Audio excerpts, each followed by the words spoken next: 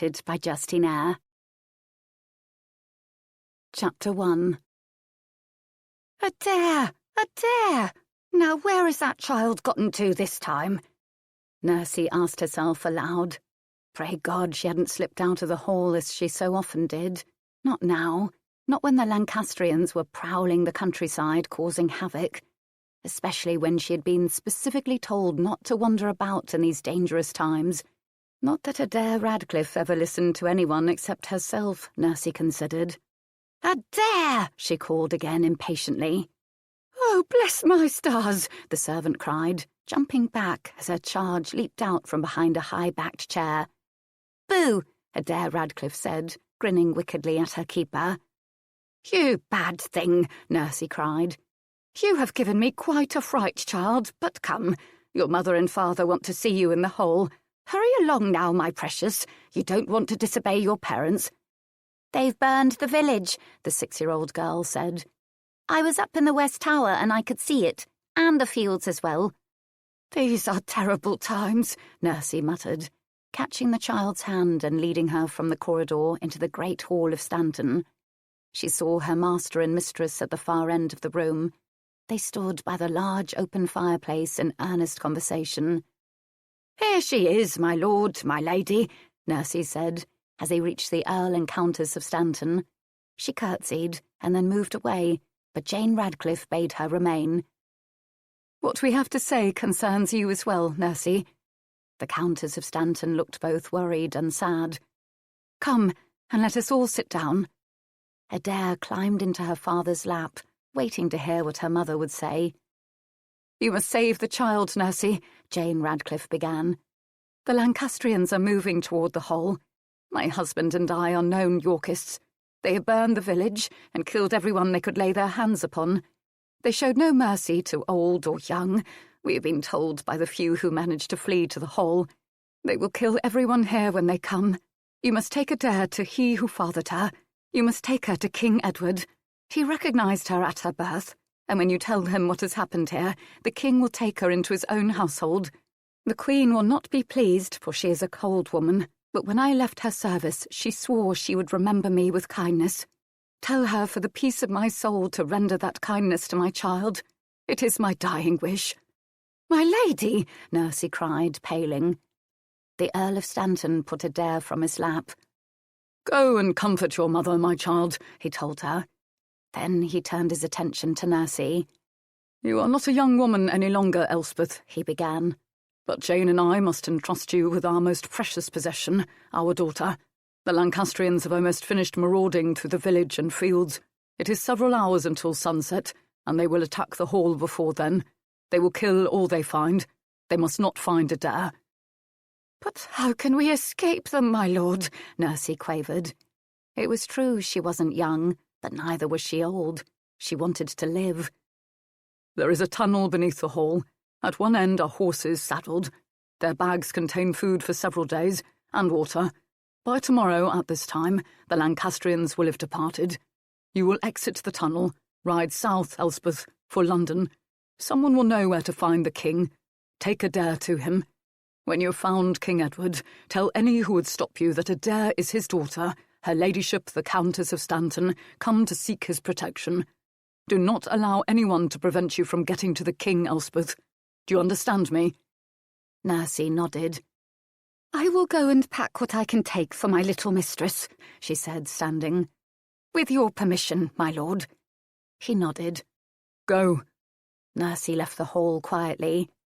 She is loyal, thank God and his blessed mother, Jane Radcliffe said. The last of my grandfather's bastards, he replied. We were born in the same year. I always remember how shocked my mother was by Elspeth's birth. Why my mother thought he was no longer interested in things of the flesh as an old man, I do not know. I was 5 when he died, and I still remember coming upon him in a corridor going at a maid-servant with robust vigour. He had the girl up against a wall, and from her cries it was obvious he was giving her pleasure.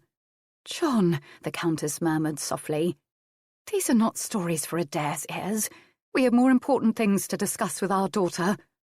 Aye, the Earl of Stanton agreed. We do. He sat next to his wife on the settle, and, taking Adair from her mother's lap, set her before them. "Now, Adair, I would have you listen well to what we have to tell you. King Edward IV got you on your mother. I was unable to give your mother a child, and the king desired her. But your mother is an honourable woman.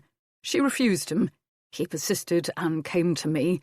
I gave them my permission to lie with each other, provided he created Stanton into an earldom, and that he recognise any daughter born and provide her dower. But I would recognise a daughter too, and give her my name. I did not sire you, Adair, but you are my child nonetheless, and I have always loved you. Now, however, you must use your connection with the king to help you to survive what is to come. And always remember you are a Radcliffe." "What if I had been a boy, Da?" the little girl asked him.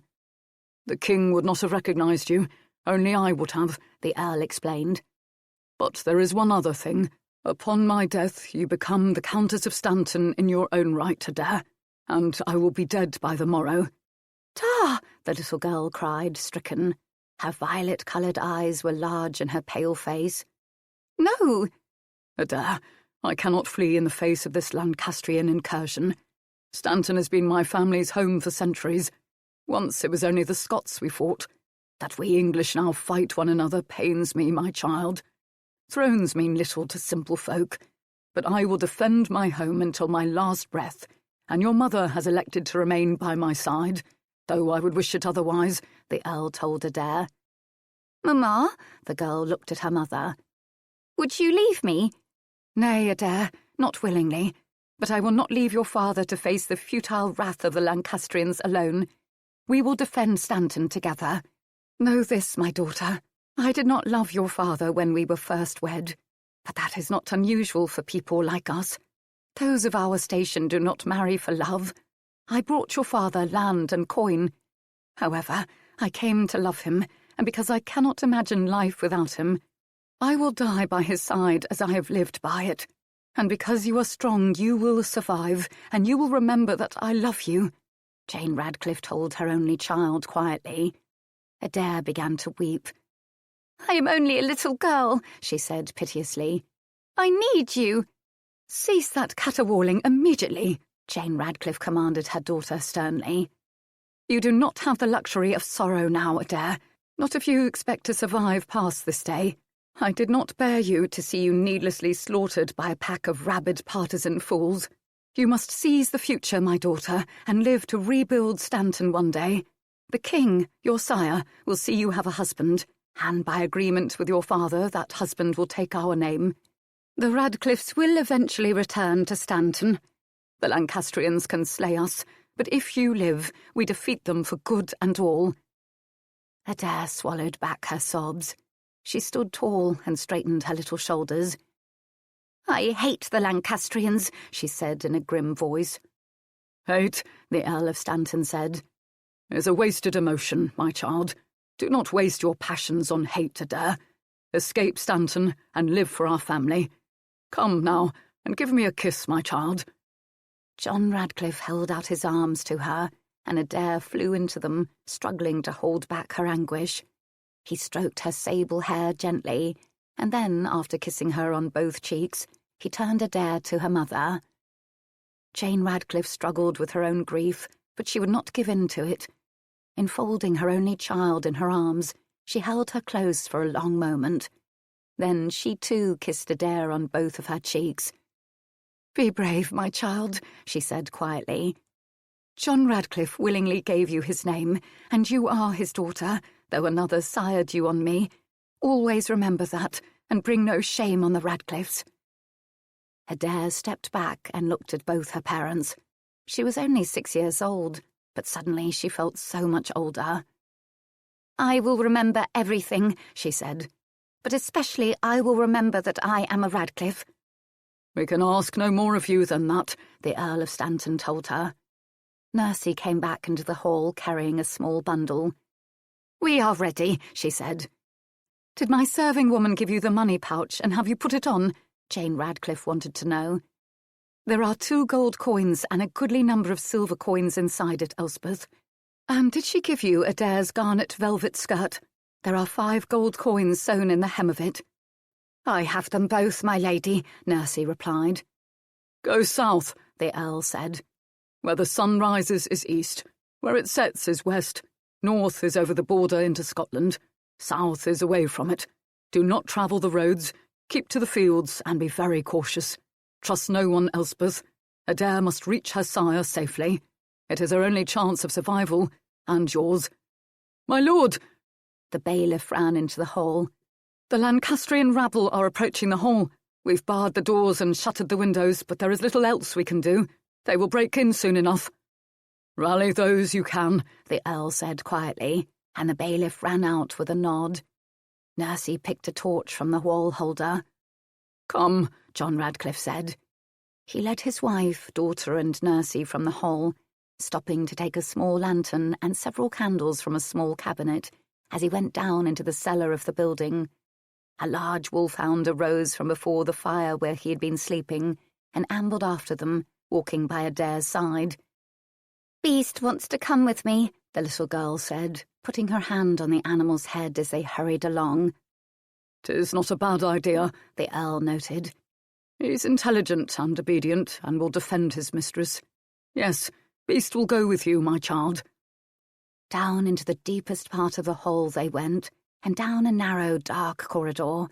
When they reached the end of the passage, the Earl reached out, feeling about, and then suddenly a small, low door sprang open with a noisy creak. "Here is the mouth of the tunnel," he said. Then he gave Nursey the candles he carried and lit the lantern from her torch. "The other end of the tunnel is well hidden," he told the older woman. "It opens out a goodly mile from the hole in the wood by Stanton Water. Do not come out until you are certain the Lancastrians have been long gone. Turn to the right when you exit the tunnel, and you will be headed south. Godspeed, Elspeth, my kin." Nursey took up the Earl's hand and kissed it. "God bless you, my lord," she said. "I will keep the bairn safe, my life on it." The Earl picked Adair up and kissed her on the lips. "Be brave, daughter, and remember you are a Radcliffe." "I promised her," she answered him as he set her back down again. "And remember how much your mother loved you, my darling daughter," Jane Radcliffe said softly.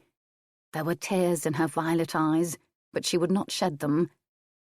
"And be certain you tell your sire that the Radcliffe stood strong for him."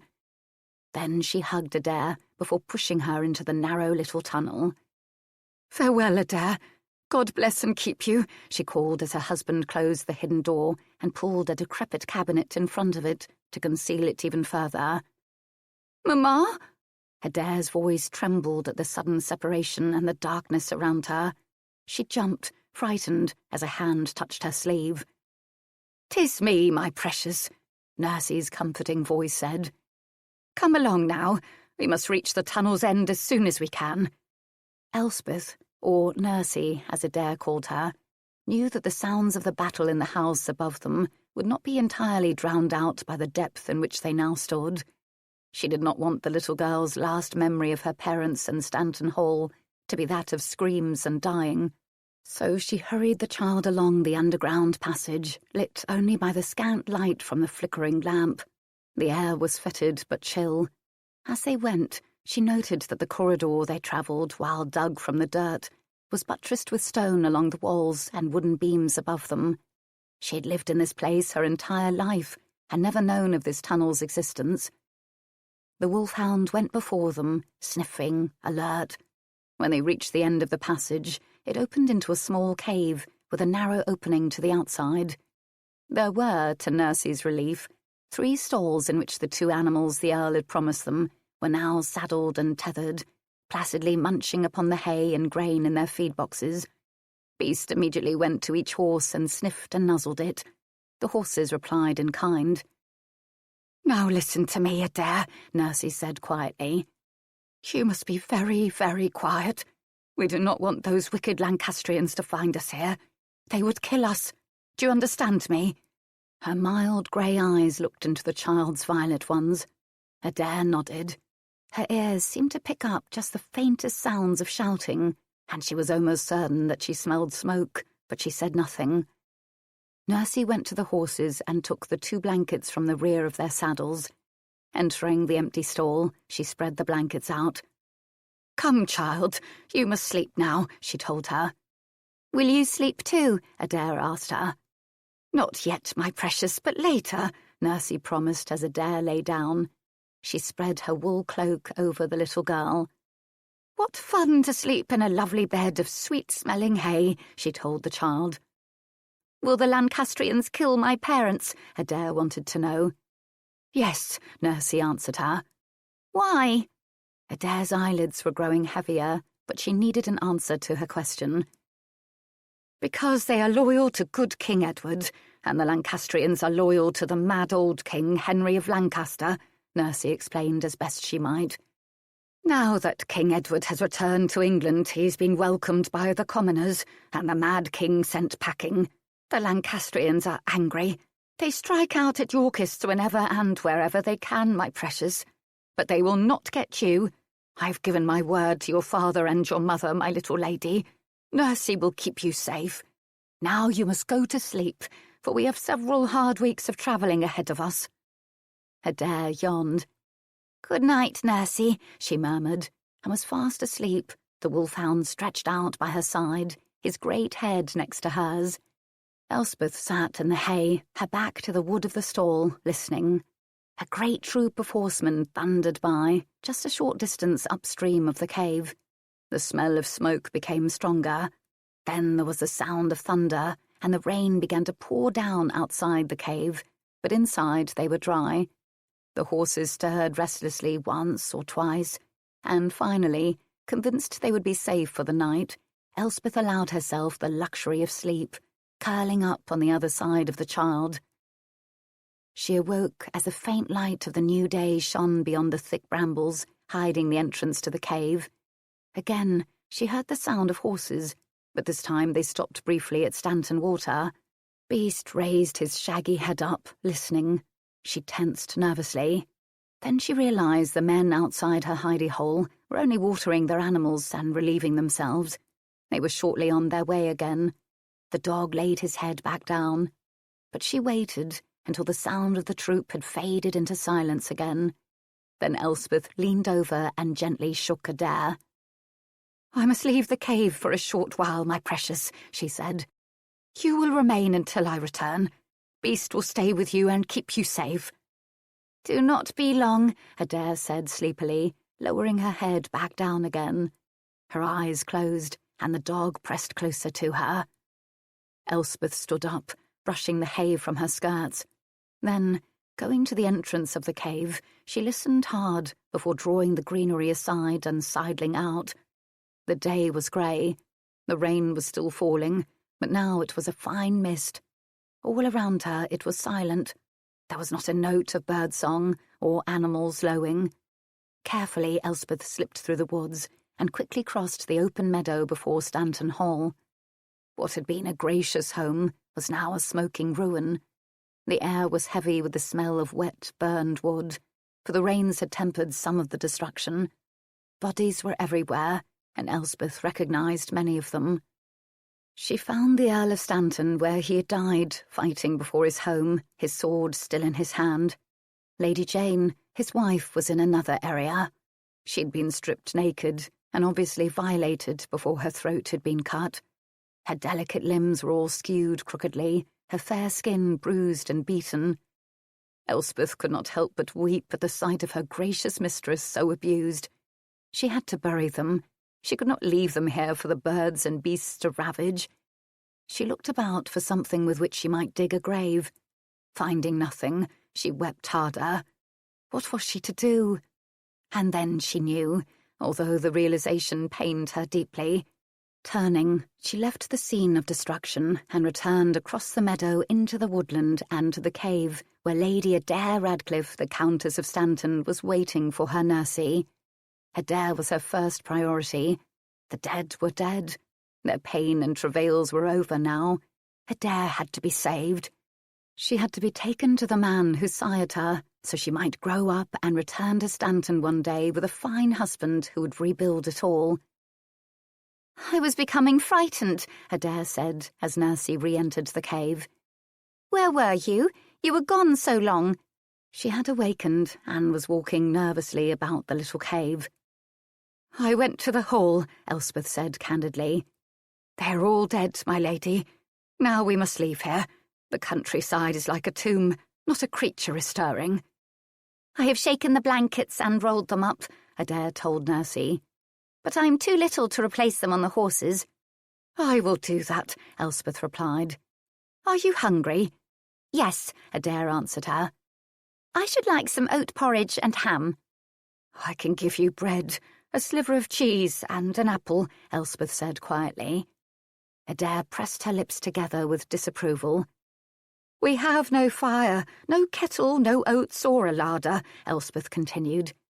"And many like us have not what we have, my lady." Adair sighed deeply. "Give me what you can then, Nursey," she said. Elspeth portioned out the food carefully. Who knew how long it would be before they would run out of the supplies the Earl had packed for them, or where they would be able to purchase more. If they were fortunate, they might come upon a monastery or convent and beg a night's shelter and a meal or two. But she suspected their travel would be rough for most of the way south to London. There might be inns here and there, but such places were to be avoided. They were peopled by thieves and dishonest folk who would consider her and the child she shepherded vulnerable to their chicanery. No, the weeks ahead of them would not be easy. She quickly fed the child. Then she led a horse from its stall, tightened its cinch, replaced the blanket behind its saddle, and looked to Adair. "Have you relieved yourself, child?" she asked. Adair nodded solemnly. Elspeth picked her up and set her astride the animal. Then she tightened the cinch on the horse she would ride, put the second blanket behind the saddle, and tied on the small bundle she had packed the previous day. Then she clambered up onto the horse, and with the wolfhound by their side, they exited the cave. The woman turned her mount to the right as they came forth, remembering the Earl's instructions. For several hours they followed Stanton Water, which flowed in a fairly straight line through the trees into the fields. When the stream turned east, they left it behind. Around them, the countryside was both silent and desolate. The herds of cattle belonging to Stanton were nowhere to be found. They saw no one. The raiders had done a fairly good job of destroying and stealing, although Elspeth knew there would be some who'd hidden away like themselves and escaped the fury of the Lancastrians. It was several days before they saw any sign of life, but those few people they saw hurried by them in the fields or woodlands, eyes averted. No words were exchanged at all, only furtive glances to ascertain whether they were dangerous. One man did look enviously at their horses, but Elspeth's hand went immediately to her belt, where a large knife was visible, and beast growled menacingly. The man lowered his eyes again and passed by. After almost 2 weeks of travel, they had the good fortune to come upon a convent just at sunset. The nuns took them in, and when they'd heard the story Elspeth told them, although she was wise enough to leave out Adair's natural paternity, the sisters invited them to remain for a few days to rest their animals and regain their strength. They bathed Adair, fed her a good hot meal of vegetable pottage and buttered bread, then put her in a comfortable bed, and Elspeth wept as she thanked them for their kindness. They remained 2 full days and then departed. Elspeth had dug out 2 silver pennies from her little hoard and left them on the altar of the convent church, as was the custom for visitors. She knew the nuns would be surprised to find them, and she smiled to herself as they rode along again. The farther south they travelled, the more difficult it became to keep from the roads, which it seemed were everywhere, and villages. There were so many of them. Elspeth had never been more than 5 miles from Stanton, and as they travelled, she realised how different the rest of England was from the wild Northumbrian countryside along the Scottish border. It frightened her, but she would show no fear before her charge, and Adair was fascinated and intrigued by what she saw, especially the towns. But Elspeth would not go into them. Seeing them from a distance, she would circle about them until she could head south again. The autumn was almost upon them. The days were growing shorter, and their hours of travel were fewer. Adair had caught a cold, and Elspeth was worried it might develop into something worse if they did not reach the king soon. The child had always had good health, but these past weeks of long travel, little food, and sleeping outdoors on the damp ground were beginning to take their toll. They both needed an end to their journey and warm shelter. Then, one afternoon, they were forced to cross a wide, high road, and Elspeth saw a sign. Unlike many women of any class, Elspeth could read. It had amused her ancient father to teach her in the months before his death, when he had grown too frail to do anything else. The sign read London and pointed toward one of the 4 roads before her. Elspeth considered. Perhaps now that they were so far south, it would be safer and quicker to follow the road, especially considering Adair's worsening health. She turned their horses in the direction the sign indicated.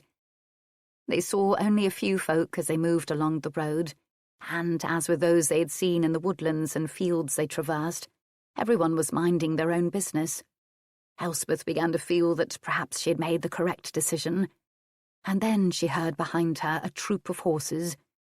Reaching out to grab the reins of Adair's animal, she struggled to get out of the way, but she was not quick enough.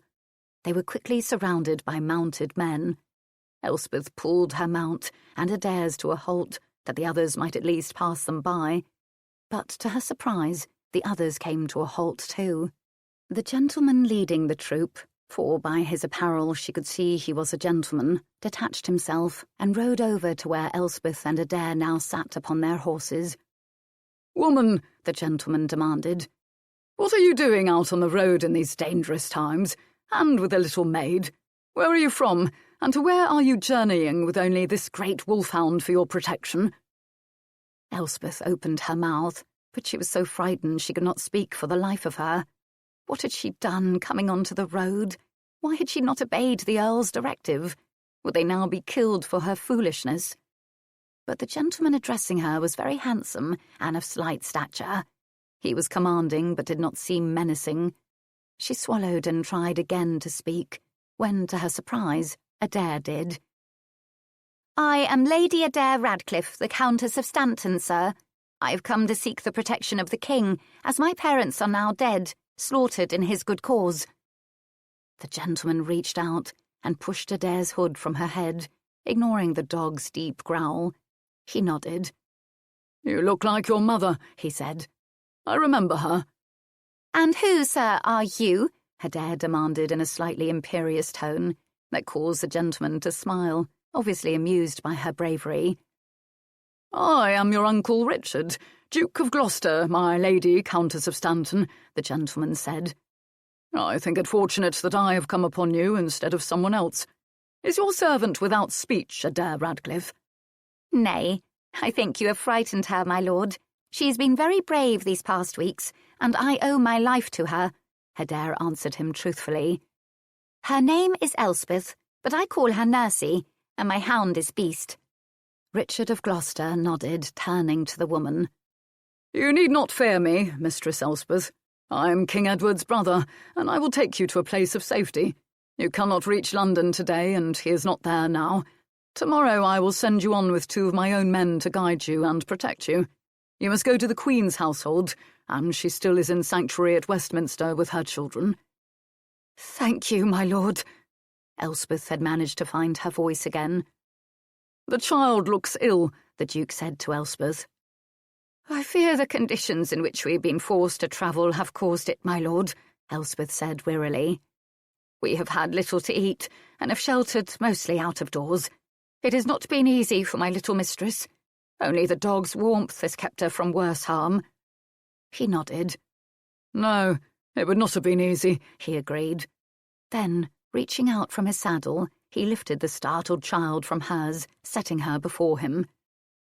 "You will ride with me, Adair Radcliffe," he said, and drew his fur-lined cloak around her little body. Then he looked to the great dog, who was now baring his teeth. "Come, Beast," he commanded the animal, and, recognizing the voice of authority, Beast obeyed. Instinctively, Adair snuggled against the Duke's chest. Her eyes grew heavy as they moved off, the even gait of the horse rocking her into slumber as they rode. Richard of Gloucester looked down on the child for a long moment. Yes, he did indeed remember Jane Radcliffe. She'd been a great beauty, although she was genuinely unconscious of that beauty. Her ebony hair, Her violet eyes and her serene face had attracted his brother, and Edward had never been able to resist a beautiful woman. Richard had been only a boy then, but he remembered. Fascinated, he had watched as his elder sibling pursued the lovely Jane Radcliffe. But she, a lady-in-waiting to the king's wife, and a married woman herself, had carefully avoided Edward as much as she could, for she was an honourable woman. But Edward could not be deterred. He had gone to her husband, gotten his permission to futter Jane, and Baron Stanton had become the Earl of Stanton. And when Jane had conceived a child, she had left court, never to return. He had learned later from Edward that the child had been a girl, and that Edward had acknowledged her birth, setting aside a dower for her. Richard of Gloucester, now a young man, looked down at Jane Radcliffe's daughter. She was her mother in miniature. There was nothing of her sire about her, thank God, but he thought that her assured manner was much like his own mother, Cecily Neville. His sister-in-law, the Queen, would not be pleased by this addition to her family, but he knew his brother, the King, would keep the child safe. I will take her myself, the Duke thought, if need be. He was interested to learn Adair's story. Why and how had her parents met their untimely end at the hands of Lancastrians? They reached the monastery, where he intended sheltering that night. The gates of St. Wulfstan swung open for them, for they had been expected. The prior was a distant cousin, and his hospitality would be generous. A young monk hurried to take the Duke's horse, not just a little surprised to see a woman, a child, and a great wolfhound among the party. Elspeth was quickly off her horse. She reached out to the Duke, and he handed Adair down into her arms before dismounting himself.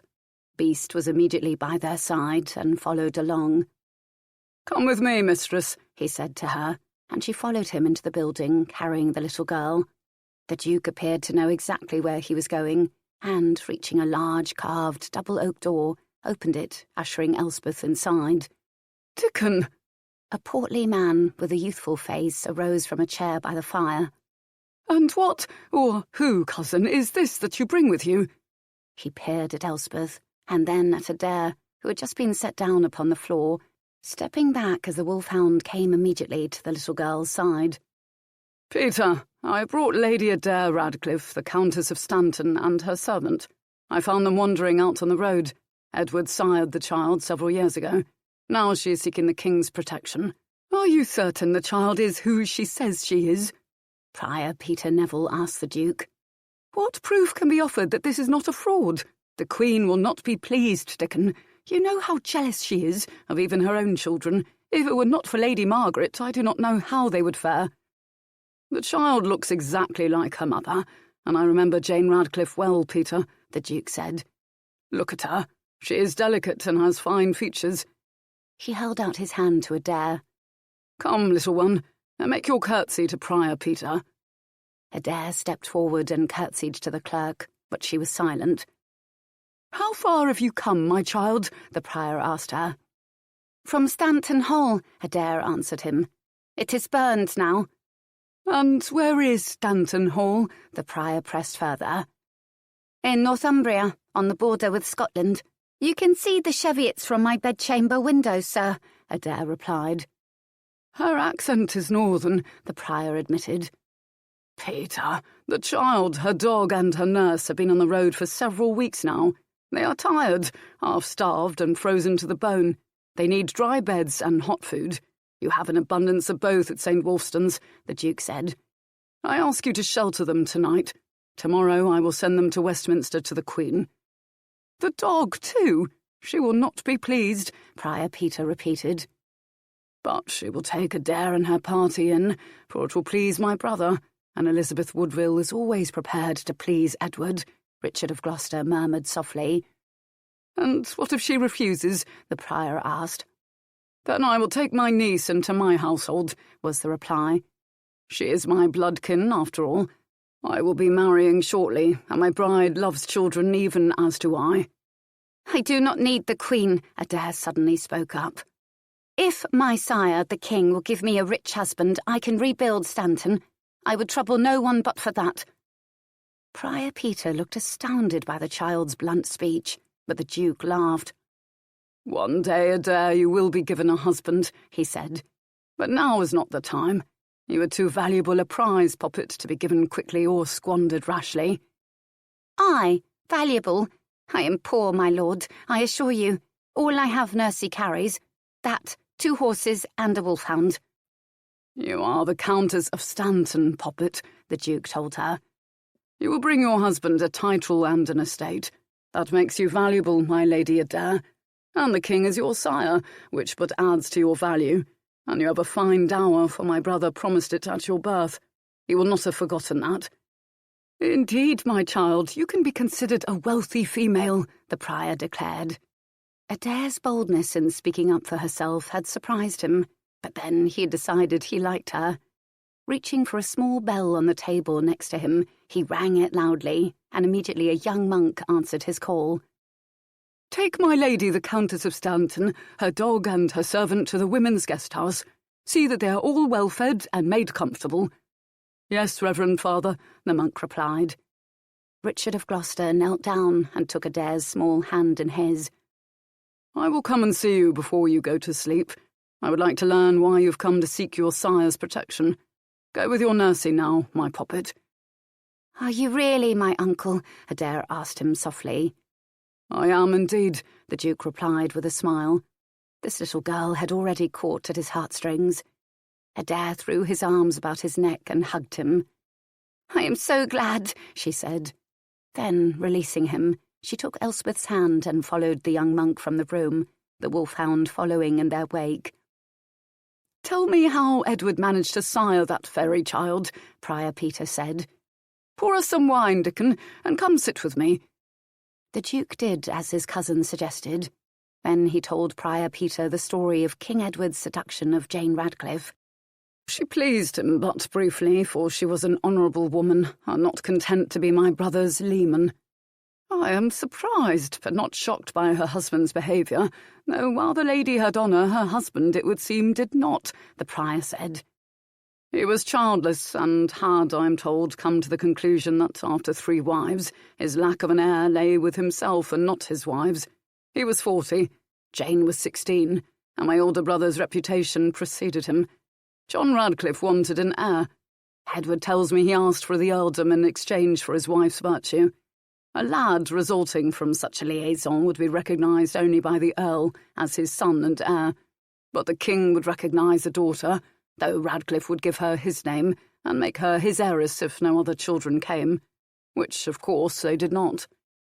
Prior Peter shook his head. "Cousin Edward's behaviour has always amazed me. He is like a stag forever in rut. How the Queen bears it, I do not know. Elizabeth Woodville stomachs it because she is Queen, and as long as she keeps producing children for him and makes no complaint, she will remain Queen. The woman's ambition for herself and her family is horrific. Of them all, only her oldest brother, Lord Rivers, can be called a gentleman." "You have never liked her, Dickon, have you?" the prior remarked. "No," the Duke admitted. "I have not. Warwick had negotiated a good marriage for Edward with the French princess, Bona of Savoy, King Louis's sister-in-law. We needed that alliance, and it would have brought honour to the House of York. But Edward let Elizabeth Woodville lead him about by his cock and into a secret alliance. My brother had also managed to promise marriage to Lady Eleanor Butler before he seduced Elizabeth and married her. What was different about Elizabeth Woodville, I will never understand. And then we lost Warwick's friendship over it. Another disaster because of that damned woman. I hear that Henry of Lancaster and his son, Prince Edward, are both dead now," the prior remarked. "And Warwick too, the bastard," the Duke said. "I was to marry his daughter, Anne, but after the breach with my brother, Warwick gave her to Prince Edward of Lancaster. She's widowed now, and we will marry when her mourning is over for her father and her husband. We have loved each other since we were children. I am told your brother George, who is wed to Warwick's elder daughter Isabel, opposes your match with the Lady Anne," the prior murmured. "Do not take sides, Peter," the Duke warned his Neville cousin. "Though George is reunited with Edward and has begged his pardon for his treason, I have ever been loyal to Edward, as all know. I will have my way in this. George is greedy. He wants all of Warwick's inheritance, not just half. He doesn't care whom I wed. He just doesn't want me to get any of Warwick's lands or wealth. And believe me, he will betray Edward again should the opportunity arise and he thinks it of benefit to himself. It is his nature." The cleric drank down his wine and rose to his feet. "It is the dinner hour, Dickon, and I am hungry, aren't you?" Richard of Gloucester stood up with a small smile. "Aye, I am hungry," he agreed. "And you always set a fine table, Cousin Peter, despite your vow of poverty."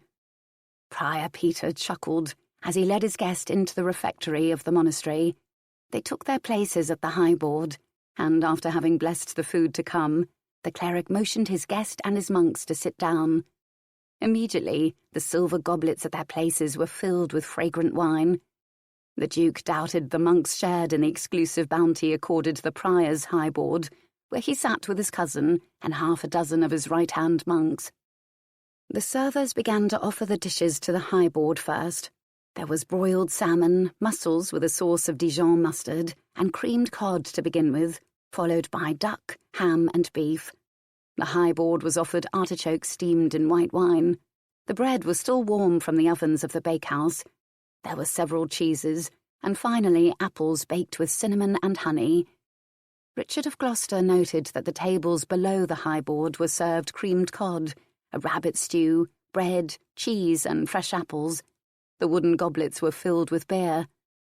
When the meal had concluded, the Duke arose, thanked his cousin, and departed for the women's guest-house, a small building near the monastery gate. There he found Elspeth bathing Adair in a small oak tub by an open hearth. "Have you eaten?" he asked her. "Was there enough?" "Yes, my lord. They brought us good hot rabbit stew, bread and cheese and wine," she answered him. "I have never tasted anything so good." "You probably have," the Duke chuckled. "But after several weeks on the road, I know that hot food does taste especially good. I have been on campaign enough to understand that." He took a drying cloth from the rack before the fire and, wrapping it about Adair, lifted her from the tub. "And you, my poppet, has your hunger been assuaged now?" He dried her little body gently and took the chemise that Elspeth handed him to slip over Adair's childish form. "Let me do her hair, my lord," Elspeth said. She was amazed and touched by the kindness the Duke was showing to her mistress. She brushed Adair's long black hair until it shone with reddish lights. Then she braided it into a single plait. When she had finished, she said to Adair, "Now, my precious, tell the Duke what had driven us south to seek the King's protection." Richard of Gloucester picked Adair up, and, sitting in the single chair by the fire, while Elspeth went about the business of tidying up, he cradled the child in his lap. "Are you warm enough now, Adair?" he asked her.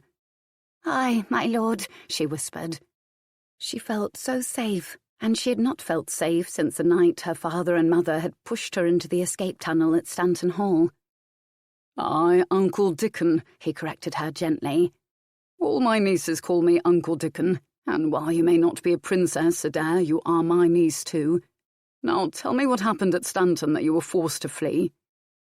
"The Lancastrians came," Adair began. "In the morning, just before sunrise, they came, and they burned the village. Then they burned the fields and the barns. They drove off or slaughtered the livestock. Many of our folk were killed. Others fled. My da and Mamma put me in a tunnel with Elspeth and Beast. The horses were already waiting for us. They told us to flee." "Who told you that the king sired you?" he asked her, curious. "Mamma, but Da said I was still a Radcliffe and should be proud," Adair answered him. "They said the king would protect me, and Mamma said that the Queen had told her when Mamma left her service that Mamma would always have her friendship. I was to ask the Queen that that friendship be offered to me, for it was my Mamma's dying wish." The Duke nodded, then turned to Elspeth. "You are certain both the Earl and his wife are deceased?" "Aye, my lord," the serving woman replied. "I went up to the hall myself the day after, before we departed for London. I saw both of their murdered bodies lying slaughtered in the courtyard of the hall. I had to leave them there, and it has troubled my conscience ever since, my lord." but I had no means of burying them, and no one to aid me in such an endeavour. The Earl had ordered me to get my little lady to safety, and that was my first obligation." Elspeth wiped the tears that had begun to flow from her eyes. "You did your duty well," the Duke praised her. "You have naught to regret, mistress. Why, though, I wonder, was Stanton attacked?" "When word came of King Edward's victories and the final defeat of the Lancastrians, one of the Percys decided to attack the few Yorkists in the region in an effort to avenge King Henry, and, I expect, to steal their lands. The Radcliffes were more prominent than most, and the Earl, while never involving himself in the politics of it all, had also never hidden the fact that he stood with King Edward." "Why was Stanton not better defended?" Duke Richard wanted to know. "Stanton Hall is not a castle, my lord," Elspeth explained. "It was a large stone house alone out on the moor. It had suffered destruction in the past, but was always rebuilt. I once heard my father bemoan the fact that the Radcliffes could not get permission to fortify our home or build a castle. The house was built upon a hillock, and a moat had been dug around the bottom of the hillock. The Scots who came calling over the border were usually just looking to steal our cattle, our sheep, or a pretty girl." "You are not near Berwick, then?" the Duke asked. "Lord, no," Elspeth exclaimed. "We are closer to Cumbria, on the border with Scotland. The region is very desolate, my lord. Those who attacked us were not near neighbours. But if the Radcliffes were killed, then the land was for the taking." He nodded, and then, looking down at Adair, smiled softly. The child had fallen asleep in his lap. "Poor little mite," he said, stroking her dark hair. Then he looked to Elspeth.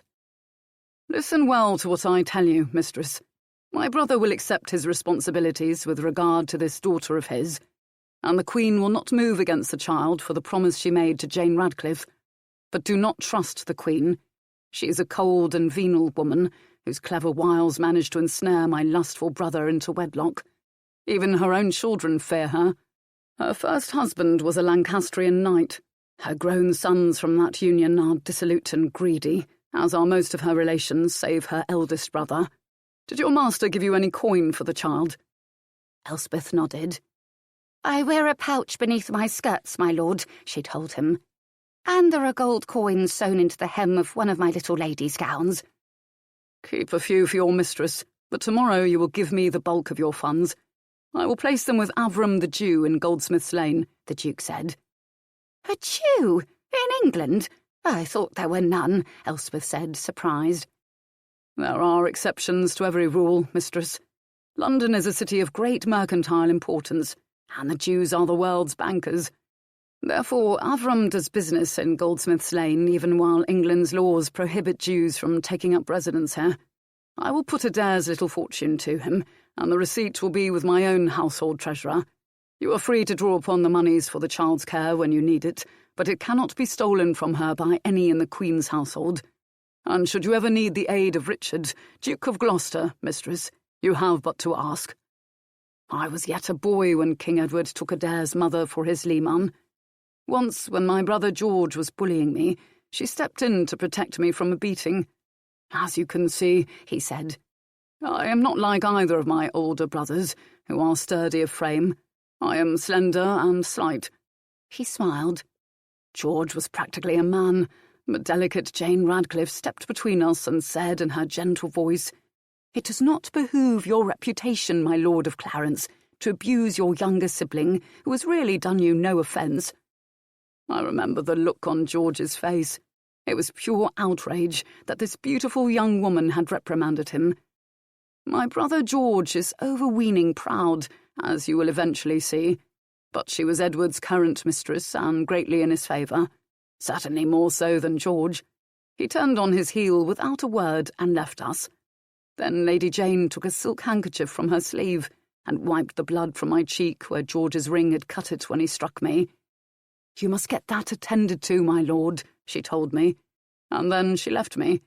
And another time, when George took all the candied violets from the dish so there were none left for me, Lady Jane gave me some from her own plate. She was always doing kind things like that, mistress. I think I fell in love with her for a short time, and was even jealous of the king. and then she was gone from the court." Elspeth's eyes were filled with tears. "She was a very good woman, and a good wife to my Lord Earl. God assoil both their poor souls." And Elspeth crossed herself, as did Richard of Gloucester. "But you are a good man too, my lord. It is not my place to thank you for your kindness to my little lady, but I do." Elspeth caught up the Duke's hand and kissed it. "Thank you," he said. "I recognise Adair as my bloodkin, and I will always be there for her, as I am for my brother Edward's children. The princesses Elizabeth and Mary will be her playmates. Little Cecily is not even 3 yet, and little Prince Edward will be a year next month." "The Queen's nursery is a busy one, then, but Adair will be no trouble, for I will look after her," Elspeth said. "The Queen has little to do with her children," the Duke responded. "The royal nursery is the province of Lady Margaret Beaufort, whose son, Henry Tudor, is considered the new heir to Lancaster. She is a strong-minded woman, and ambitious for her son, but she is also fair and devout. Adair will be safe under her guidance, and you safe in her service." He stood up, Adair still sleeping in his arms. "Show me the child's cot, and I will put her there. I will come to see her before you depart on the morrow. Mid-morning will be soon enough for you to reach Westminster the same day. I shall have 2 of my men escort you." He followed Elspeth into another room, Beast by his side, and laying Adair down where Elspeth indicated, drew the coverlet over her as he placed a kiss on her brow. "Sleep well, my Lady Countess of Stanton," he said, and then, with a brief nod of his head to Elspeth, he left them. When he had gone, Elspeth sat down upon the pallet cot next to Adair's. Reaching out, she patted the wolfhound's head, while revelling in the warmth coming from the wood brazier. God was obviously watching over them, if today was any indication. To have been rescued from their long and miserable travels by the king's brother was more than simple good fortune, and to have that great lord remember Jane Radcliffe with kindness and publicly accept Adair as his own kin was a miracle. Her little lady was warm and dry and well fed for the first time since they had fled from Stanton. Elspeth whispered a prayer of thanks to God and his blessed mother. She offered her prayers for the souls of the Earl and his wife.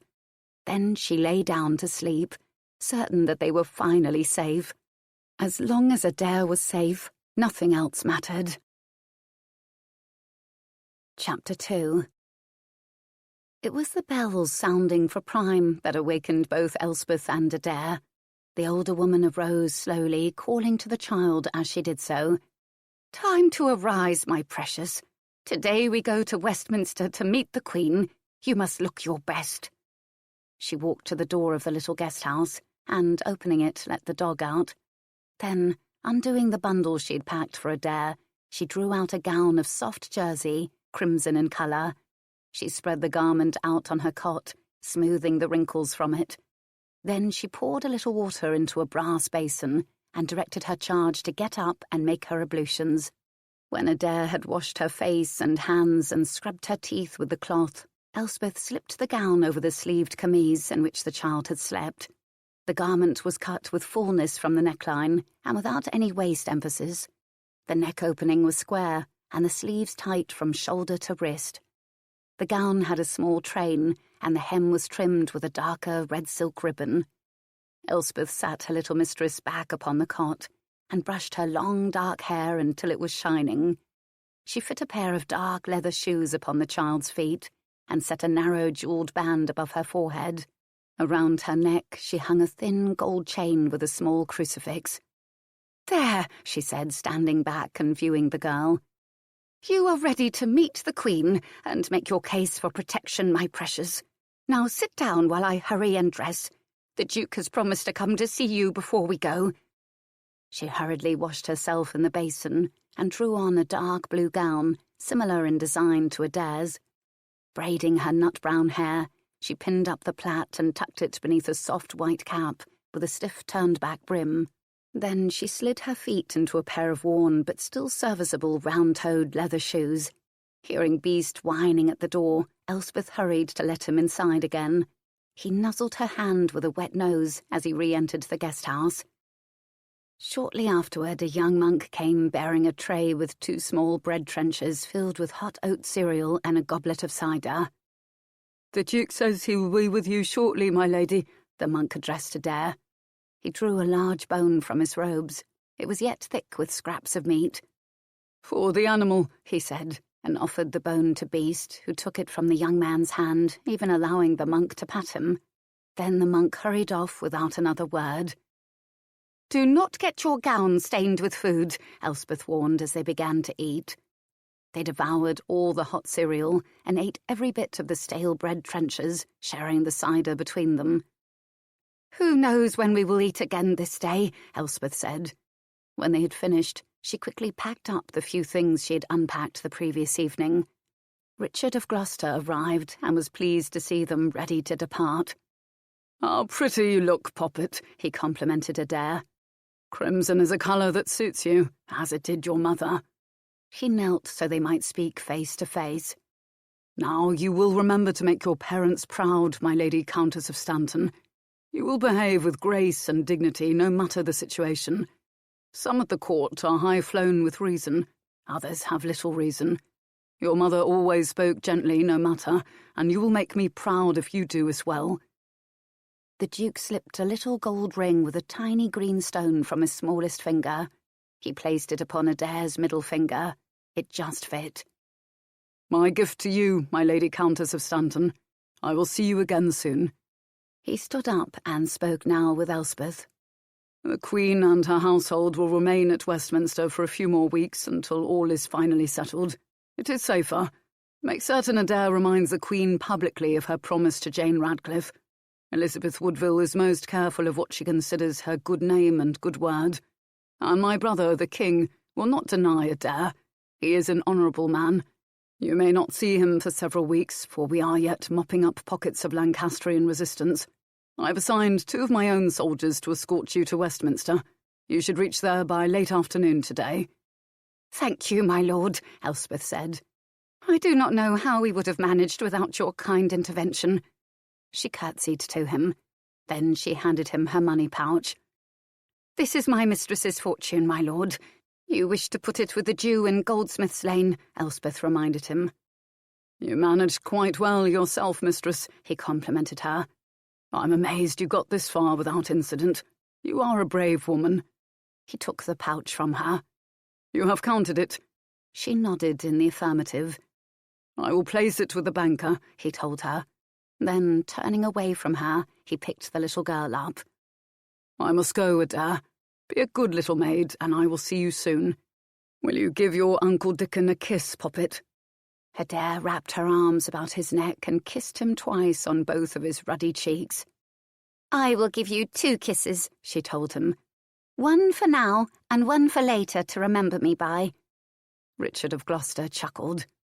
"I can see you are a minx," he told her as he set her down. "You must not be so free with your kisses with anyone else but me, my Lady Countess of Stanton." "Will you come to see me?" Adair asked him, her young voice anxious. "I will visit with you each time I am at court," he promised her. "Now go and bid Prior Peter farewell, and thank him for his hospitality," the Duke said. He set Adair's cape about her shoulders, pulling the hood over her dark head. Adair curtsied to him, then took Elspeth's hand, and they hurried off to find the cleric before terce began. Beast walked by Adair's side, carrying the large bone in his jaws. The prior was just breaking his fast, but he received his 2 guests. Adair thanked him nicely for their shelter and the food he had given them. "And Beast thanks you too for his fine bone," Adair said sweetly. Prior Peter looked at the great dog. He was a fine animal, if perhaps a bit scrawny. "The dog wants fattening up," the prior remarked. "He has had to hunt for his food as we journeyed," Adair explained. "Indeed," Peter Neville said. "Come now, child, and kneel. I will give you my blessing." He looked to Elspeth. "You too, woman. You'll both need my prayers." And when they knelt before him, he prayed over them and blessed them. "Thank you, my Lord Prior," Adair said, rising, and she kissed the cleric's outstretched hand. "I hope you will remember my parents and the good folk of Stanton so grievously slain in your prayers. They were good people." "I will pray for them, child," Prior Peter promised. Outside of the prior's dwelling, they found their horses and 2 men-at-arms awaiting them.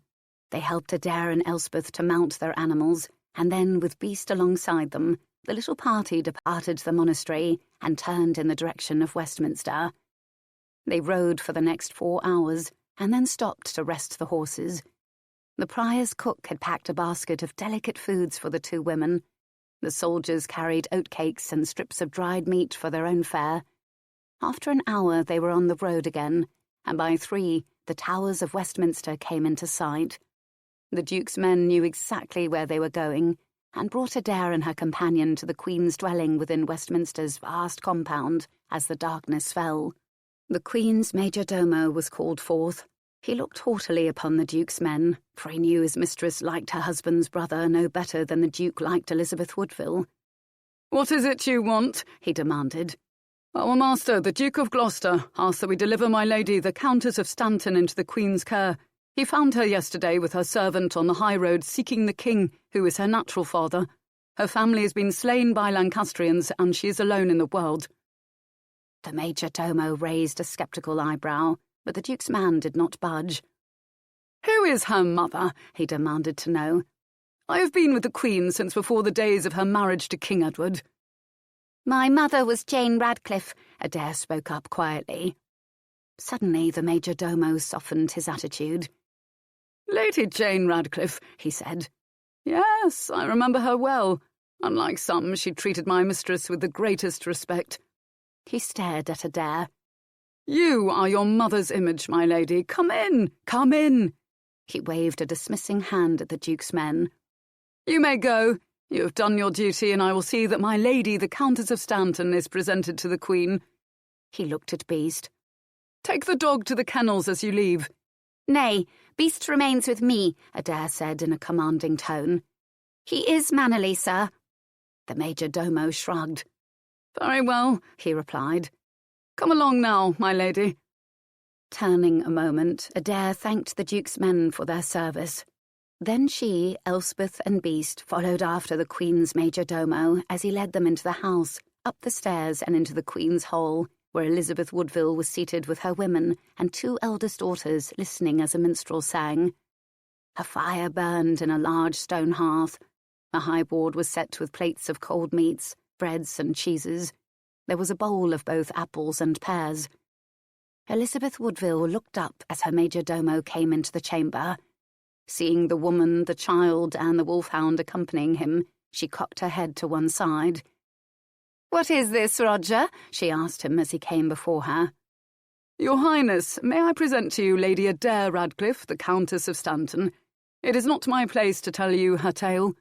He stepped back. Adair came forward and curtsied prettily. "Your Highness, I beg that you give to me the friendship that you once promised to my late mother, Jane Radcliffe, who served you loyally. My parents have been slain by renegade Lancastrians, and I was forced to flee for my life with my servant and my dog. Before they sent me to safety, my parents told me the truth of my birth." "Did they?" Elizabeth Woodville said softly. Had the child looked anything like her sire, the Queen knew she would have hated her on sight. But Adair Radcliffe looked exactly like her mother. Perhaps, the Queen thought, I should still hate her. But she couldn't. Jane Radcliffe had done everything she could to keep from the King's bed. In the end, it was her husband who had sold her for an earldom. Not that it had actually cost Edward a halfpenny, for his leman's husband had land aplenty. "I remember your mother well, Adair Radcliffe. The King must decide what is to be done with you, but until that time you are welcome in my household. Your servant and dog as well," Elizabeth Woodville said with a smile. "How old are you?" "6, Your Highness, this August past," Adair answered. "Elizabeth, Mary, come here to me," the Queen called to her 2 eldest daughters. "Come and meet her ladyship, the Countess of Stanton, who will now be in the nursery with you." As the 2 little girls came forward, the Queen introduced them. "This is the Princess Elizabeth, who will be 7 in February, and Princess Mary, who is 5 on the 6th of August. "Oh," Adair said excitedly, "we share the same birthday, my lady." Mary of York looked haughtily at Adair. "I do not share my birthday with anyone," she said in a hard little voice. "I am a king's daughter." "So am I," Adair snapped back, and then she clapped her hand over her mouth. Elizabeth Woodville laughed softly. "You do not look like your sire," she remarked. "But you have his pride, I see. Well, the cat's escaped the bag, and there is no help for it. Adair was sired by your own father, my daughters, which is why she will have our aid and comfort, for she is your bloodkin. Where is Mags?" "I am here, your highness." Lady Margaret Beaufort came forward. She was a tall woman in her late 20s, with chestnut-coloured hair that showed from beneath her headdress, and fine dark blue eyes. Although her son was the heir to the House of Lancaster, she was nonetheless a trusted member of the Queen's household and the royal governess. Her intellect and serene manner were much admired. "This is Adair Radcliffe, the Countess of Stanton, Mags. She's one of Edward's bastards. Her family has been killed and she's been sent to us. She's a bit younger than Bessie. I'm putting her in the nursery with the girls. You will have charge over her," the Queen said. "She has her own servant." "Very good, your highness," Lady Margaret Beaufort said. She looked at Adair. "The dog is yours?" "Yes, my lady." Adair's little hand rested on Beast's head. "He goes into the kennel. I will not have a dog in my nursery," Lady Margaret said in a no-nonsense tone. "Then I shall go into the kennel with him," Adair said stubbornly. "I will not be separated from Beast. He is my best friend, and all I have left of Stanton." "You will not like the kennel," Lady Margaret remarked dryly. "Probably I will not," Adair admitted. "But I will not send Beast away. It would be cruel, and I am all he has left of Stanton." Margaret Beaufort looked down at the little girl, standing so politely but defiantly before her. There was something about this child that reached out and touched her heart. "There are cats in the nursery," she pointed out. "Beast loves cats," Adair quickly assured her. "There was one who slept with him in my father's hall, and he does not shit indoors but goes out, even in the rain. And he is a wonderful watchdog as well." The Queen laughed. "I think, Mags, that my lady the Countess of Stanton has made a good case for her wolfhound, don't you?" Margaret Beaufort allowed a small smile to turn up the corners of her mouth. "I suppose a good watchdog would be a fine addition to the nursery," she agreed. "Very well, child. The dog may come with us. Bessie, Mary, it's time to return to our quarters." She looked at Elspeth. "You have a name?" "Yes, my lady. Elspeth, although my lady calls me Nursey." "You will continue to have charge over your mistress, but now and again I may ask service of you. Do you understand?" "Yes, my lady," Elspeth said. No nonsense with this one, she considered. She was yet young, but she was tough. Adair took her leave of the Queen, thanking her for her gracious welcome and curtsying politely. Then she and Elspeth followed Lady Margaret back to the children's quarters of the house, Beast trotting along beside them. The nursery was made up of several chambers. The infant prince, Edward, had several of his own rooms for himself and his attendants. Adair was assigned a sturdy pallet cot in a bedchamber with the 3 princesses, who slept in a large curtained oak bedstead. Cecily, the littlest princess, was between 2 and 3 years of age. She was not considered old enough to visit her mother in the hall. The Queen came now and again to coo over Cecily and her baby brother. The children's personal servants slept in a small adjoining room. Elspeth immediately commandeered a serving man to find her a small trunk for the Countess of Stanton, who had fled her burning home with what she could carry in a cloth wrap. "Damned Lancastrians," Elspeth muttered to the man. With a sympathetic nod, he found what she needed, and she thanked him with a tear in her eye. Lady Margaret Beaufort watched Elspeth's dramatics, amused. The woman would prove useful to them all in time. She was clever and loyal, although her reference to the Lancastrians would have to be softened eventually. But then, it was unlikely that Elspeth knew that Lady Margaret's only child was the heir to Lancaster. She would learn that fact in time, and guard her tongue once she did.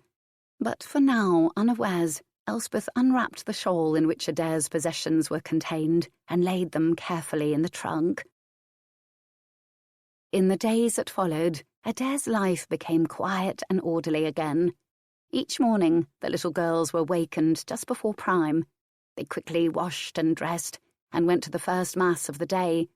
A breakfast of hot oats, bread and cheese followed. Sometimes on feast days there was meat. Lessons followed the meal. Lady Margaret Beaufort had a deep passion for learning. Her charges learned to read, to write, and to do sums. A lady must know sums so she could be certain that her servants were not stealing from her, Lady Margaret said. Adair had never heard any language but English spoken in her short life. Now she learned to speak her mother tongue without a northern accent. And she learned French as well, for high-born ladies must speak French, Lady Margaret said. There were other lessons as well, lessons in housewifery. A lady must know how to do many things if she was to direct her servants properly. Adair was taught remedies for dosing and caring for the sick. She learned how to make soap and candles. She was taught how to salt meat and fish, how to make butter, cheese, jams, preserves, and comfits. She candied violets and rose petals. These were mostly tasks to be done by her servants, Lady Margaret said. But if she did not know how to do them herself, she would not know if her servants were doing them properly. Adair and Elizabeth of York found these tasks fascinating, but the princess called Mary did not. The girls were taught to sew and to weave. They learned how to fashion tapestries. It took Adair 3 years, but she designed and made a tapestry of Stanton Hall from her memory of it. Lady Margaret complimented her greatly when she had finished it, and Adair was pleased, for a genuine compliment from Lady Margaret was rare.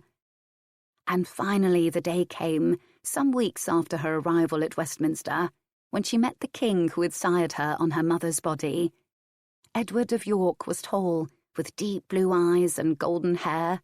He was charming, and had the ability to remember the name of every man or woman he had ever met.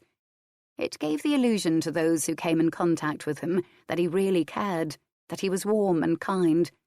He looked down at Adair and remembered the beautiful and reluctant Jane Radcliffe. He remembered how he had overcome her natural modesty and made her shriek with a passion that later embarrassed her.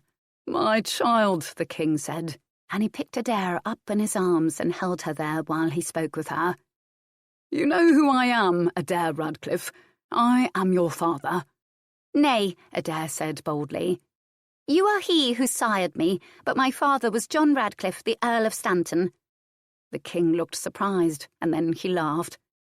"Why, I believe you are right, Adair Radcliffe," Edward said. "Still, I have an obligation to you, my Lady Countess of Stanton, and I will not shirk my duty toward you." "I am grateful for your kindness, and that of the Queen," Adair told the king.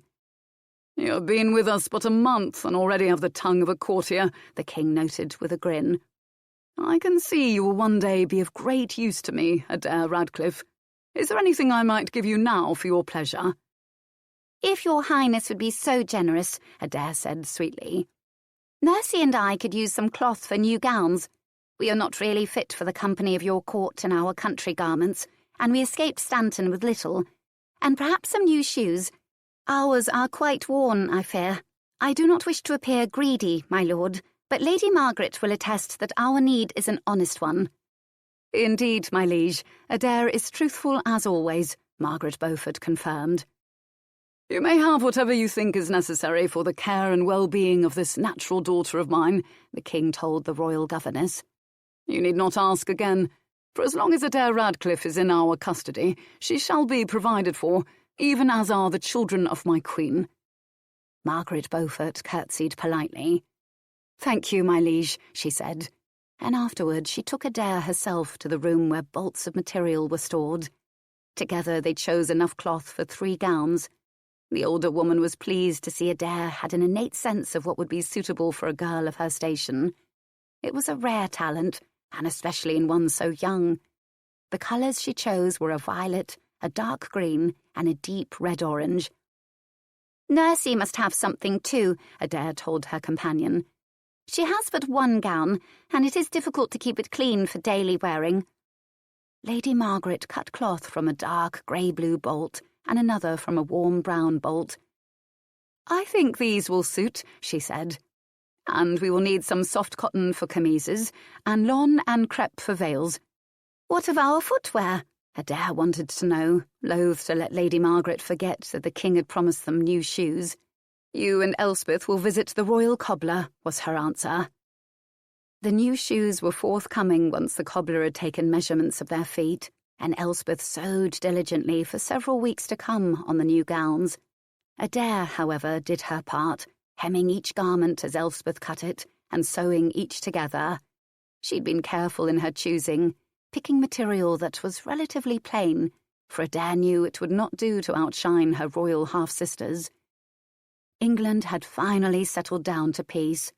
With King Edward's successful return after his brief forced absence, all pockets of resistance were cleared up. Henry VI had been returned to the Tower of London and died shortly thereafter under murky circumstances. His queen, Margaret of Anjou, had been captured and brought to the Tower on the same day her husband had perished. It was rumoured that she was forced to view his body as it was carried from his apartments. Their son had died at the Battle of Tewkesbury.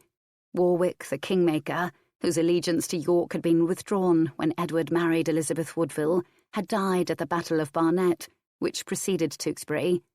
The king's middle brother, George of Clarence, had begged his forgiveness, and it had been granted.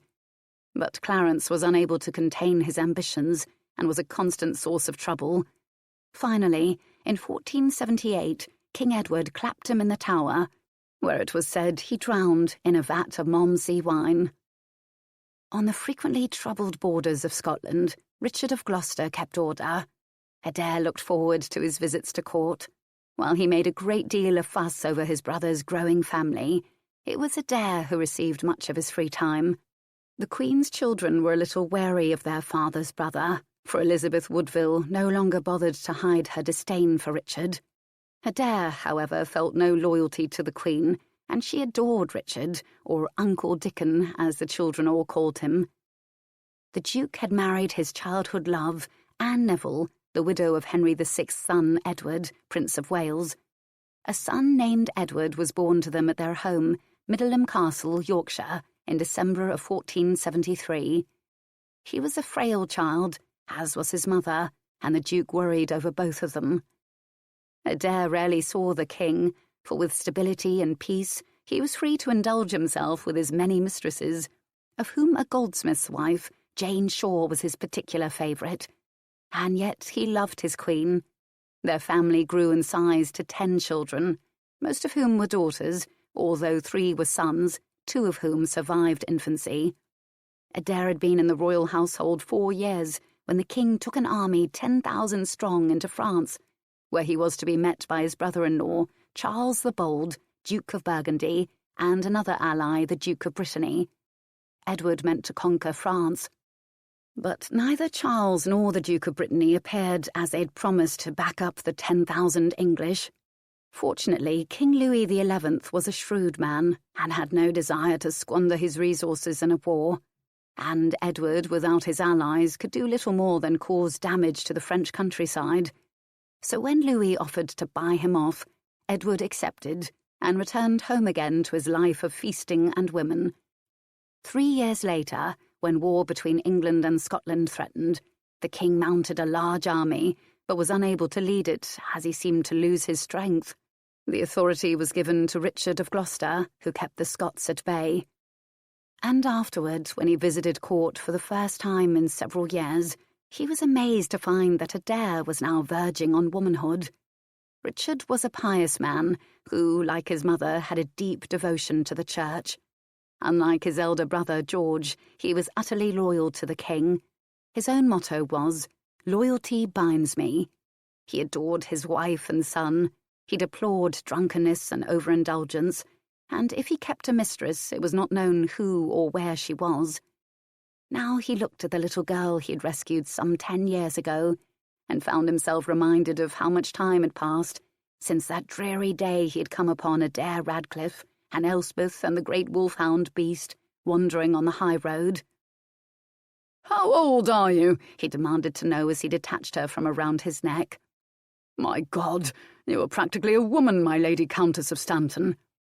"I'll be 16 just after Lammas," Adair told him.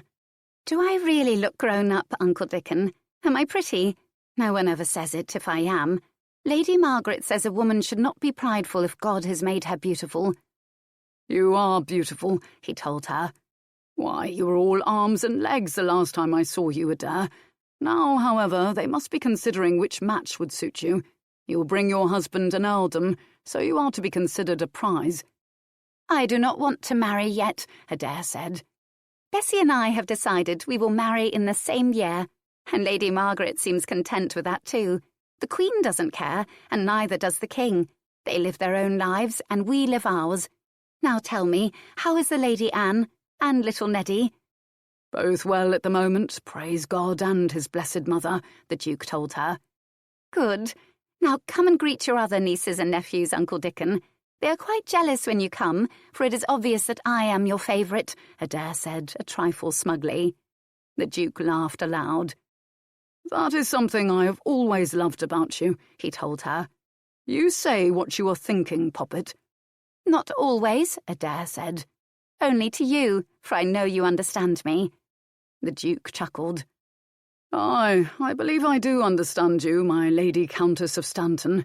And you are still a proper minx. Adair slipped her arm into his. Come along now, she said. The others are waiting for you. Where is the Queen? He asked her. Adair laughed. Not waiting for you, she told him. She likes you no better than you like her, my dear lord. Are you as blunt with the others as you are with me? He wanted to know. Certainly not, Adair told him. I am a paragon of exemplary breeding and good manners, according to Lady Margaret. It would distress her greatly to learn that all her hard work had gone for naught. No, uncle, I am a perfect little courtier. One day you may have to fly your true colours, Adair, he warned her. And I will, she promised him, as he entered the section of the castle where the royal children lived. Elizabeth, the eldest, and now fully 16, came forward to greet the Duke. Next to Adair, she was his favourite. The others were lined up in order of their births. Next came Mary, almost 15 now, but appearing frailer than the Duke had ever seen her. Cecily, named after the King's mother, was 13. Edward, the first of the princes, 9. Richard, his brother, 6. Anne, named after the Duke's wife, was 4. Catherine, in her nurse's arms, not quite a year, and the Queen was enceinte with another child. 2 children, George and Margaret, had died in their infancy. The Duke greeted each child by name and drew forth from the pockets of his robe sweetmeats and small toys, which he distributed among his smaller nieces and nephews. To Mary, he gave a rosary of small amber beads with a delicate silver crucifix. She smiled, pleased with the gift, and for Elizabeth and Adair he had pretty gold chains. They all thanked him prettily, and he smiled. I am a man of the world, and I know that ladies appreciate fine jewellery, he told the girls. Then, looking to young Edward, he said, I brought you and your brother border ponies. They are very well trained, and my own son loves his. I hope they will please you. They await you in the courtyard. Oh, go along, Lady Margaret said. Then she turned to the Duke. You spoil them, my lord, but then no one else does. It is not easy to be a king's son. I would not know, the Duke said, for I was not a king's son, but I know how lonely it is for a growing boy when he rarely sees his sire. The beasts I brought are gentle mags. The lads will be safe on them. She had flushed at his use of the sobriquet the Queen had given her. You are good to the children, my lord, and they love you for it. How is your son? Frail, and Anne is not strong enough to bear another child, I fear, the Duke said. Come and have wine and biscuits, the royal governess invited the Duke. The children had disappeared, but for Elizabeth and Adair, a subtle nod from Lady Margaret told them that they were invited to join the Duke for refreshments. The quartet sat talking for some time. Then Adair, curious as always, spoke up. In your travels along the border, uncle, have you been in the vicinity of Stanton? I have. Your parents have been buried, with stones to mark their graves on the hillside. Those not slain in the raid have rebuilt the village and cleared the hall of debris. When I saw what they were doing, I sent a small purse and a few of my own people to help them. You told me it rained shortly after the hall was fired. Those rains saved your home, Adair. That and the fact that the house was stone. The roof was gone, but I've had it replaced with slate. It will not burn again. A good deal has been pillaged from among the furnishings, but your home is still there. I told the Stanton folk that you had escaped with Elspeth and were in the king's care. They are glad to know it.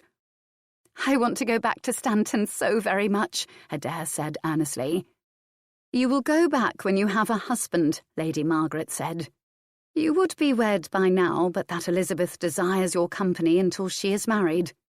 Why can I not go back now? Adair asked.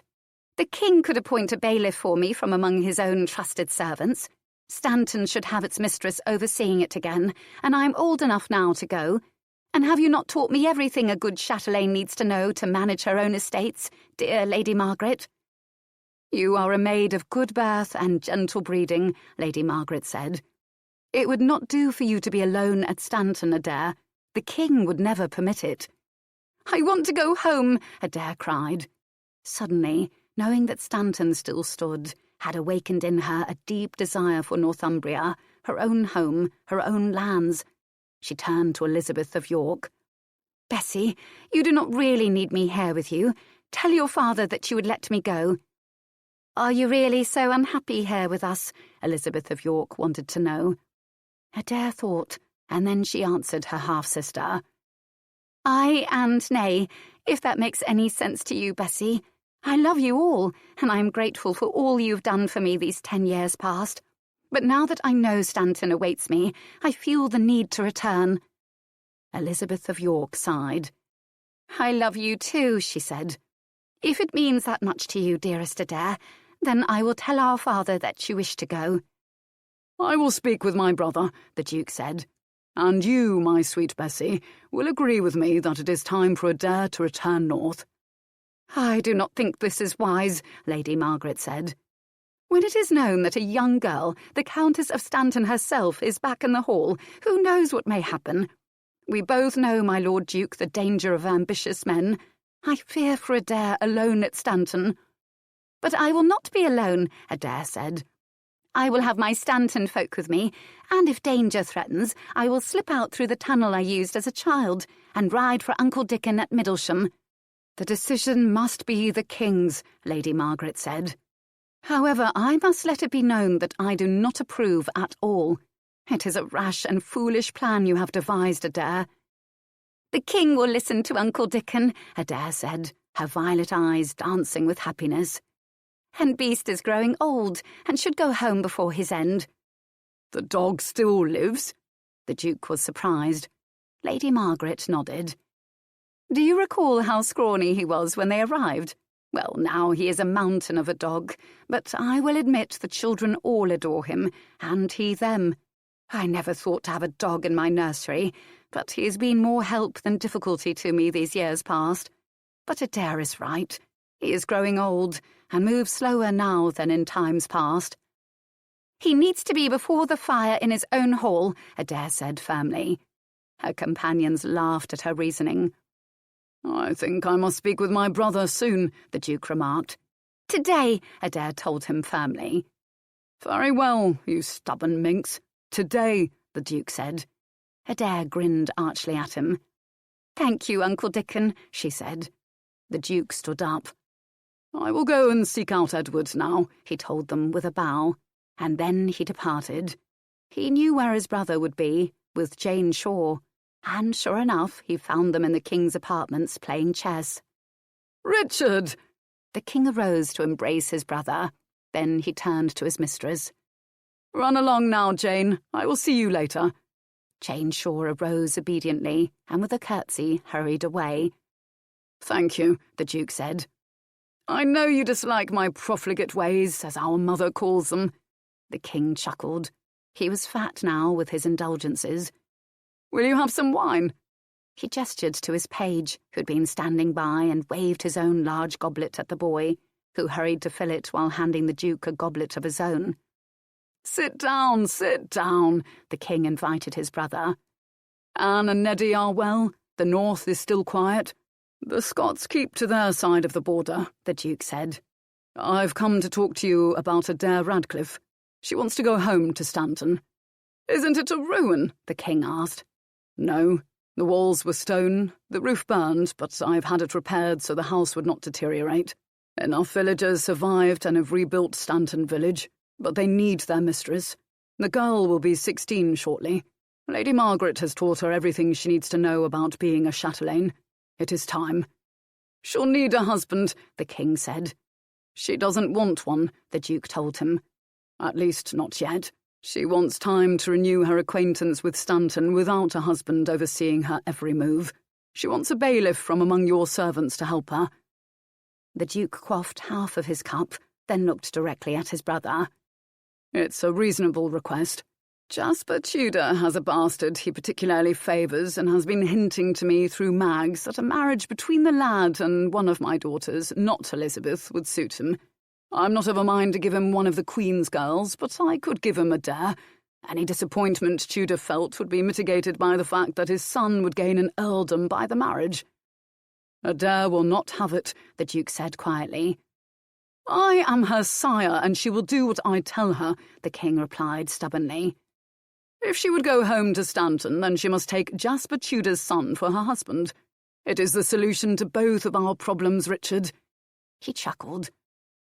"Mags lobbies again for a marriage between her son, the Lancaster heir, and my Bessie. But I think to match my oldest daughter with the young Dauphin Charles, Louis's son. She will be Queen of France, Richard, and that is far better than Countess of Richmond, you will agree." "I do," the Duke said. "But why give Adair, then, to the Tudors?" "Because Jasper has asked for one of the king's daughters, while Mags lobbies for her son, Henry Tudor of Lancaster, to wed my Bessie," the king repeated. "While I will refuse Mags, I will honour Jasper, and thus keep the Tudors in check. Eventually I may give one of my other girls, Cecily perhaps, to Henry, but my Bessie will be a queen." "I think Adair will not cooperate with you, Edward," the Duke warned his brother.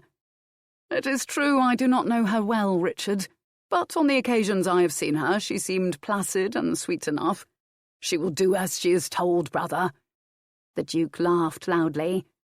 "You do not know her then, Edward. Adair may look like her mother, Jane Radcliffe, but she is your daughter in that she is stubborn and will have her own way in spite of it all. When you attempt to force her to the altar, you will learn that to your sorrow. If she is that difficult, then it is time she had a husband to keep her in check. That company of women she keeps with Mags and my daughters is not good for Adair. She has obviously begun to think above her station," the king decided. "She will marry Llewellyn Fitztudor as soon as I can arrange it." Edward drank down the content of his goblet. "And if Jasper's bye-blow quickly puts a son in her belly, so much the better." Richard of Gloucester shook his head. Adair wasn't going to like this at all. The Duke considered his options and decided it would be better if his favourite niece were made aware of the fate awaiting her. Perhaps she could convince the king of his folly in attempting to match her without her consent. Concluding his visit with his brother, the Duke left the king and sought out Adair once more. Taking her aside, he said, "I have news for you of a nature you may not like, Poppet." "The king will not let me go home," Adair replied, shaking her head wearily. "Oh, he will let you go home, Poppet, but the price for your return is that you must take a husband of his choosing. And he has chosen Jasper Tudor's favourite bastard for the honour," the Duke said. "I won't marry him," Adair said quietly. "If the king says you will marry, Poppet. You must gain his ear and reason with him. No one else can," the Duke advised her. "I know that Tudors seek to align themselves with the king's family," Adair said slowly. "But I am hardly that link. I have no importance." "But you are my wily brother's natural daughter, Poppet, and you are recognised as such. So the Tudors get one of the king's daughters as well as an earldom in a union with you, and Bessie is kept for bigger things," the Duke pointed out. "The Dauphin Charles," Adair said. "I know that those negotiations are ongoing, Uncle, but why force me to the altar with a Tudor?" "Mags also seeks a match for her son, Henry Tudor," the Duke replied. "You, of course, would not suit given the circumstances of your birth, but one of Edward's younger daughters would. Mags is satisfied. And her brother-in-law Jasper is satisfied, for while you are the king's brat, his son also comes from the other side of the blanket, and you bring the lad a title. I remember you once told me of the value I had by just that alone, Adair said slowly. But, Uncle, I'm not of a mind to marry a Tudor, especially one I don't know. Where is this fellow that he's been kept from court? What is his name? He is Llewellyn Fitztudor, the Duke said. I know nothing more of him other than that, Poppet. Speak to the king. It is your only chance, Adair. Remember that you owe him for all these years he has sheltered and cared for you. You must do your duty. Adair sought out the king. In the 10 years she'd lived in the royal nurseries, she'd spoken with him but briefly, on perhaps half a dozen occasions. But as he was still alone, she dared to ask for an audience. She was ushered into the king's privy chamber. Come in, the king said. Let me look at you, child. You have grown into quite a pretty young woman, I see. Your mother was your age when I knew her. Adair curtsied low to the king. He did not ask her to sit down. My liege, my uncle, the Duke, says you would match me shortly so that I might return to Stanton. I do not wish to wed yet, if it would please you. The king looked at Adair with blue eyes that suddenly turned hard. It does not please me, mistress. The decision on your marriage, my Lady Countess of Stanton, will not rest with you. Jasper Tudor wishes one of my daughters for one of his sons. One of his bastards, Adair said sharply. Then it is fitting that one of my bastards marries one of Jasper Tudor's, the king replied cruelly, giving her a cold look. Remember that I am your father as well as your king, my Lady Countess of Stanton. You may have sired me on my mother, my liege, but you have never been my father. John Radcliffe, God assoil his good soul, was my father. I bear his name. He recognised me as his own. You will not call me misbegotten because of your unbridled lust. She stared back at the king angrily, refusing to lower her eyes before him. By the rood, you are my blood none the less, Edward of York said angrily. I have sheltered you these 10 years past. You have never been mistreated in my house. I am your lawful guardian, and you owe me your duty, Adair Radcliffe. You will marry whoever I say you will marry, and I have chosen Llewellyn Fitztudor for your husband. There will be no further discussion of the matter. Do you understand me, my Lady Countess of Stanton? It is time you had a husband to teach you your place. You will wed Llewellyn Fitztudor, and the sooner the better, I am thinking. Nay, I will not, Adair shouted at the king, and then she ran from the chamber. Edward watched her go, a small smile touching his lips. Now, if her mother had had the spirit and fire of this royal brat, he thought, I should have never let her go. He shouted for his page. Fetch the Earl of Pembroke to me, my lad, he said to the boy. The page hurried off, returning almost an hour later with Jasper Tudor in tow. Give him some wine, the king ordered the page. Then, turning to the Earl of Pembroke, he said without any preamble, I will give you my natural daughter, Adair Radcliffe, the Countess of Stanton, for your natural son, Llewellyn. The Earl of Pembroke's face showed no reaction at all. I had hoped for one of the Queen's girls, he said quietly. Adair's dower is goodly, the king replied, and your son will become Earl of Stanton by his marriage to her, for she is Countess in her own right.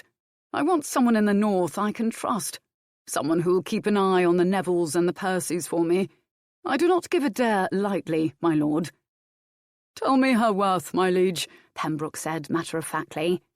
A large stone house in good repair, much grazing land, a village that has been rebuilt over the last 10 years with its own church, mill and blacksmith's foundry.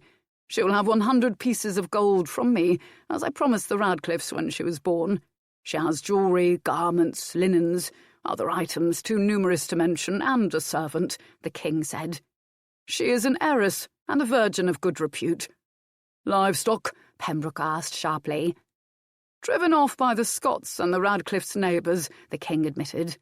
But your lad should bring something to the marriage besides his carcass, my lord. Jasper Tudor laughed, but it was a cold sound. Then he nodded. I'll pay for a new herd of cattle, he said. Including a young bull, the king bargained. My lord, the Earl of Pembroke protested. 'Twill cost me dearly. I'm giving you a king's daughter for your bastard, Edward of York reminded the Earl. No matter how she was conceived, she is my blood, and raised with my legitimate progeny as if she were a princess. What good is a herd of cows without a bull? And the herd must be at least 100 beasts, young, heifers, and I will check.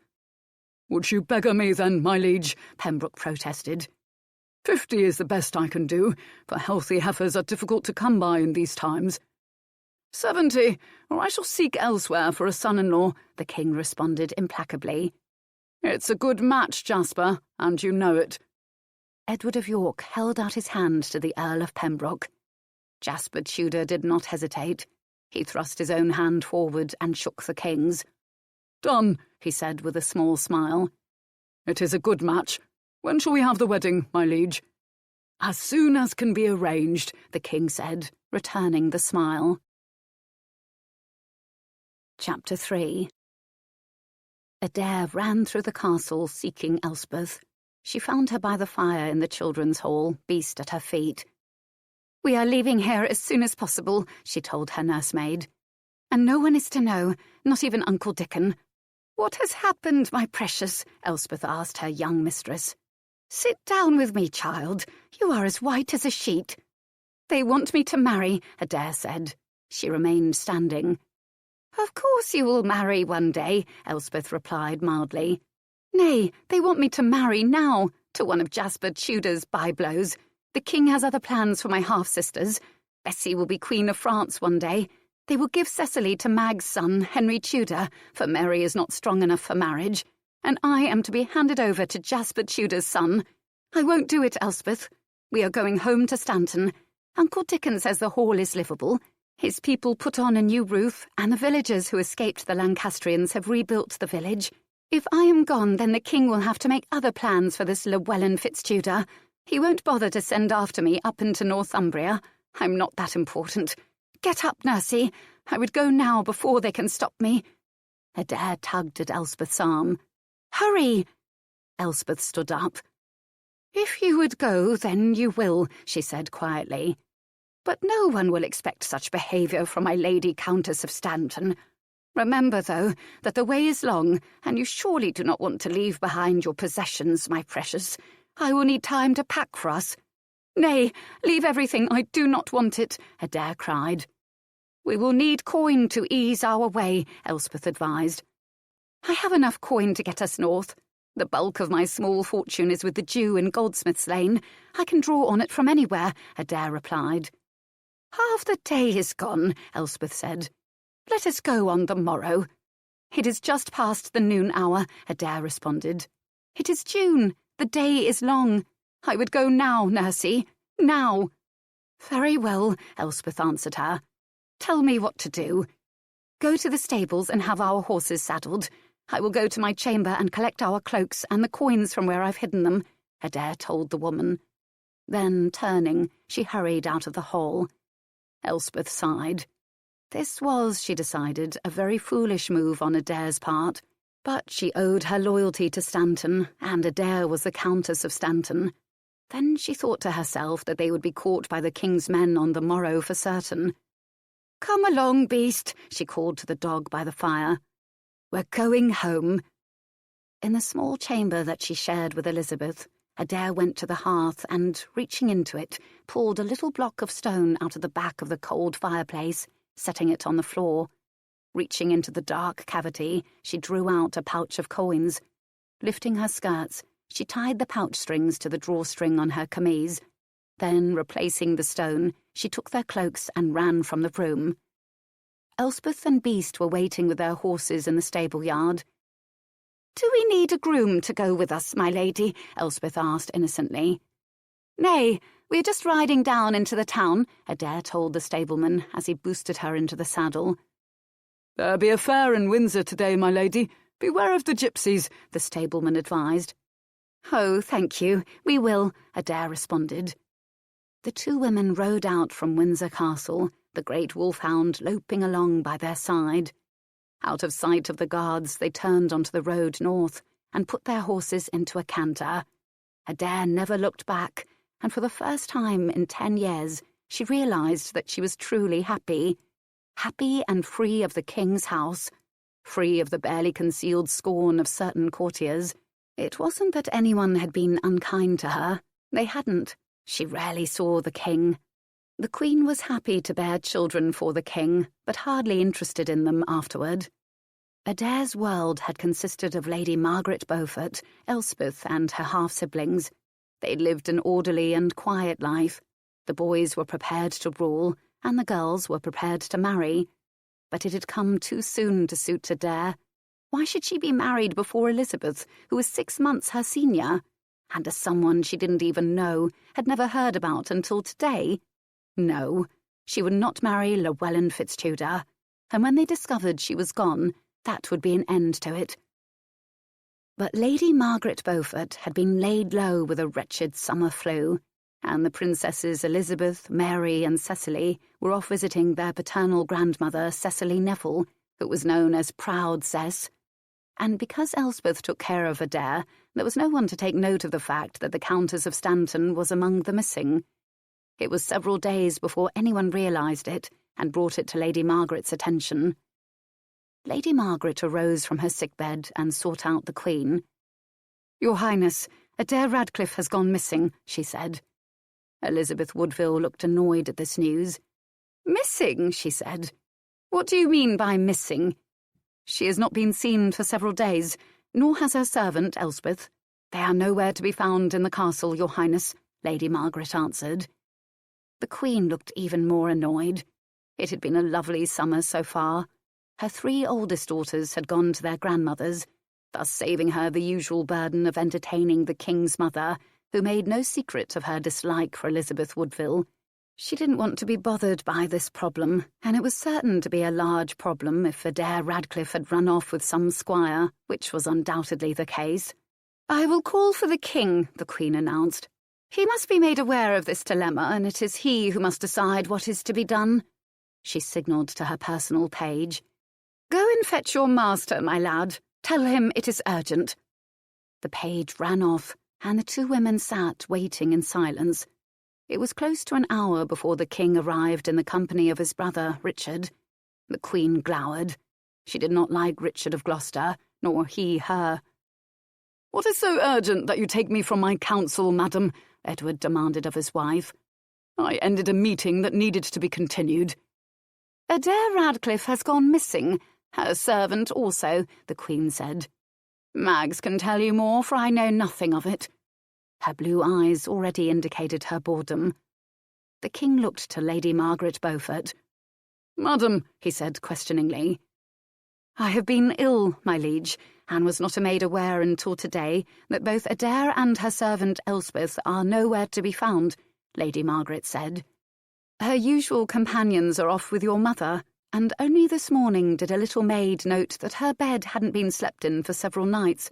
We have scoured the castle, but she's nowhere to be found, yet all her belongings are in her chamber." "What about that great dog of hers?" the Duke wanted to know. Lady Margaret thought a long moment, and then said excitedly, "You are right, my lord. The dog is gone too." "Adair has run away," Richard of Gloucester pronounced. "What the hell do you mean she has run away?" the King demanded. "Did you tell her that she was to wed Jasper Tudor's bastard, Edward?" the Duke asked his elder brother. I did," the King said. "And the sooner the better." "And what was her reaction to such news?" the Duke pressed his sibling. "She said she didn't want to marry yet, that she wanted to go home to Stanton Hall and reacquaint herself with her lands and her people," the King said. "A reasonable request," the Duke murmured. "But knowing you, Edward, you persisted in impressing your will upon Adair. Unfortunately, Adair is much like you in temperament." He chuckled. "You would have your way, but so would she.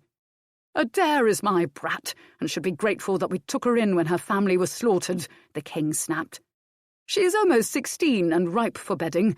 It is time she was married, Richard, and it is time she begin repaying her debt to me by taking a husband of my choosing, helping me to unite once and for all York and Lancaster."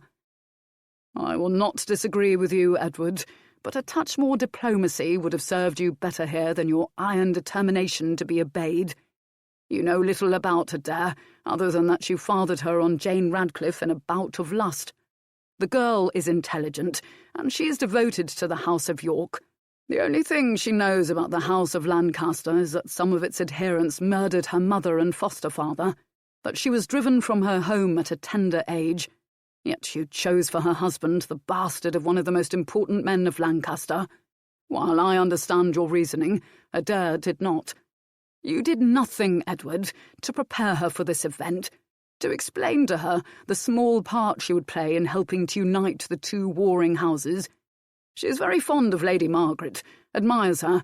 If you had spoken with Mags and told her of your plan, she could have aided you in readying Adair for this marriage. You did not treat your daughter with the respect that she is due, and now she has run away. The fact that she took none of her possessions but for the dog who was hers to begin with tells me she has washed her hands of you, would not be beholden to you again in any manner, the Duke concluded. Would you like me to go after her for you? Nay, the King snapped. His younger brother's words had stung him deeply. Adair had no right to attempt to dictate to her king what she would or she would not do. She will marry the Fitz-Tudor lad, and I do not need her presence to manage that union, the King said. I am Adair's legal guardian. I have agreed to the match, and the marriage will be celebrated by proxy. One of my daughters can stand in for the bride. Richard of Gloucester shook his head. Edward, do not do this, he advised his older brother. You can accomplish what you want if you will just wait a short while and let me speak with Adair. Why must you rush this union? Because I would have Jasper Tudor satisfied that Lancaster and York can live peaceably, Richard, the King said. A union with our houses will accomplish that. I have made my decision. Then he turned and stormed from the Queen's privy chamber. Am I wrong? The Duke of Gloucester addressed Lady Margaret Beaufort. Nay, you are not, but neither is the King, she answered him. My brother-in-law is an impatient man, my lord. He wants a wedding, and he wants it now. He will not be pleased to learn it is to be a proxy wedding. I will tell him that her ladyship, the Countess of Stanton, has gone north to prepare her long-deserted hall properly for the arrival of her bridegroom, Lady Margaret said, her dark blue eyes twinkling. The Duke of Gloucester laughed in spite of himself. Now you, madam, show great promise as a diplomat, he told her. As for me, I'd best ride north myself so that my niece is made aware of her fate before it arrives on her doorstep. How old is the bridegroom? 14, Lady Margaret said softly. Christ's bones, the Duke swore softly. She will eat him alive, Mags. No lad, even Jasper Tudor's son, will be able to control Adair. She needs a man grown. He sighed. I think I shall not tell her that he is a mere stripling. Let her discover it herself. I would agree with your decision, my lord, Lady Margaret Beaufort said. Could you not convince your brother-in-law to wait for this union? The Duke wondered. He is every bit as stubborn as the King, she replied. He wants what he wants. You are both giving me a headache, the Queen announced. My lord husband has made his decision. You will both help him to see it is carried out. She waved them impatiently from her privy chamber. Together, the Duke of Gloucester and his female companion walked from the Queen's apartment and into one of the castle's small gardens, speaking together in low and confidential tones. I shall do what I can to delay my brother-in-law, Lady Margaret said. There should be a negotiation of Adair's dower portion to be agreed upon. And, of course, her possessions must be taken north to Stanton, and she should have a small trousseau. And while the marriage may take place sooner than later, the Duke noted sagely, the winter could come before young Fitz-Tudor can go north. He might not be able to reach Stanton until the spring, when the snows have gone. A distinct possibility, Lady Margaret agreed, with a brief smile. We are in accord, then, madam. We will both do what we can to ease my lady the Countess of Stanton into this marriage that her sire wishes of her, the Duke said. Indeed, my lord, we are in agreement, Lady Margaret replied. And in the weeks that followed, despite the King's desire for a swift marriage, summer fled into autumn. Finally, the marriage contract was drawn up. The king would give his natural daughter, Adair Radcliffe, in marriage to Llewellyn FitzTudor, son of Jasper Tudor. FitzTudor would have to assume the surname of Radcliffe, as the king had long ago promised John Radcliffe. It was a sticking point that delayed the union, with both Jasper Tudor and his son arguing against it, but in the end they agreed. The bride would have a dower of 100 gold pieces, full weight, not clipped, a dozen silver spoons, 2 chased silver cups, a trunk of linens for both table and bed, 3 new gowns, 3 bolts of cloth, new leather shoes, a gold chain, and 2 gold rings, one with a pearl and the other with a ruby. There would also be a pair of silver candlesticks, a wedding gift from the Queen, and 2 horses, a palfrey for the bride, a stallion for the groom, from the king. And while her fate was being decided without her, Adair had reached Stanton in just under a fortnight. The trip home had taken much less time, given that they might travel the roads, and those roads were safe again. Still, it was a miracle that 2 women alone, but for a large dog, had managed to reach Stanton without incident. They rode into her village, and, recognizing Elspeth, the villagers flocked from their cottages. One look at the girl riding with her, and the villagers fell to their knees, some of them sobbing. "What is it, Mamma?" a little boy asked his parent. "Why do you greet?" "'Tis the young mistress come home to us, laddie," his mother told him as she wiped her eyes with the back of her hand. "Once again there is a Radcliffe on the land. Praise be to our sweet Lord Jesu and its blessed mother." An older man arose and bowed to Adair. "Welcome home, my lady. I am Albert. My da was your father's major domo. I'm pleased to say the hall is most habitable. Good Duke Richard came several years ago and told us of your miraculous escape. His men restored the building's roof, and we've kept the hall clean." "Thank you, Albert," Adair said, looking at him from her saddle. "Thank you all for your welcome. Tell me, does your da still live, and is he able to return to his duties?" "Alas, my lady, my da died fighting at the Earl's side," Albert replied. "God assoil both their good souls," Adair said quietly. "Will you then take your father's place in my hall?" "I'm honoured that you would ask me, my lady, and right gladly I will serve you," Albert answered, and he smiled broadly. Then he grew more sober. "We lost many furnishings in the fire, I fear, my lady. With your permission, I will order the craftsmen to begin making new for you, and I will gather together a staff for the whole. While many were slain that terrible day, many survived, and with the winter coming there will be more hands to help before it is time to prepare for the spring." "Walk with me up to the hall," Adair said, moving her horse forward. "Have we any cattle, or was it all lost that day?" "What wasn't lost was eventually stolen by our neighbours, both Scots and English," Albert said. Adair nodded. "We will replace them come the spring. No sense in buying them now and having to feed them through the winter," she reasoned. "My lady, if I may be so bold," Albert said, "how did you and Elspeth escape the carnage? I should not have known you but that you resemble your dear mother so greatly. And is that poor weary creature one of your father's dogs?" "There is an escape tunnel from the hall. My parents put Elspeth and me into it, along with Beast that day. They had horses waiting for us at the other end. We remained until the raiders had gone. I was sent to King Edward, as he owed my father a debt.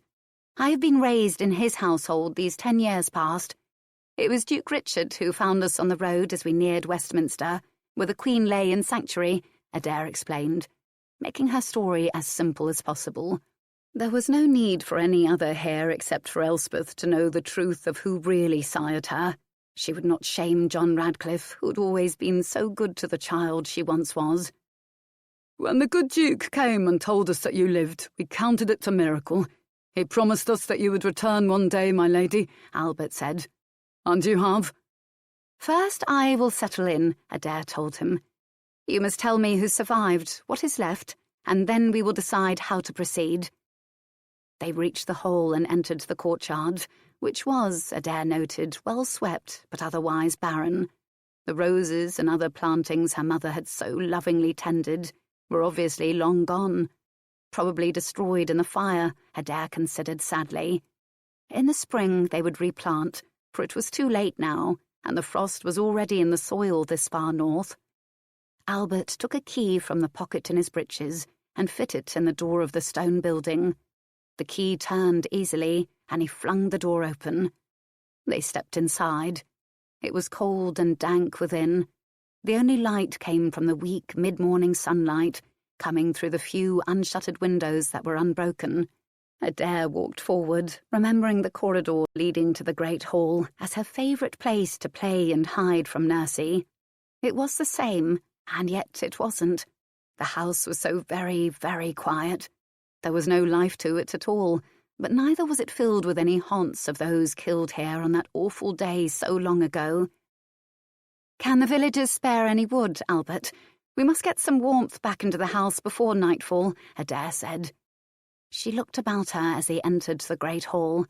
It was virtually empty, but for two high-backed wood chairs behind a ramshackle table that sat where the high board had once been, and a low-backed wooden settle by the large hearth. The hearth had no fire dogs. The tapestries were gone from the walls. "The roof and the interior burned," Albert explained. "The walls stood, which is why we were able to save the hall, my lady." "Were the contents of all the rooms damaged or pillaged?" she asked him. "All but the kitchens below the great hall, my lady. The upper stories and the hall were fired individually, and the contents carried off, but the kitchens were not thought important. The women who survived to return packed everything away in the cupboards for the family's return one day. We knew you would come home to us." Elspeth had been silent, but now she seemed to recover from her shock of seeing what had once been a gracious home destroyed. "Fetch the wood," she told Albert, "and see if any would be kind enough to loan us pallets, and not ones filled with fleas, if you please. Her ladyship will sleep in the hall temporarily until we can get some furnishings made. And we'll need a staff, and everything that's broken must be repaired as soon as possible, for the winter will not be kind to any of us." "Indeed, Mistress Elspeth, it won't," Albert said. "'Tis good to see you home again, too. You'll have some grand stories to tell, I'm sure." "I'm not one for telling tales," Elspeth responded. "Oh, Nursey." Adair fell back for a moment on her old form of address for Elspeth. "I'm sure Albert and the other Stanton folk would love hearing your stories of the king and the court. There is no harm in it." "If it's all right with your ladyship, well, then, perhaps I can recall a few moments that might entertain," Elspeth said slowly. "But I'm no gossip." Albert grinned at Elspeth. He was a stocky man of medium height with mild blue eyes and a fringe of brownish hair beneath a bald pink pate. "I'll look forward to it," he told her with a mischievous wink. "Now you mind your manners," Elspeth scolded. Then her tone softened. "How is your mother? I remember her so well." "She escaped the carnage. They weren't interested in an old woman," he said. "She will be happy to see you, Elspeth." "And your wife? You have certainly taken a wife, Albert." "Nay, there was no time," he answered her. "At first there were only a few old men and women and some younglings left after the raid. I'd been injured and left for dead. Over the next few months some of the younger women returned, many with big bellies, and finally about a dozen of the other men, young and of middle years. I was, it seemed, in charge. We have managed to rebuild the village, keep the hall safe, and plant enough to just get by." He turned to Adair. "I've had to act as sheriff and magistrate, my lady. We were forgotten here in Stanton until the Duke came. If I have overstepped my authority, my lady, I hope you will forgive me," Albert finished. "Nay," Adair told him. "You have done nobly, Albert, and you have my undying gratitude and thanks for your loyalty to Stanton. But for the Duke, it is likely we will continue to be forgotten. Now, you'd best arrange for that wood and our pallets. I'm going to walk about my home now and reacquaint myself with it." With a nod, she left the hall. "She looks like her ma," Albert said. Elspeth nodded. "Aye, she does, but she's stubborn. She's run away from the king's house, and best you know it now. She thinks they'll not come after her, but I disagree. She has value to the king." "Run away? Why?" he asked. Elspeth motioned Albert to a chair. Sit a moment and I will tell you. Let me get the wood first and begin a fire to warm the whole, he said to her. Then we can speak, and I will listen to what you have to tell me. She nodded to him. Go on, then. And she sat down as he went out. It seemed that he was gone a very little time, but when he returned it was with several men and women, bearing all kinds of items. Enough wood for several days was stacked by the large hearth. The wobbly table was removed, and in its place a great highboard was set. Now, where did that come from? Elspeth wanted to know. It's the original, Albert told her. It was badly scorched by the fire when the roof over the hall fell in, but then the rains came. We were able to save and restore it. It's been in a shed in the courtyard. I'd forgotten about it until old Wat reminded me. Elspeth nodded. She walked over to the great table and slowly ran her hand over it with a small smile. Then she turned to the villagers. I know she'll thank you all for this. To be able to sit at the same highboard her mamma and Da sat at will be a comfort. The women gathered about, smiled and nodded, and then they began placing food upon the table. One drew a silver goblet studded with oval green stones from her skirts. She placed it carefully on the highboard where Adair would soon sit. We saved several items that weren't stolen, Albert said quietly. Having done their duty for now, the villagers departed the great hall. Elspeth noted there were now 2 thick pallets in the bed spaces by the fire, each set upon a sheepskin and with a small coverlet. She nodded, pleased. It wasn't grand, but they would be warm, dry and comfortable for the first time since they had left Windsor. Come on, lass, and tell me what I should know, Albert said, motioning Elspeth back to the settle by the fire. Elspeth sat down with a sigh. The king wants her to marry. She didn't want to wed yet, nor did she approve of his choice of a husband for her, the bye-blow of an important Lancastrian. The king is attempting to make a more permanent peace between the 2 factions. He's plenty of daughters of his own, but the eldest will probably be Queen of France. The next eldest is too frail for marriage, and the 3rd girl is to go to the Lancastrian heir, Henry Tudor. The others are too young yet by far. To show his good faith toward the Tudors, the king decided to marry Adair off first. She is his ward, a noble woman in her own right. Marriage to her will give her bridegroom the earldom, and the king promised her a generous dower portion. But my lady did not wish to be wed to a Lancastrian. They killed her parents and orphaned her, nor did she wish to marry yet. She is younger in age than Princess Elizabeth. She wanted to come home, Albert, and she did.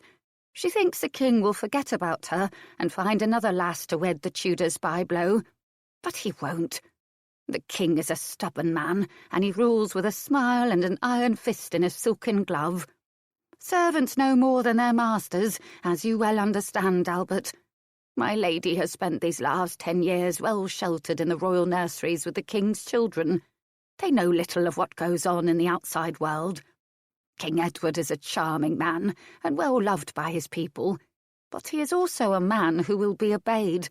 If he says our lady is to wed, then wed she will be. I am frankly surprised no one came after us in our flight these 12 days past. I'm surprised you got there and back in safety without an armed escort, Albert remarked with a shake of his head. Going south was hard, Elspeth admitted. It took us over a month, but I followed the Earl's orders and kept from the high road. The countryside was so upset that everyone went quickly about their business. The dog, of course, was in his prime then, and no one sought to tangle with him. Returning, however, was a far different matter. We rode hard, and at times my lady took the dog up and laid him across her saddle, for he could not keep up. She loves that creature fiercely, but he's old, and I think he may not live too long now that we are home, Elspeth said. How could my lady even be certain that Stanton still existed? Albert said. Many families who once had homes and land along the border are long gone. The Duke of Gloucester told her. It was he who found us as we sought to reach London.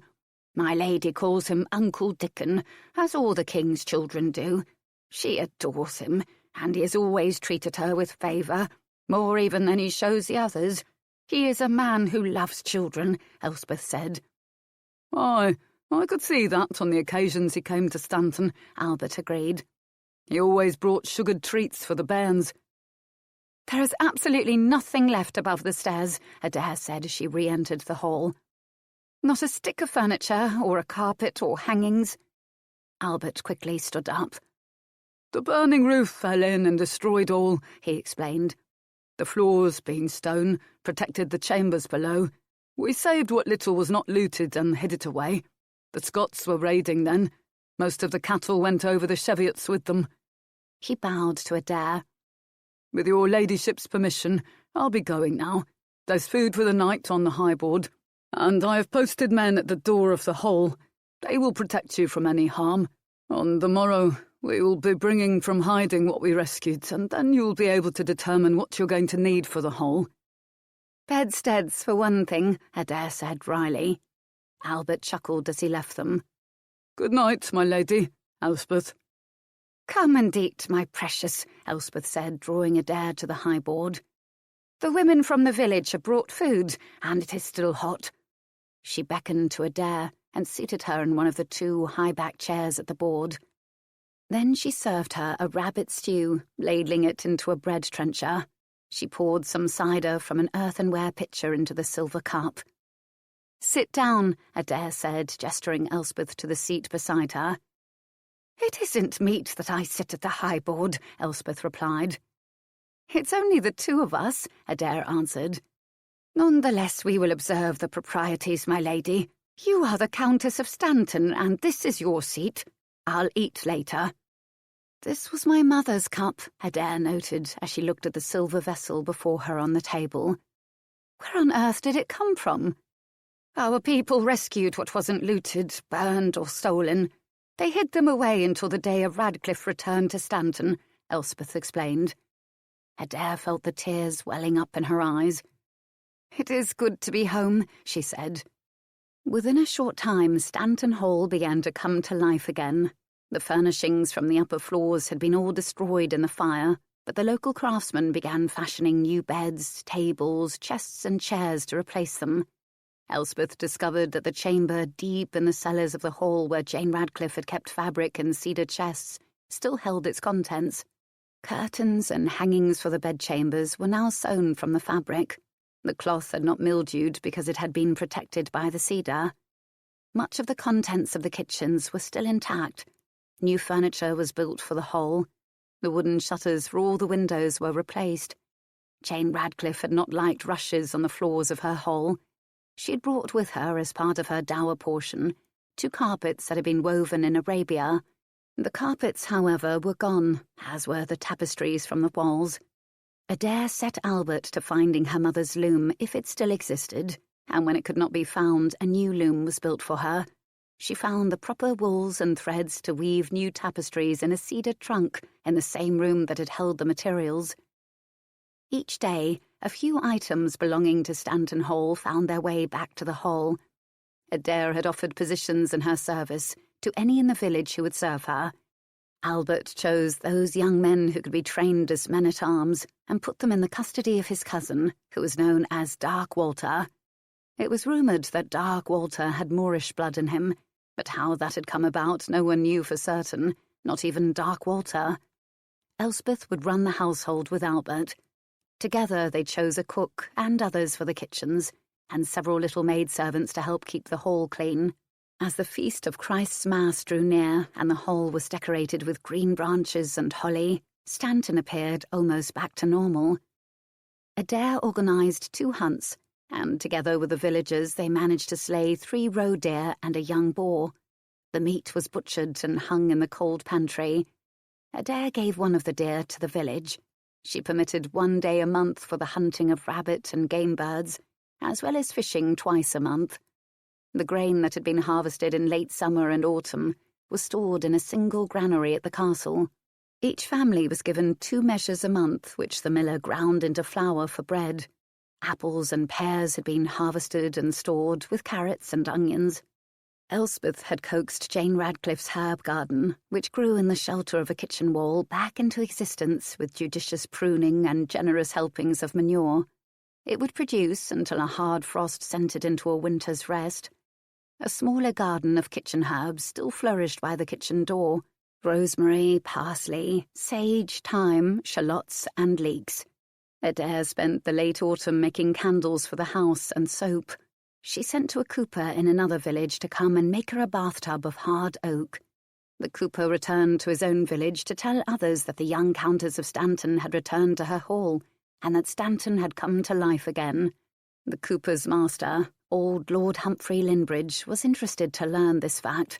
He had had his eyes on Stanton lands, and had hoped to eventually gain them for his family. "Has she a husband?" Lord Humphrey asked the cooper. "Don't know, my lord, but the only man with any authority that I could see was her major domo, Albert, and I didn't hear the maidservants gossiping about any master." The cooper shuffled his feet nervously. "Go on about your business," his master said, waving him away. "What are you thinking, grandfather?" Robert Linbridge asked. He was his grandfather's heir, as his father was dead. "If the girl is unwed, we could make a match with your brother. If you were not married, I might make the match for you, and the Radcliffe lands would be ours. But if your brother gets them, 'tis almost as good." "How old can the girl be, grandfather? 15, 16, 17? I do not see her guardians, whoever they might have been, allowing her to come back to Stanton alone. There has to be a husband," Robert Linbridge said. "Besides, Andrew feels no need to wed. Why should he?" "Because I say so," the old man snapped. "I want the Radcliffe lands. Do you want them falling into the hands of strangers, Rob?" He glared at his eldest grandson, his blue eyes sharp and clearly filled with annoyance. "If you would have it, then you would have it," Robert Linbridge said mildly. He knew better than to argue with his grandfather. The white-haired old man was a fierce fighter. "But I think first we should determine if the girl is wed or pledged. It matters not," the old lord said. "If she is wed, the husband can meet with an accident. If she is not, there is nothing wrong with a little bride-stealing laddie." Robert Linbridge laughed aloud. His pretty wife, Alice, sitting by his side, just shook her head wearily. "Let us begin at the beginning, my lord," Rob suggested. The only advantage she had, any of them had, over Humphrey Linbridge, was that the old man was virtually crippled in his final years.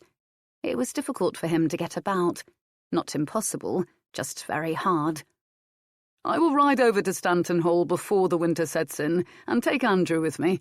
We'll get a good look at the girl and learn what we need to know about her and about her situation." "Good, good," his grandfather said.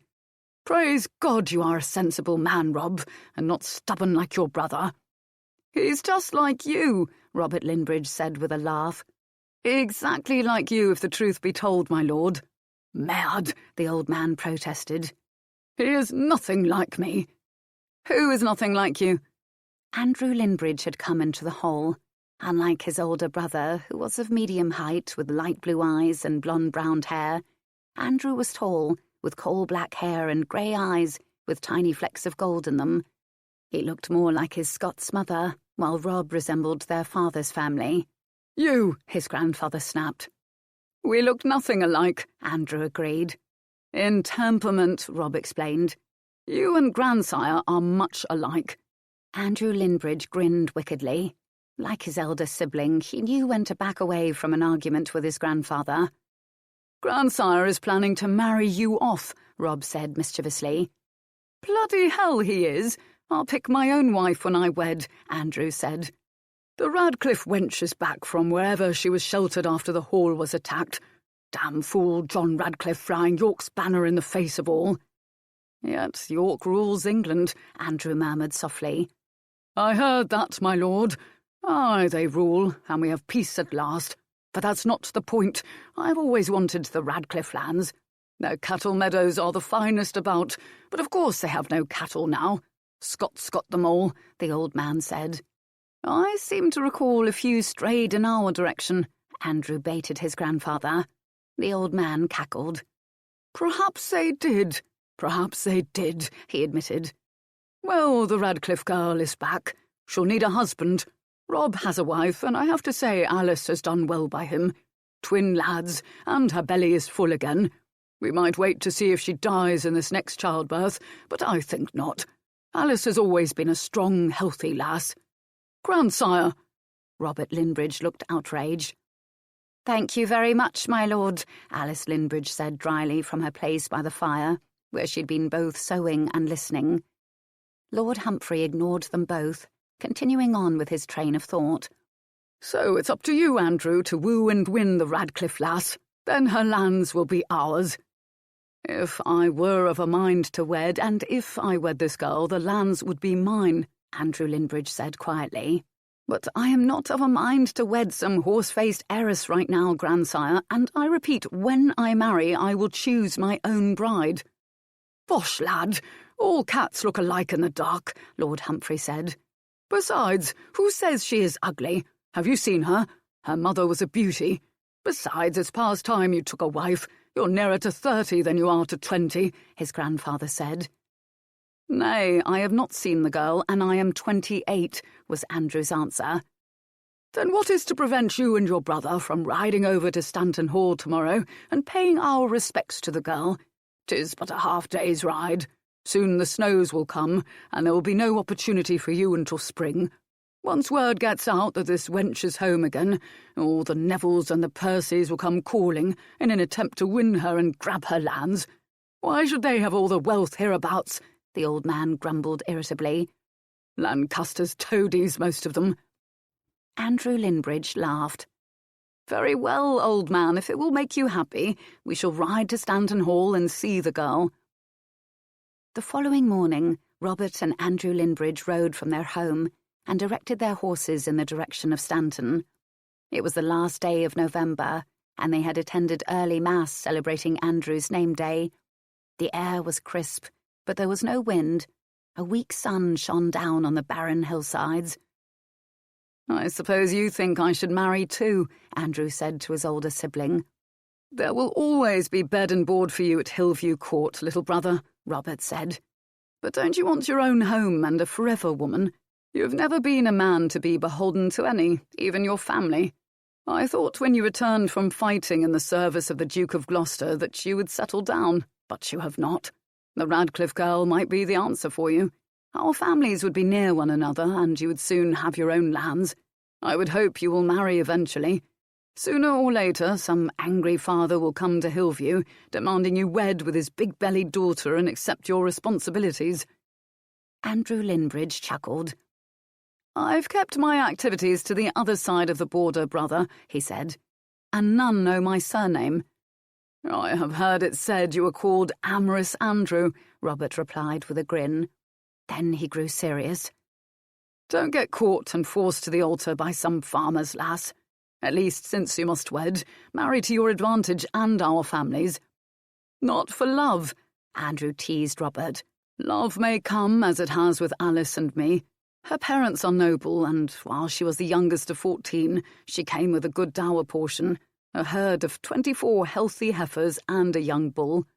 But I will say I liked her from the start, and she showed her respect for me immediately. She is a dutiful wife," Robert said. "She is a sweet woman, but too dull for my taste," Andrew remarked. "Sweet and dull is a comfort to a man when he has more important matters to attend to on a daily basis," Robert replied. "Grandsire sits in the hall and barks orders, but the responsibility of Hillview is mine, and has been for close to 10 years. Nonetheless, I would need a woman with more spice to her than your good Alice," his brother remarked. "I want a woman who sets me afire with just a look." "You're thinking with your cock and not your head," Robert said, grinning. Andrew laughed again. "Aye, perhaps I am. Is that Stanton Hall?" He pointed. "Aye," Robert answered. "It doesn't look as if it was touched by disaster at all." The two brothers rode down the hillside into the sheltered valley where Stanton Hall stood. The fallow fields were well cared for, Robert noted as they came. The village was neat, the cottage roofs well thatched, the cottages themselves freshly whitewashed. There was a small church at one end of the village and a mill at the other, but it did look deserted. The two brothers followed the road to the hall and guided their horses into the courtyard of the great stone house. Stable boys ran out to take their horses.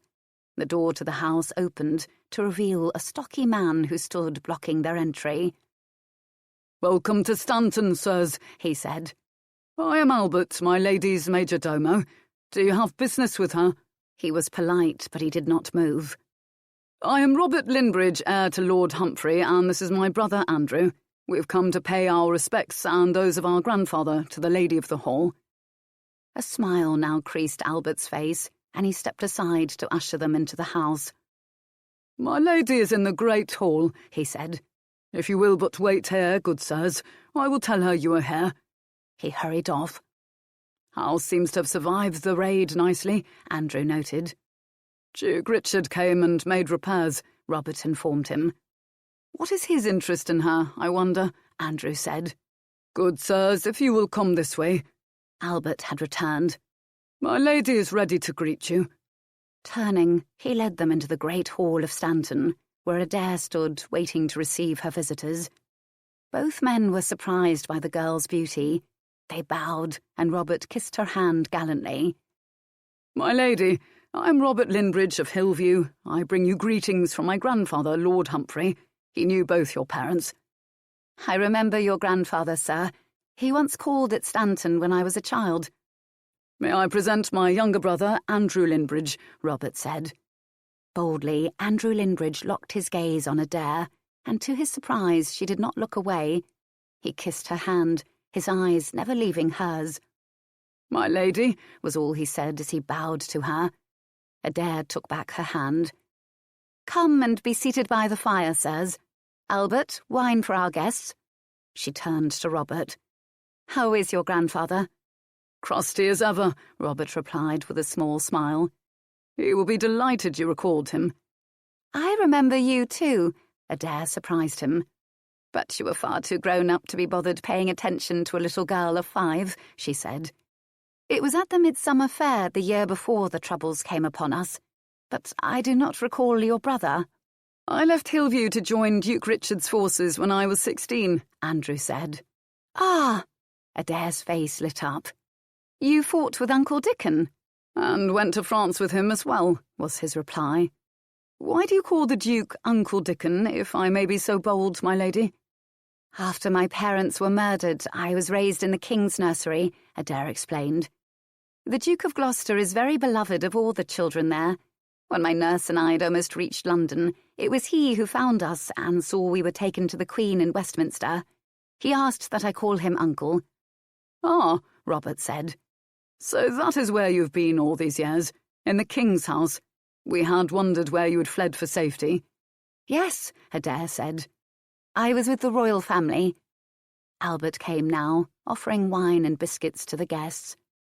"Why have you come home to Stanton now?" Robert inquired. "I thought it was time," Adair said.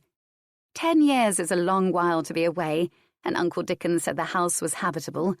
My Stanton folk have worked very hard to help me refurbish it. We discovered chests of fabric that had not been found and looted. It has allowed us to make curtains and bed draperies, and they built a loom for me. I've begun a tapestry, the first of several I will do to replace the one stolen." "And when will your husband be joining you?" Robert asked pleasantly. "He will undoubtedly be pleased to see the excellent progress you have made in restoring your home. We shall look forward to seeing you both in the spring at Hillview. I know that would please our grandfather greatly." Adair flushed, and then, drawing a breath, said, "I have no husband, sir."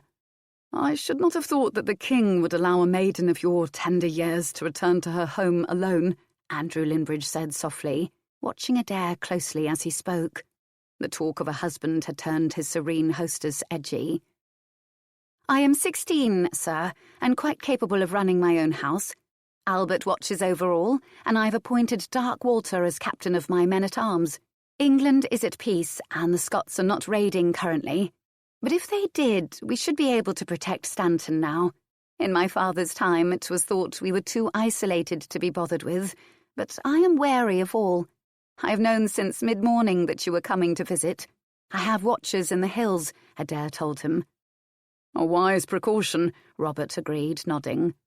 "And most clever." "You must remain the night," Adair said. "With winter upon us, it is already almost sunset. There is no moon to guide you home." She turned to Albert, who had been hovering in the background. Tell cook we have guests." "Yes, my lady," he said, and hurried off. "I thank you for your hospitality," Robert responded. "And in the years I have been away," Adair said to him, "have you both taken wives and sired children? I'm sure that would please your grandfather." "I have a wife," Robert told her. "She has given me twin lads and will birth another child in late winter. And I, grandsire, is pleased." "And you, sir?" Adair asked Andrew. "Have you a wife?" "Nay," he told her. "I haven't found a woman who pleases me enough. Yet." "Albert says we have guests." Elspeth now bustled into the hall. "Robert and Andrew Linbridge, old Lord Humphrey's grandsons from Hillview," Adair told her. "Sirs, this is my nurse and dear companion, Elspeth. It was Elspeth who took me to the king." Both men nodded, murmuring almost simultaneously, "Mistress Elspeth." "I have asked them to remain as the night is upon us," Adair said. "Will you see that a guest chamber is prepared for them?" "Bed spaces in the hall will be more comfortable and warmer," Elspeth said, eyeing both young men suspiciously. "Does Brenner still lie with your grandfather?" "More to keep the old man warm now," Andrew Linbridge said with a grin. "You know Brenner, Mistress Elspeth?" "We are kin," Elspeth replied tartly. "Although I rarely admit to it, for Brenner's no better than she ought to be, and never was." Andrew Linbridge laughed loudly. "She's a wicked piece, and always was," he agreed. "But she has a kind heart, and is good to the old man. She cares for him like her own babe, and best of all, she makes him laugh. He is much infirm now, but she rarely leaves his side. She'll always have a place at Hillview." "Agreed," Robert echoed his younger brother. Having satisfied herself, and none too subtly, that the two men were who they said they were, Elspeth left the hall to get the bedding and make up the 2 bed spaces that the Linbridge brothers would sleep in tonight. Robert appeared a sensible man and settled, but the younger sibling, Andrew, was, Elspeth suspected, a proper hell-raiser. It was plain to see no woman had yet tamed him. Neither of them, especially that Andrew, was going to get above the hall tonight, Elspeth decided. Adair had her reputation to protect. She was young, innocent and beautiful. But there was no other woman of rank in the house who could attest that her virtue was intact come the morning. The word of a servant was rarely accepted as legitimate. No, their visitors would remain in the hall tonight, and she would alert Dark Walter to station some men-at-arms discreetly in the upstairs hall. In the hall, Adair entertained her guests with tales of the royal court, totally unaware that Andrew Linbridge was studying her with a very practised eye. The lass was indeed a beauty, he thought to himself. All cats might look alike in the dark, he recalled his grandsire saying, but this little kitten was a feast for the eyes in the light. Maybe it was time to consider settling down, he considered. And as Andrew watched Adair, Robert watched his sibling, and a small, knowing smile touched his lips. The girl was just the sort his brother should wed. She was beautiful, and she had spirit. No milksop of a girl would satisfy Andrew. His grandsire was going to be well pleased with the success of this visit, Robert thought. And then Albert was announcing that the meal was ready to be eaten. He surreptitiously nodded to Andrew to escort Adair to the high board, watching as he seated her, and she turned a smiling face up to him. Good, good, he thought to himself. Then he settled down to eat the very excellent supper that was served them. If Andrew could woo and win the lovely Adair Radcliffe, he would be a most fortunate man. After the meal they settled before the fire, and Adair played her lute for them. Then they told of the region that she had left so precipitously as a little girl. "What are you doing about the cattle?" Robert asked her. "I saw none grazing as we rode your lambs, lady." "There are none," Adair said. "The Scots pillaged them, but I will restock come the spring. I did not think it prudent to do so now. There would not have been enough to feed cattle over the winter months. My parents left me a small inheritance, and I know they would want me to bring Stanton back to its small glory." She arose. "Now, I will bid you good night, sirs. My day begins early. Elspeth has made up your bed spaces on either side of the hearth. You will be quite warm." She curtsied to them and left the hall, followed slowly by an aged wolfhound. "She is not horse-faced," Robert said softly to his brother. "Nay, she certainly is not," Andrew Linbridge answered. "You will come courting in the spring."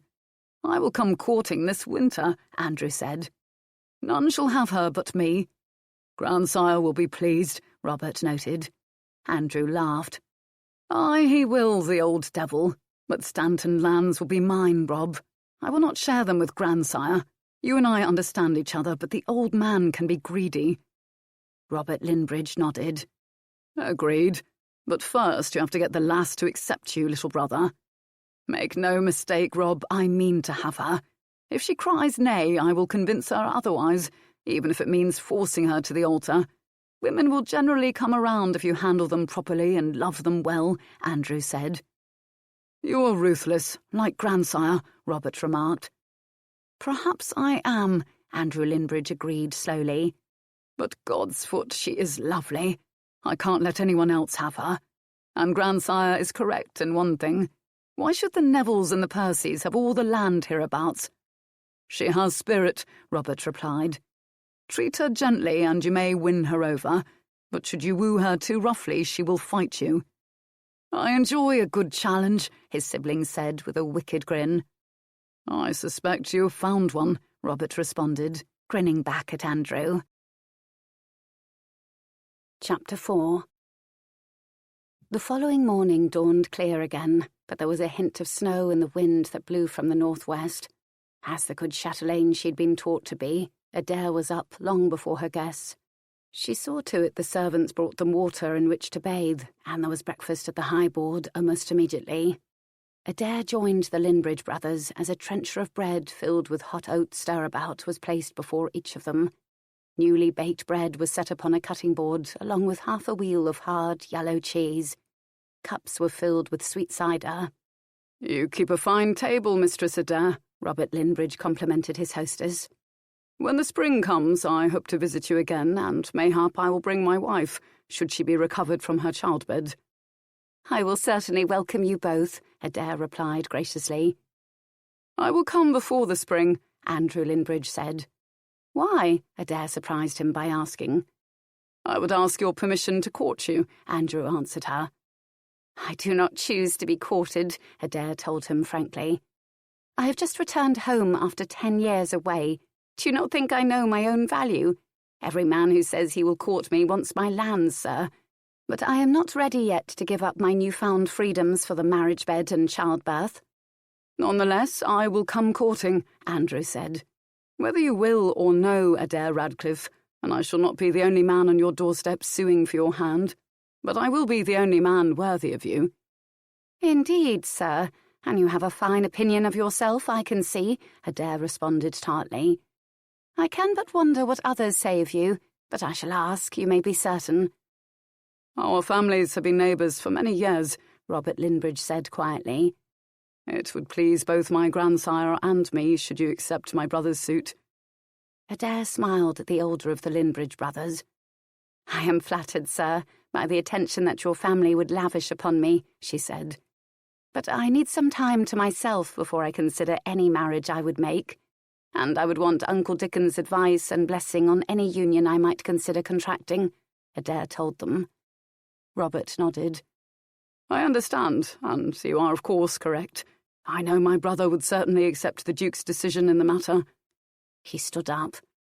"The weather is unusually fair this day, and I think that Andrew and I should take the opportunity to journey home before the day is much further advanced." He nodded to his younger brother, who also arose. Adair now stood. "Elspeth, fetch a jar of the plum preserves I did in September." She turned to the two men. "For your grandsire, sirs. As I remember, he had a sweet tooth for my mother's plum preserves, and I've used her recipe." Andrew chuckled. "He still has that sweet tooth, sweetheart, and I shall tell him you sent the preserves to him with a kiss." Adair burst out laughing. "How is it that two brothers can be so different?" she asked him. "You are quite wicked, sir." "But you like it," he teased her, and chuckled again when she blushed. "Here is the jar," Elspeth said, coming up to them and shoving it into Andrew's hand. Try not to break it, my fine laddie, before the old man has a taste." Adair escorted her guests into the courtyard, where their horses were even now awaiting them. It was at that moment they heard the blare of horns and the thunder of hoofbeats, but before they had a chance to consider it, a large party of horsemen swept into the courtyard, led by Duke Richard. Adair's face lit up when she saw him, and she ran to his horse as he dismounted, kissing the beringed hand he held out to her. "Uncle Dickon, welcome to Stanton." The Duke of Gloucester kissed his niece on both cheeks, and then, setting her back from him, said, "You have been a very naughty girl, Poppet. The king was most disturbed when you departed court so precipitously. It was most rash of you." "You know why I left," Adair said softly. The Duke nodded, and then his eyes swept over the two young men. "Andrew Linbridge," he said, "and this must be your elder brother." "My Lord Duke," Andrew said, bowing low. "It is good to see you again, and this is my brother, Robert, our grandsire's heir." "Your brother was one of my finest captains, sir," the Duke addressed Robert. "What brings you both to Stanton Hall?" "We are neighbours, and our grandsire asked that we pay our respects to Mistress Adair," Robert answered the Duke. "Good neighbours are a blessing," the Duke said. "You were here the night?" A richly dressed young man by the Duke's side spoke. "Aye, sir, we were," Robert Linbridge replied. The young man turned to the Duke. "This is untenable, my lord, that my wife should have been alone in her house with two men and no chaperone. Is she unchaste, then, that she was sent from court? My father did not believe for 1 minute that tale that Lady Margaret told of the bride going north to prepare her estate for my arrival." "Wife," Andrew Linbridge said softly. His glance flicked to Adair, who looked astounded by the peacockish young man's statement. "I, my wife, Lady Adair Radcliffe," came the reply. "I am Llewellyn, born Fitztudor, now Radcliffe, the Earl of Stanton." "I have no husband," Adair cried furiously. Her heart was beating with her outrage at the young man. "How dare you speak such an untruth?" "Perhaps, Poppet, we should all adjourn to the Great Hall, and I will tell you what you need to know," the Duke said quietly. "I am sure Lord Humphrey will be interested to learn of your marriage." "I am not married," Adair shouted. "I am afraid you are, Poppet," the Duke told her ruefully. Dismounting, he took her arm and led her back into the hall, the others following behind them. "I am not married," she protested angrily, pulling away from him, her dark green skirt swirling about her legs. She glared at the young man with the Duke. He was practically a child, she realised, certainly younger than she was. "You are a wedded wife, Poppet," the Duke told her firmly. "You knew the king wished you wed to the Earl of Pembroke's son." "The Earl of Pembroke's bastard," Adair snapped. "A fitting match for a king's brat," the young man sneered. He was at least an inch shorter than Adair, and wore a richly decorated, short-skirted doublet of plum velvet and cloth of silver. His woolen hose were natural in colour, and his short black boots had turned-back cuffs. On his head was a hat covered in beaver fur that trailed several silk streamers of plum and silver. About his neck was a heavy gold chain with a pendant. The Linbridge brothers looked at each other, surprised, for they understood the meaning behind the young man's words. "I did not consent to any marriage, Uncle Dickon, and I was certainly not present at any wedding ceremony," Adair said firmly. Her heart was beating wildly, and she suddenly felt like a rat in a trap. "Your consent was not necessary. It was the king's decision," the Duke reminded her. "The ceremony was a proxy one, with Princess Mary standing in for you," he explained. "Llewellyn Fitztudor has taken your family's name for his own, as John Radcliffe had demanded of the king many years back. My brother is not a man to go back on his word, Adair. I told you a long time ago, Poppet, that your value would be in your title and your lands. The Earl of Pembroke is pleased with this union, and so is the king. And now, madam, you will welcome me properly to Stanton," Llewellyn Fitztudor said. "I will forgive you your surprise and your ignorance, for you are only a weak woman." He held out his hand to her, waiting for her to kiss it. Adair stared at him as if he were mad. She slapped the hand away. Then, turning, she ran from the hole. They would not see her cry. and she needed time to figure out how she was going to escape from this nightmare that had been visited upon her. But Elspeth remained in the shadows, for she needed to know more. She listened as the Linbridge brothers took their leave of the Duke and his party. As they departed the hall, Andrew Linbridge murmured softly to Elspeth, "Call if she needs us, mistress. This laddie cannot last." Then he was gone. Elspeth nodded slightly, her eyes making brief contact with his. Then she turned and listened as the Duke attempted to soothe the boy's anger at Adair's behaviour. "I was told she would welcome me," Llewellyn Fitztudor complained to the Duke, as Elspeth gave the boy a goblet of wine. "My father thought it odd the bride had a proxy, but the king assured him all was well. And how, after days on the road, am I greeted? With shouts, anger, and bad manners. My father will not be pleased when I write him. This bride is a termagant. I can see I shall have to beat her into obedience." "I think, perhaps, my lord, you would do better to win her over with gentle manners and a subtle wooing," the Duke advised. "Adair was told she was to be married, but she did not believe it would happen so swiftly. She is surprised, of course, by your arrival, for no word was sent ahead, or the knowledge that the deed is done. She wanted to come home after 10 years, and reacquaint herself with Stanton and her lands. She barely escaped with her life that night when her parents were slain. She is a good maid, and if you will be patient, she will come around. I shall stay the night, so you two may begin to experience some familiarity with each other beneath the eye of a friend." Llewellyn Fitztudor held out his goblet to be refilled. "I hope you are correct, my lord," he said sulkily. But his mood did not improve when Adair refused to return to the hall that night. He was shown to an apartment at the far end of the corridor, where the bedchambers were located, by the house's major domo, who introduced himself as Albert and politely addressed him as my Lord Earl, which allayed Llewellyn Fitztudor's bruised ego. But instead of the wedding night he had anticipated, he slept in a cold bed alone. The Duke attempted to reason with Adair the following morning when he came down to the hall to find her going about her daily duties. He suddenly realised how lovely she was and how much she had grown up in the few months she had been away from the court. She wore a simple, loose house dress of violet wool that matched her eyes, and her long black hair was braided into a single plait. They sat by the fire together on a grey morning, and the Duke gently scolded her. "If you had stayed, we might have avoided this," he told her. "We could have reasoned with the king, postponed the wedding until you had had the opportunity to grow used to the idea." "How old is he?" Adair demanded to know. 14, the Duke responded honestly. "He is 2 years younger than I am. He has a face pockmarked with blemishes. He had a fine idea of his own importance, Uncle Dickon, and I suspect he knows nothing about running an estate such as mine. Yet he is not wise enough to allow me to do it, and will ruin Stanton if permitted." The Duke sighed. "You are probably right," he agreed. "And so you will have to find a way around him, so that Stanton remains prosperous." Now it was Adair who sighed. "I know," she said. "The snows will come soon, and I must weather the winter with this pompous boy. But come spring, I mean to send him back to his father and seek an annulment, Uncle Dickon." "Adair, you refuse to understand. The king wants this marriage. Giving you to the Earl of Pembroke's favourite byblow gives the boy a title of his own. It binds the Tudors to the House of York," the Duke explained.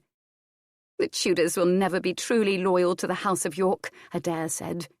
"How could the king have been so unkind as to give me to the very people who killed my parents, Uncle Dickon? If I do not slay the little wretch myself, it will be a miracle."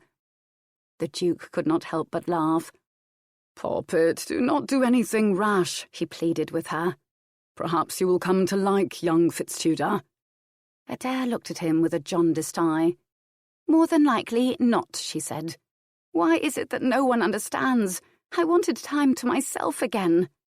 "Noble folk do not have such luxury, Poppet," the Duke told her. "We have responsibilities to our lands, our people, and our rulers. My brother sired you and acknowledged his paternity of you. When your parents were slain, he took up the responsibility for you and your well-being. He did not shun you, Adair, but rather saw you raised as his legitimate children were raised. He has never showed any partiality toward any of his offspring, true-born or otherwise. But he is also your king, and you owe him your loyalty as such. You also owe him your devotion and obedience, Poppet, for his devotion and kindness to you over the years." "If you were king, you would not have forced me into such a marriage, Uncle Dickon," Adair said. "No, I should not have, but then I know you better. If I were king and I had wanted this marriage, I would have taken time to see you and young FitzTudor got to know each other. I would have convinced you of the advantages of such a union to our house, the House of York," the Duke said, reaching out to caress her cheek with a finger. "But I am not your king. I am the king's brother, and my first loyalty has always been to Edward and his wishes. I have never betrayed him, nor will I ever betray him. The king wants this marriage, Adair, and therefore you must accept his wishes, even if you do not want to accept them. Loyalty must be your first consideration in all things, as it is mine, Poppet." The Duke leaned forward and kissed her cheek. "When you are a king's brat, Adair, there are few choices, I fear." A tear rolled down her cheek. "I want to do as you say, Uncle Dickon, but I cannot be wed to this boy. He is overproud and ignorant to boot, I fear. Did you see how he attempted to lord it over everyone last night? And telling me he would forgive me? It is untenable. I cannot be like you. I would send him packing tomorrow if I could." She impatiently brushed the tear from her pale skin. "There is nothing I can say to dissuade you, then," Duke Richard said.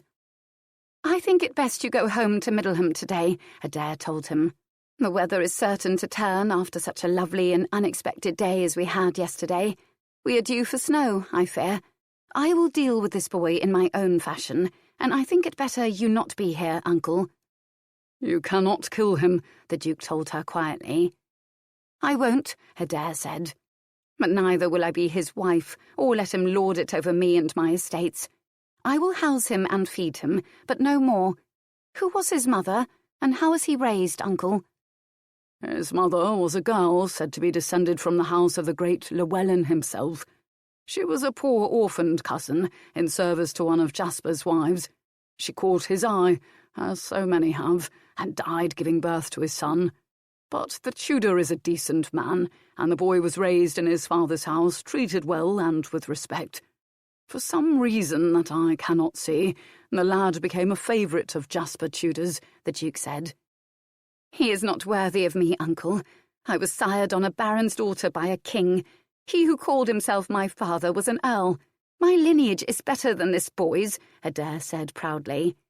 "I shall tell him so without hesitation." She arose from where they were seated. "Give my dearest love to the Lady Anne and little Neddy. If you are home in the spring and when the snows have gone, I will come and visit you, Uncle," Adair said, in effect dismissing the Duke of Gloucester. He stood with an amused smile. "Come and bid me farewell in the courtyard, Poppet," he said, and together they walked from the great hall of the house. Outside, the Duke called for his men, and they were shortly all mounted. "Adieu, Poppet," Richard of Gloucester said, giving her a quick kiss upon her cheek and then mounting his steed. "Adieu, dearest Uncle Dickon," Adair replied, curtsying prettily to him. Then she watched as the Duke and his men departed the courtyard and galloped off down the road, leading south to Middleham Castle, the Duke's favourite home. Turning back to the house, Adair took up her daily duties. She was not surprised when Albert came to her as she was totalling up the estate's accounts. He stood, respectfully awaiting a sign that he might speak, and then she looked up and nodded to him. "My lady," he began slowly, carefully. "What are we to do about the young Earl?" "Who?" For a moment, Adair looked puzzled. "Your husband, my lady," Albert said. "Oh, him. You are to do nothing. Treat him respectfully, and the servants may follow his simple commands for things like food and drink. But anything else he requires or demands must be brought to me first. You are to carry out no orders that he may give you, nor are any of the other servants. Do not argue with him. Just say, 'Very good, my lord,' and then come to me. I mean to return him to the king come spring." "My lady, forgive me, but much was heard in the hall last night, and the servants are asking questions I am unable to answer." Albert looked very uncomfortable, and he was shuffling his feet nervously, something he had never done before. Adair flushed, but then, drawing a deep breath, she said, "My paternity is not something I ever wish to discuss, Albert, but the Duke and this boy who calls himself my husband have spoken too freely before all. Here is the truth of it. John Radcliffe did not sire me on my mother's body. King Edward did. He desired my mother, and offered him I called father, the earldom in exchange for my mother's virtue. I was born from the king's seed and my mother's loins." "My lady!" Poor Albert was now quite red in the face. "The king acknowledged me as his own child, his blood, and agreed to dower me one day. He declared that if no son was born to my parents, that I should become Countess of Stanton in my own right on John Radcliffe's death. He who wed one day with me would take the Radcliffe name for his own and should become Earl of Stanton.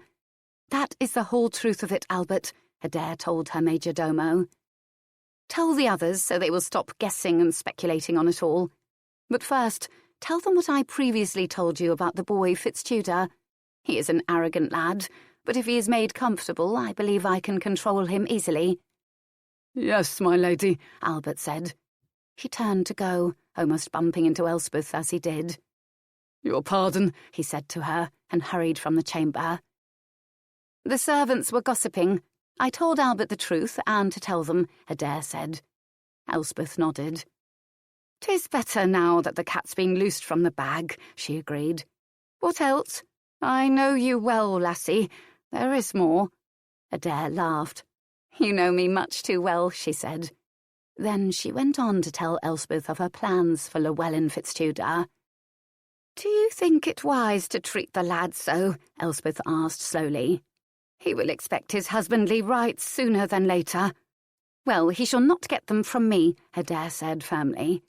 "I will not have that boy attempting to bed me, Nursey. He is pockmarked, and despite his fine clothes, he smelled," she remarked. "Nay, in the spring he goes back to his father. Did he have any servants with him when he arrived yesterday? I could see only the Duke's men." "There is one, a little dark Welshman who calls himself Anfrey.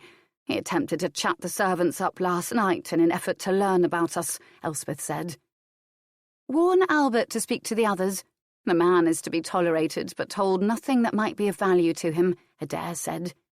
"If he is a good servant, he seeks to gain information that would allow his master an advantage over us. It shall not happen." "He was just coming down into the kitchens when I came up," Elspeth said. "Is the boy up and in the hall yet?" Adair wanted to know. "Nay, I have not seen him," Elspeth said. "He has the habits of a sluggard, then," Adair noted.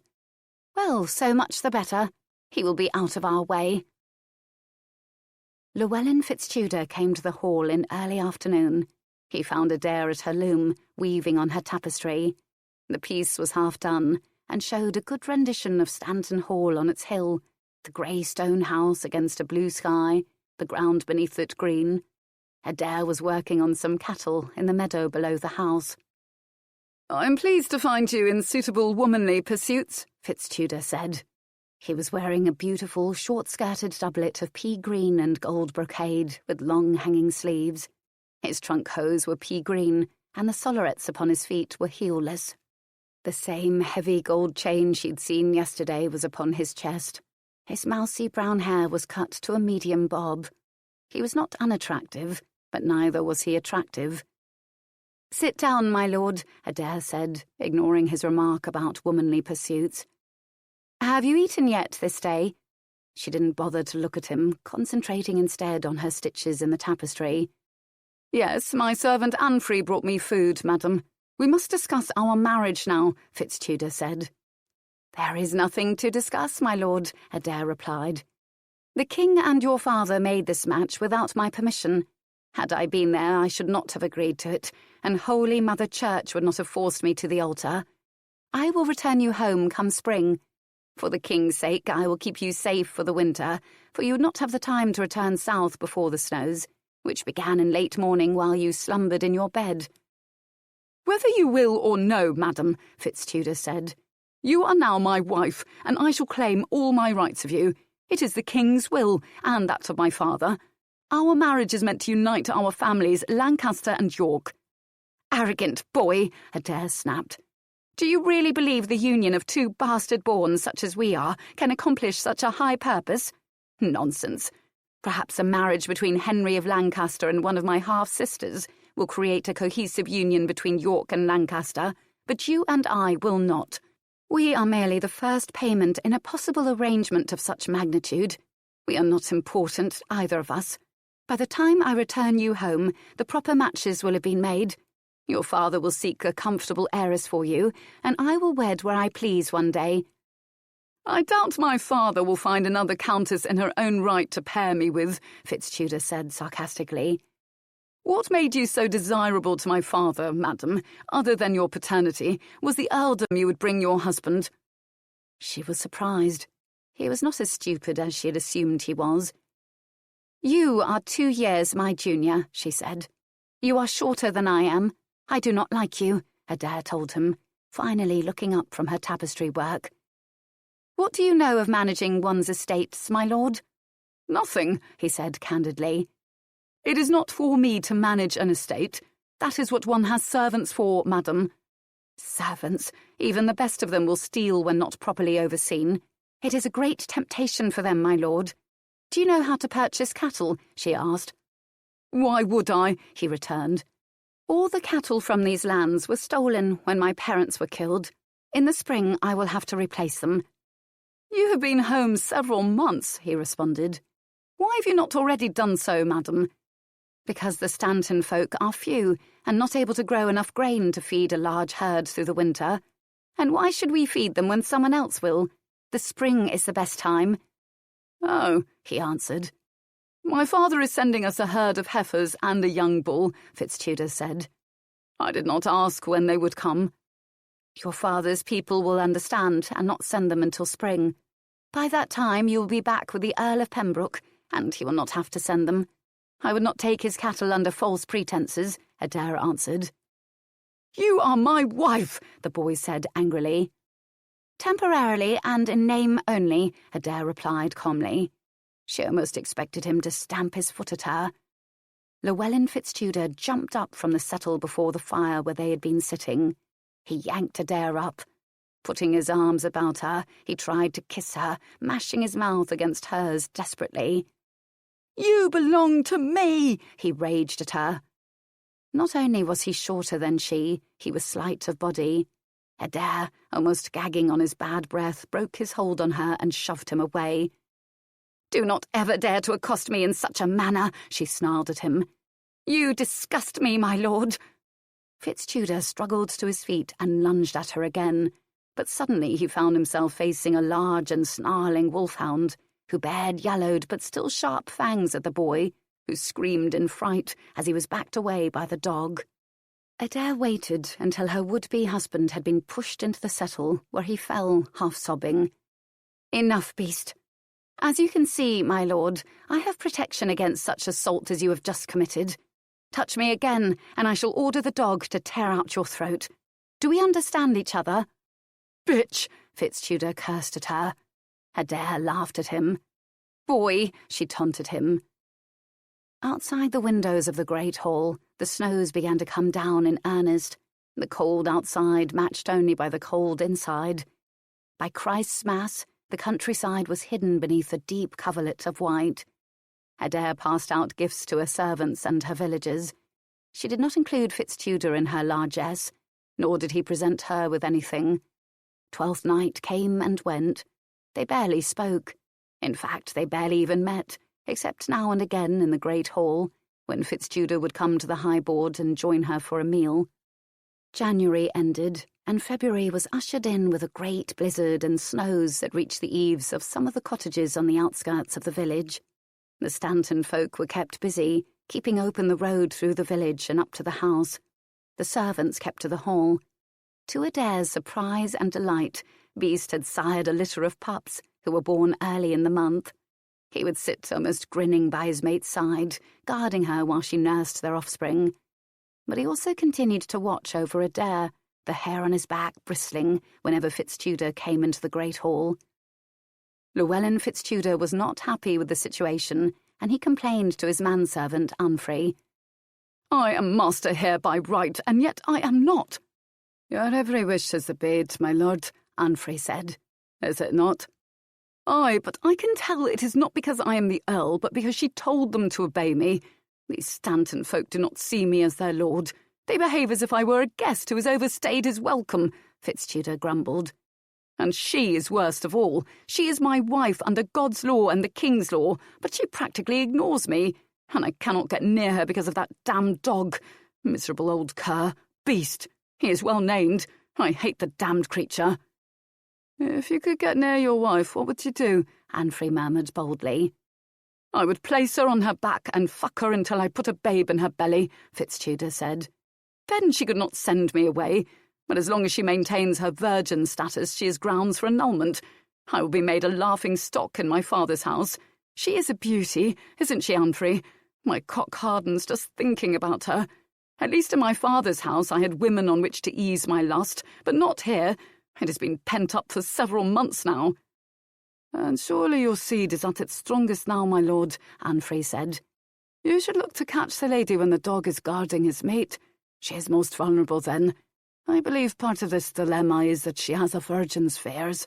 If you could soothe those terrors, she would surely be more amenable to you, my lord." His black eyes glittered as he spoke to his master. "And just how do you suggest I do that?" FitzTudor demanded. "By putting your manly cock within her love-sheath, my lord. Nothing cures a maiden's alarm of the unknown like a strong familiarity with her fears," Unfrey replied.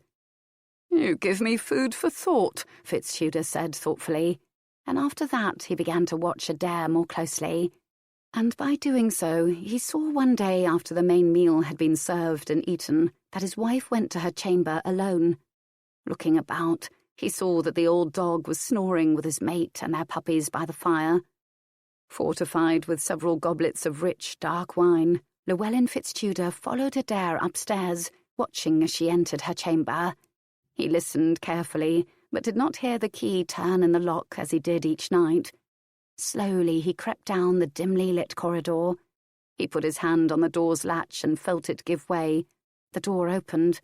Surprised, he stood for a moment in the open door, and then he quickly stepped through into the bedchamber, shutting the door behind him and quietly turning the key in the lock.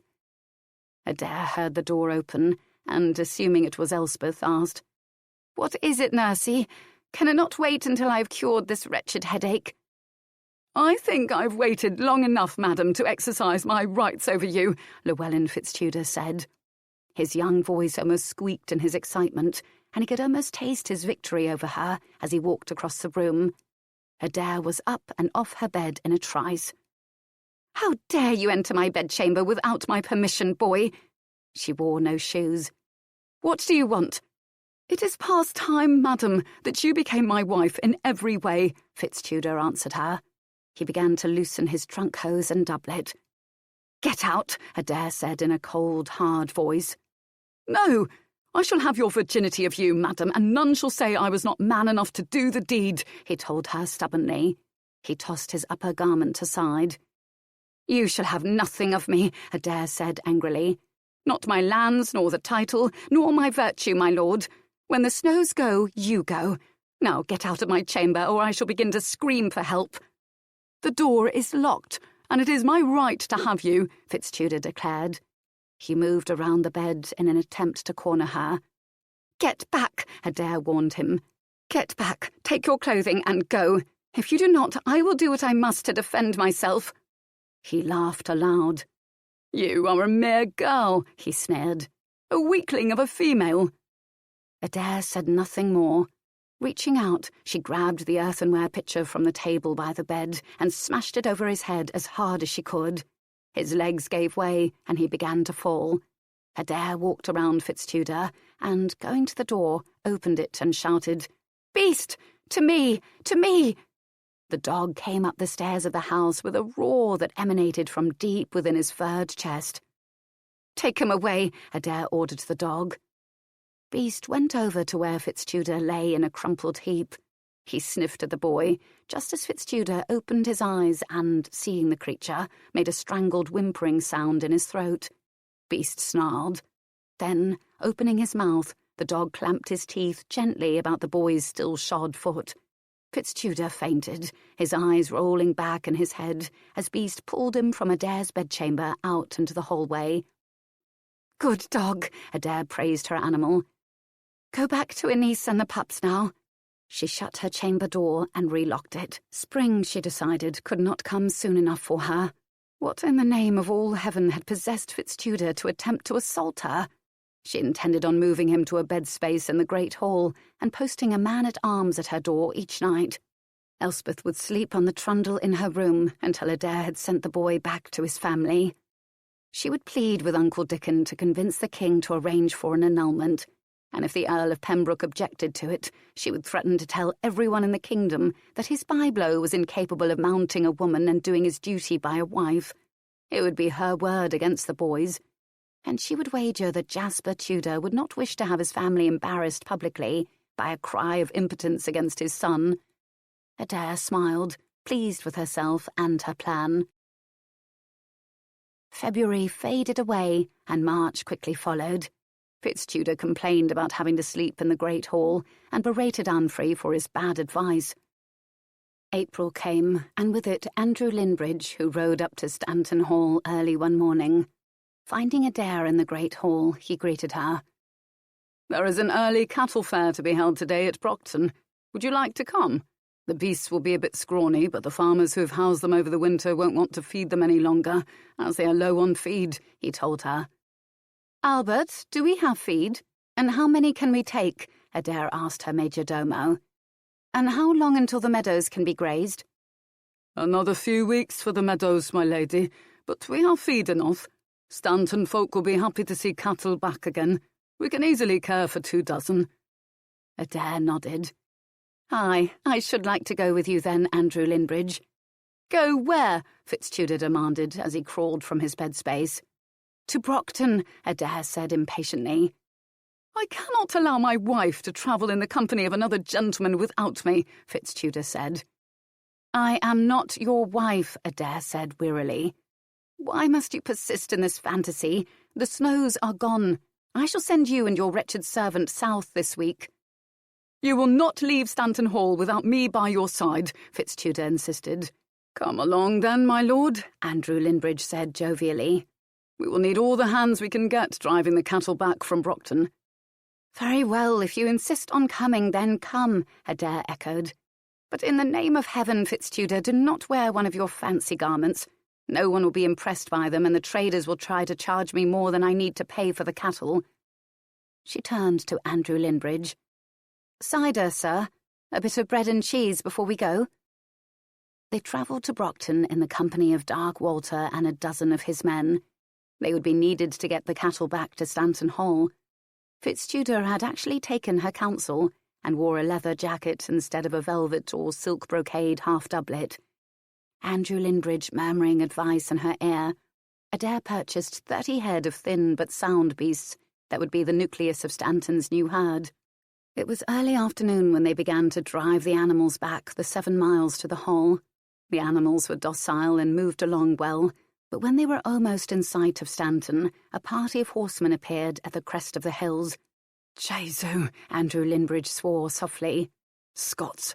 What do they want?" Fitztudor asked. "The cattle, you fool," Adair said. "They want the cattle." "We're evenly matched, my lady," Dark Walter said. "Aye, they may decide 'tis not worth the fight," she agreed.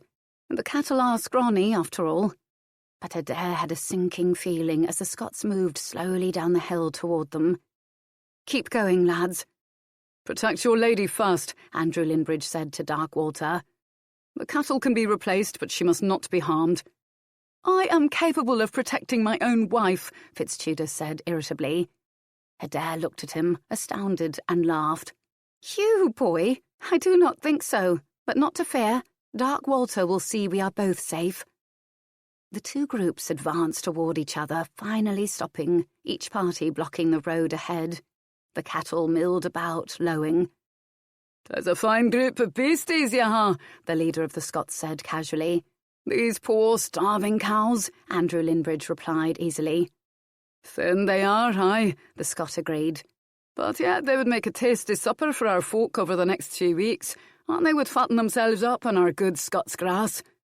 He smiled at them, showing several broken teeth. You would do better to wait until they've fattened up on good Stanton grass, Adair remarked. You've had my cattle before, I am told, sir. The Scot laughed. I have, my lady, but 'twas some years back. Now, to show your good faith, I would have you turn a few of these creatures over to us today. We'll come for the rest in a few weeks' time, I promise you. Nay, good sir, I cannot, Adair replied. I must rebuild my herd, starting with these cows. If you will but give me a year or two, I promise you the wait will be well worth it. She grinned at him wickedly. You're a braw lassie, the Scot said. I think you might be worth it. Perhaps I shall take you and leave the cows. He returned her grin.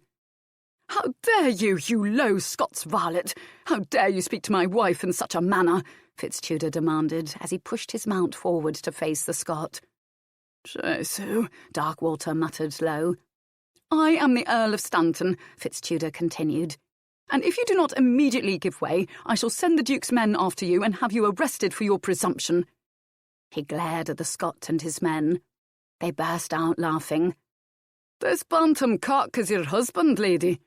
No, he is not. The king sent him, but I will not have him, Adair explained. The king sent him? Now, why would the king be bothered with a little border lass such as yourself? The Scot wanted to know. Before Adair might say a word, Fitztudor was speaking again. Why? Because the Countess of Stanton is his natural daughter, that is why. Now, move aside and allow us to pass with our cattle. Perhaps you're worth more than your cattle, my lady, the Scot slowly mused. Nay, sir, I am not. And I am not in the king's favour at all, I fear. And I will be even less so when I send this pompous boy back to him and demand an annulment, Adair said lightly. He is quite useless. The Scots burst out laughing again, and then their leader said, For a man to be useless with you is a tragedy, lady.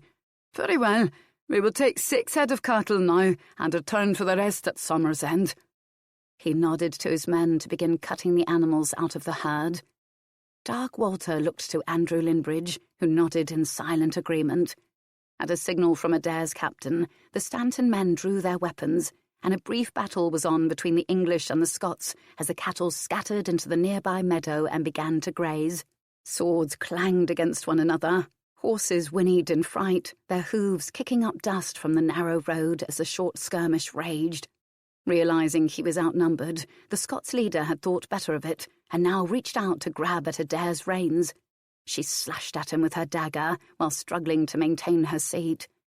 Then, to her surprise, Llewellyn Fitztudor came to her aid, his sword drawn, but he was no soldier. The Scot parried his opponent's flailing blade. Fitztudor managed to briefly get beneath the man's guard and bloodied his arm. The Scot swore angrily and then swiftly thrust his sword directly into the boy's chest, drawing it slowly out as Fitztudor, a look of complete surprise upon his young face, fell forward onto his horse's neck. With a shout to his remaining men, the Scot galloped off, followed by those who were still a horse. No other Stanton men had been killed, although several of the Scots had. Llewellyn Fitztudor fell slowly from his horse. Adair was immediately on the ground by his side, cradling his head in her lap. "Now, boy, that was very foolish of you. Gallant but foolish," she scolded him gently.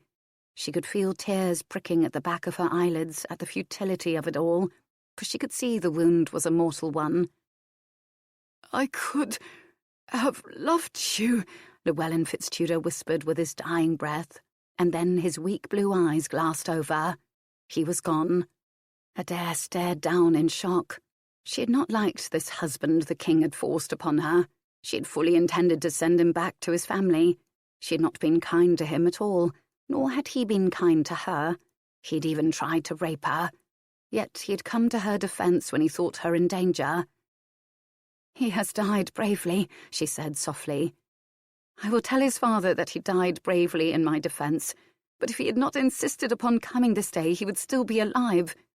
How odd that a moment's decision can lead to death. Yet if he had remained at Stanton Hall, he would have lived."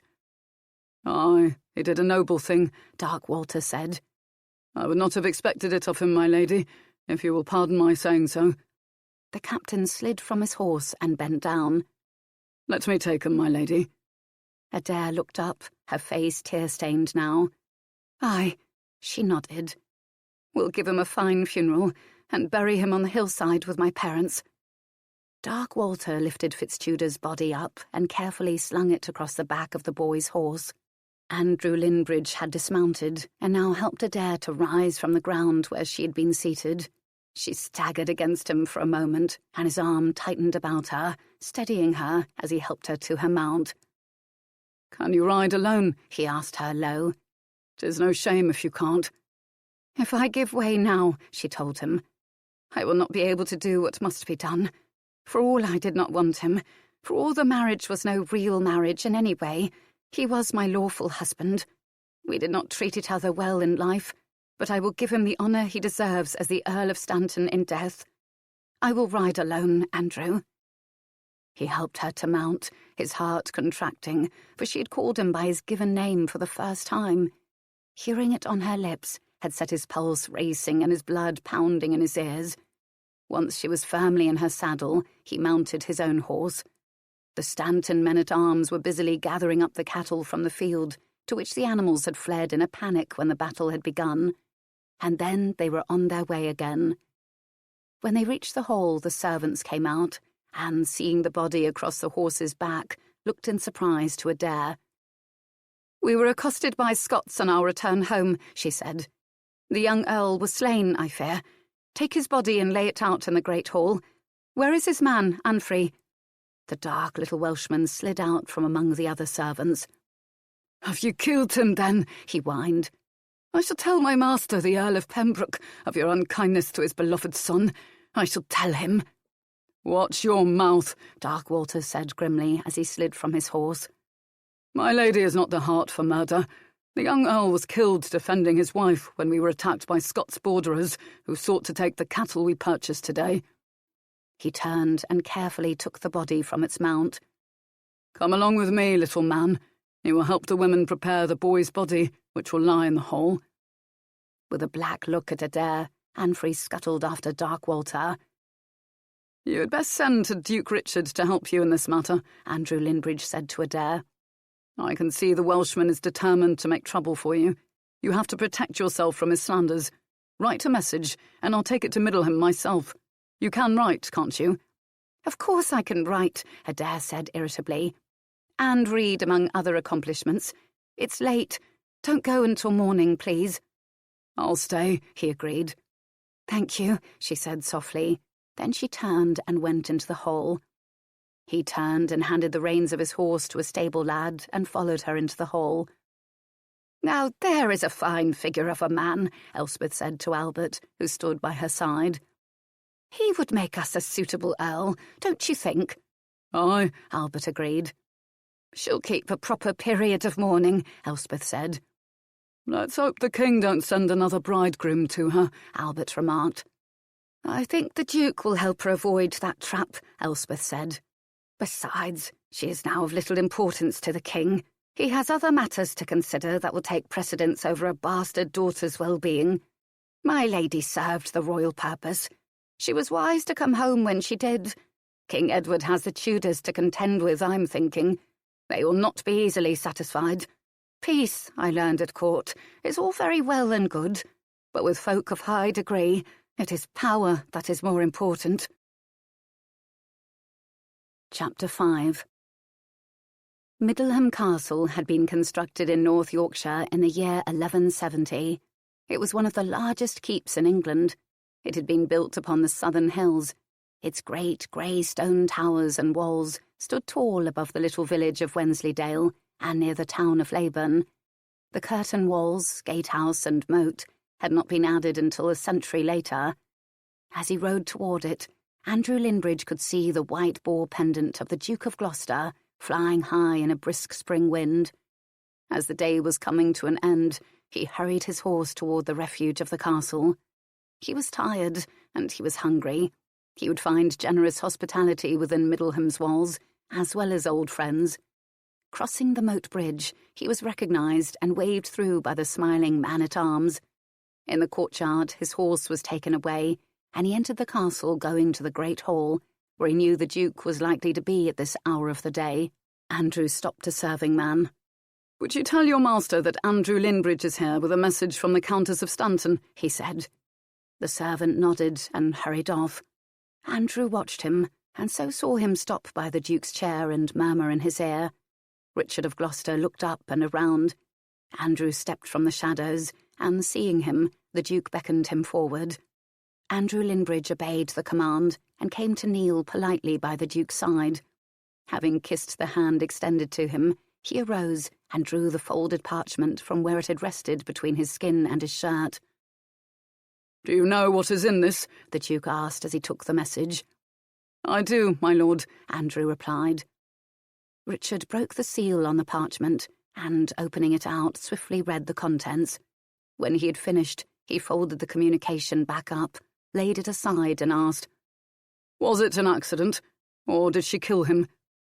The startled look on Andrew Linbridge's handsome face gave him the answer before the man even spoke. "We were returning from a cattle fair near Stanton," Andrew said. "A party of Scots borderers attacked, attempting to steal the animals. Fitztudor went to the aid of his wife when their leader made to carry her off.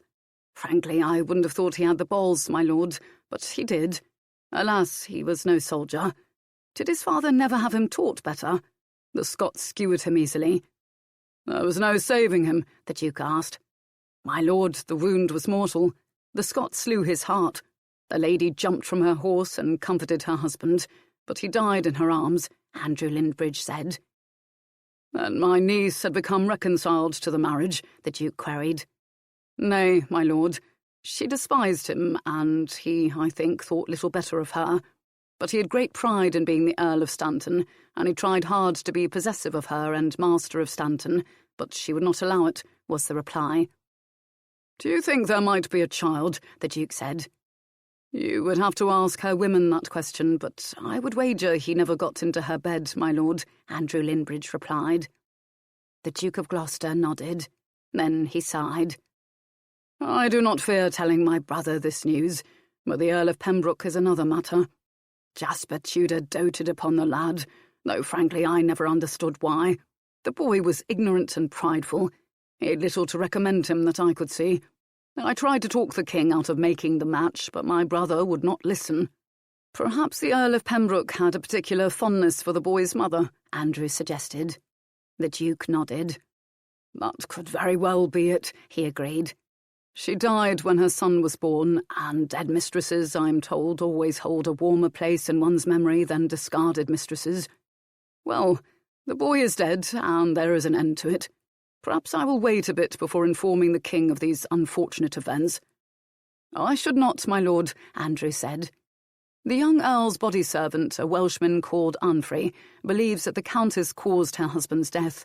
He said so, and the morning after the lad was slain he was gone from the hall. I suspect he has fled south to tell Jasper Tudor his version of what has happened. As he was not there, he has nothing but his suspicions and dislike of the countess to speak on to the Earl of Pembroke. That could cause great difficulty for the countess." "And you would not like that," the Duke said slyly. Andrew Linbridge grinned.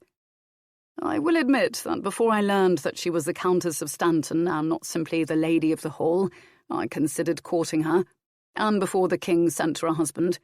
My grandsire was extremely annoyed to learn that. He has always coveted the Stanton grazing meadows." "And would the lady consider your suit if you approached her?" the Duke pressed.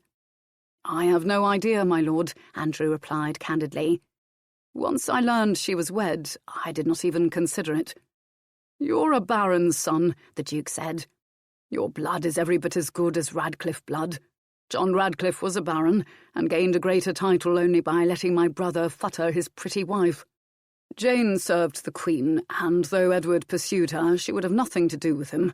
So my brother made an arrangement with Radcliffe, and Radcliffe told his wife to please Edward.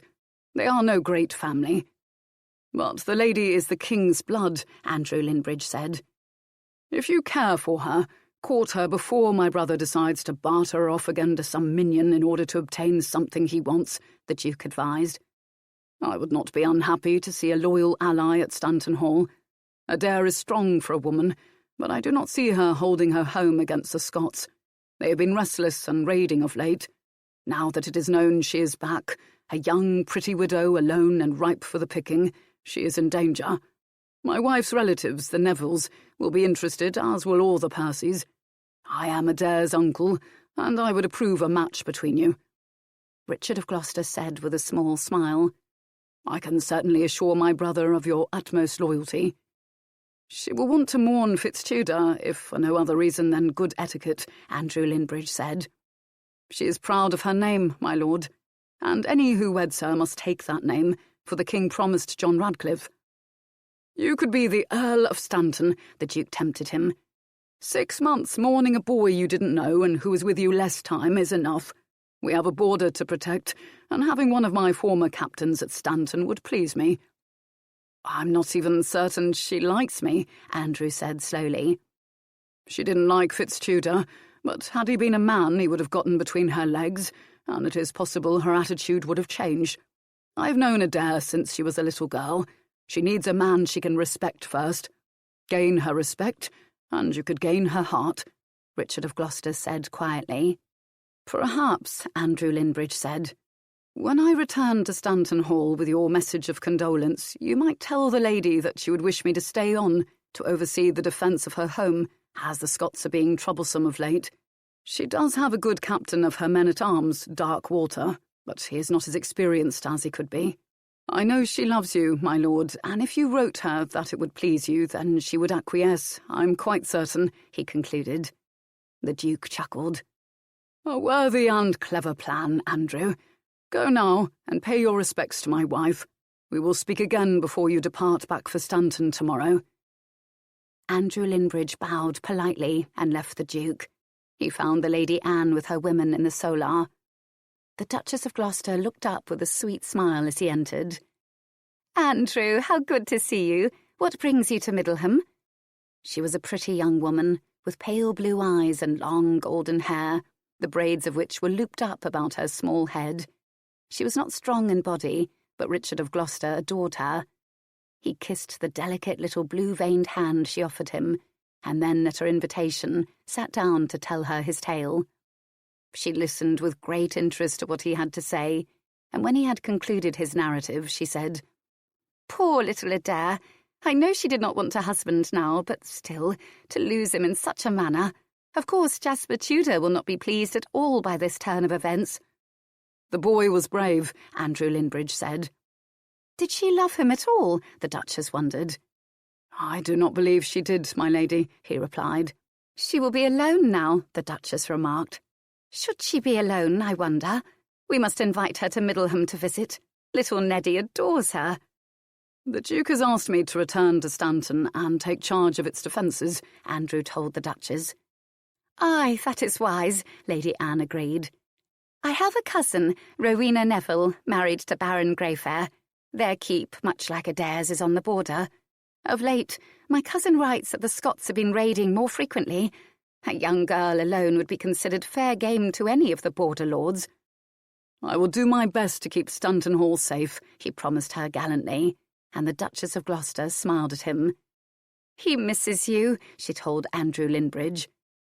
"I miss my good lord's company too, my lady, but I am, it seems, good only for warfare," Andrew replied. "Praise God and his blessed Mother Mary, England is a peaceful land. Yet it is difficult for a soldier in peacetime, my lady. My brother is our grandfather's heir, and he has sons already. I am grateful for my lord's desire to see the defences at Stanton Hall strengthened, and for his faith in me to do it. I hope the lady will be as grateful to her uncle for his concern." The Duchess chuckled. "Adair is a bit prickly at times," she said. "But you have charm, Andrew, and I'm certain that you will win her cooperation easily." Andrew Linbridge was reminded of Anne Neville's words several days later when he returned to Stanton Hall to tell Adair what the Duke of Gloucester had requested of him. He had stopped first at Hillview Court on his return to tell his brother and grandfather what the Duke desired of him. His grandfather had nodded. "Then you'll be back in Gloucester's service again," he said. "He's given you coin for your trouble, I hope, eh? Give it here, lad. We're always short of coin in this family. He's given me his blessing if I can convince the lady to marry me, Andrew replied. I think that's more than enough, grandsire. He should have given you coin, the old man grumbled. I can't stay, Andrew said. I want to reach Stanton by nightfall. Farewell, grandsire. He gave you coin, Robert said, as he walked with his brother back to the courtyard where his horse was waiting. He did, Andrew admitted, but I may need it myself. Aye, you may, his brother said. The old man doesn't need it. He's just a greedy bugger. Robert chuckled. Do you think the girl will marry you if you ask her? My first order of business, Andrew answered, is to see to the proper defence of Stanton. I barely know the girl, nor she me. Good marriages, I've seen, come about when friends marry friends, as you and Alice did. You'll be an earl if you can wed her, his brother remarked. And I'll be a Radcliffe, for it was her father's request of the king, and he agreed. Any man who marries Adair Radcliffe must take her surname. Grandsire will hardly take kindly to that.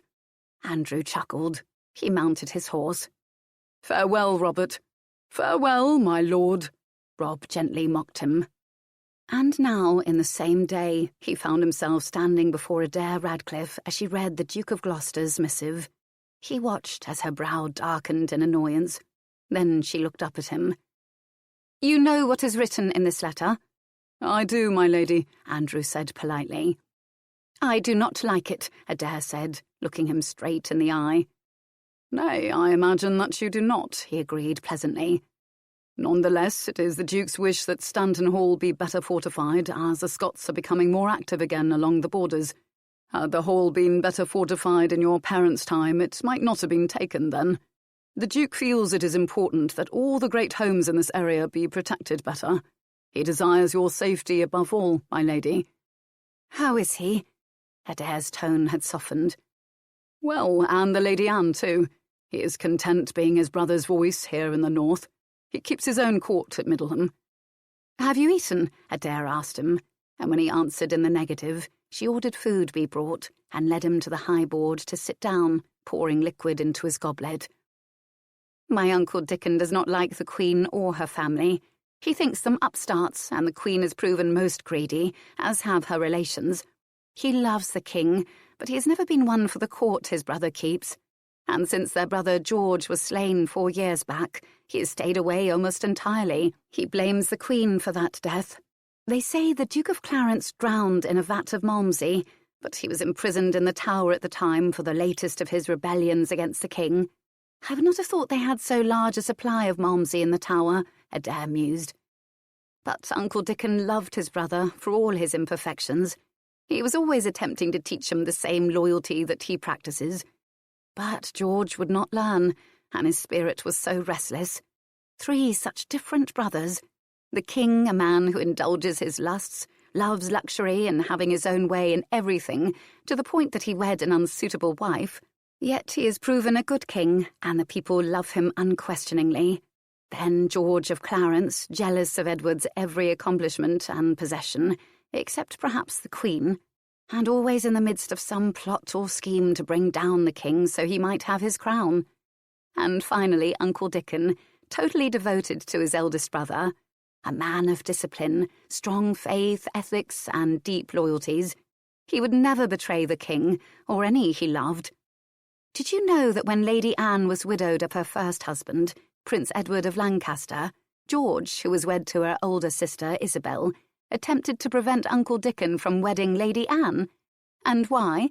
Because he didn't want to share the Warwick inheritance, which had been divided between the 2 sisters. But Uncle Dickon and Lady Anne had been in love with each other since a shared childhood. Only that her father insisted and made her wed Henry VI's son were they separated. I was not sorry to see George dead. Few were, except Uncle Dickon.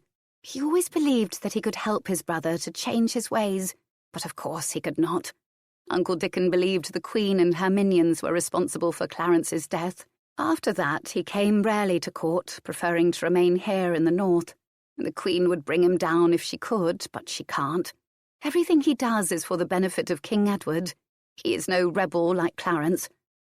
Aye, And there is a matter upon which we will always agree, Andrew Linbridge said quietly. The Duke is an honourable man. How long were you in his service? Adair asked. Many years, and now it seems I am again, he answered her. Dark Walter has trained his men-at-arms well, Adair said. We can defend ourselves against the Scots.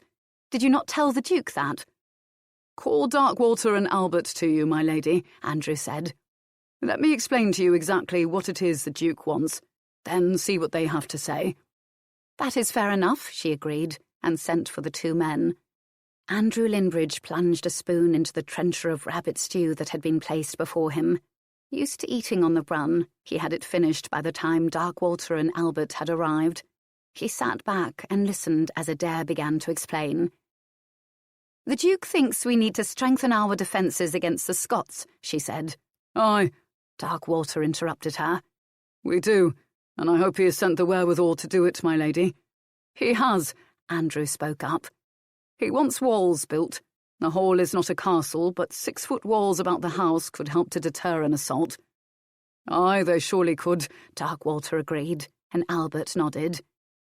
I thought this was to be my decision, Adair said pointedly. The Duke assumed you would see the wisdom of his plan once I explained it to you, Andrew Linbridge said smoothly. He does not want to see you dead in your courtyard like your poor mother, my lady. He seeks only your safety. Where is the stone to come from? She demanded. The wagons should begin arriving in a day or two, Andrew answered her. He wants his man to remain to oversee our security, Adair told Albert and Dark Walter. Could you not do it, Dark Walter? Is it necessary for Andrew Linbridge to stay? She demanded of them. Dark Walter nodded. It is, my lady. I have not the experience in defence that he does. I was naught but a common soldier. Captain Linbridge is a skilled man and in the good Duke's confidence.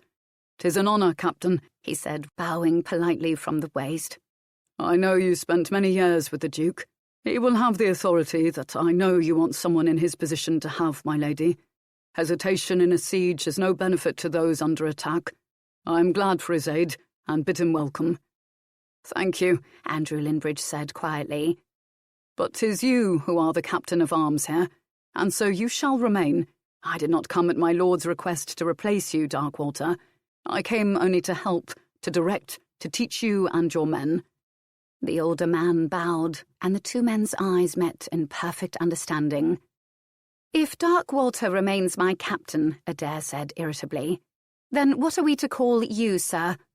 They were making decisions without her, and she was the Lady of Stanton. Andrew, he suggested, and there was a twinkle in his eye. It is my name. Albert and Dark Walter chuckled, and Adair was forced to laugh. Very well, she agreed. Then Andrew it will be. Elspeth decreed that Andrew Linbridge would sleep in the hall. It is not meet he go above the stairs, she said tartly. You are a girl alone. I must be wary to mind your reputation if you are to wed the proper man one day, she reminded Adair. I know you will make me comfortable, Mistress Elspeth, Andrew replied, and I agree that the lady's good name must not be besmirched. Well, then, you have more common sense than most men, Elspeth said sharply. I think you will find that I do, he agreed soberly, and Elspeth looked at him, not certain that he was not mocking her, but his handsome face remained impassive. Several days later, the carts carrying the stones that would become a wall began arriving at Stanton, along with the stonemason, who quickly trained several of the local men so they might help him with the construction. Every few days, as the carts emptied, others carrying more stone would arrive. Adair was never certain how the workers knew when they had enough, but then one day there were no carts, and several days later the wall that stood 6.5 feet in height was completed. The old moat had been redug, and a channel from nearby Stanton water was opened, so that the moat would always be filled. The blacksmith made a portcullis for the main entry between the walls, and heavy oak double doors, reinforced with iron bands, were hung. A wooden bridge was built over the moat. Why not stone? Adair wanted to know. It takes too much effort to destroy a stone bridge, Andrew told her. If the walls are breached, we can burn the bridge and hold off the invader longer, because they cannot easily reach us without the bridge, and the moat prevents the hostile from laying siege ladders against the house." "It's more a castle now," she remarked. "Not really," he explained to her. "You have no battlements, and you would have needed royal permission to raise a castle, but you did not need royal permission to reinforce the defences of your house." It had taken all spring and half of the summer to complete the new defences. Adair now saw to the raising of new barns within the stone enclosure. She would house her cattle safely from the winter snows. They had seen small parties of riders now and again, but their apparent readiness to defend what was Stanton's seemed to deter any attacks. The cattle Adair had purchased early in the spring had grown fat upon the lush Stanton meadow grass. Several of the young heifers were showing signs that they were with calf. Adair was very pleased. She would not buy more cattle until next year. The Stanton folk had worked hard through the summer months to grow enough grain to feed the new herd. They harvested and threshed the grain and stored it within the walls in a new stone granary, along with 2 fat tomcats to patrol its perimeter and keep the mice population to a minimum. The 2 felines were very fierce. As August came to an end, Adair received an invitation from the Duchess Anne to come for a visit at Middleham Castle. She was loath to go, as she felt there was too much to do before the winter, but Elspeth and Albert insisted. "It's been a hard year for you, my chick," Elspeth said. "First you faced the difficulty of dealing with a husband you did not want. Then he died, and now you have spent these last months overseeing everything here at Stanton. You have forgotten you are a lady. A visit with the Duchess will remind you of your station, and you know the Duke will be happy to see you, and you him." "And I will escort you," Andrew Linbridge said. "The Duke will want a report on what we have done here at Stanton." "Perhaps you will not have to come back," Adair said carelessly. Having been raised in a household made up mostly of women, and under the tutelage of Lady Margaret Beaufort, she resented Andrew Linbridge's interference in her life. She had been taught to be a capable manager of a large estate, but there was an air of authority about Andrew. Her servants deferred to him, even Albert, and Dark Walter adored him with a slavish devotion that grated upon Adair's nerves. "Perhaps," he agreed pleasantly. He had been attempting for months to get close to the Lady of Stanton, to win her favour, her friendship. But the truth was that he had been so busy with the walls and all that went with them, there had been little time for pleasantries, and Adair had been just as busy, overseeing the planting, the haying, her kitchen garden, making candles and soap, salting meat and fish, and preparing other foodstuffs that would be stored away for the winter. By day's end they were both so tired there was little time left for banter, although sometimes they did play chess.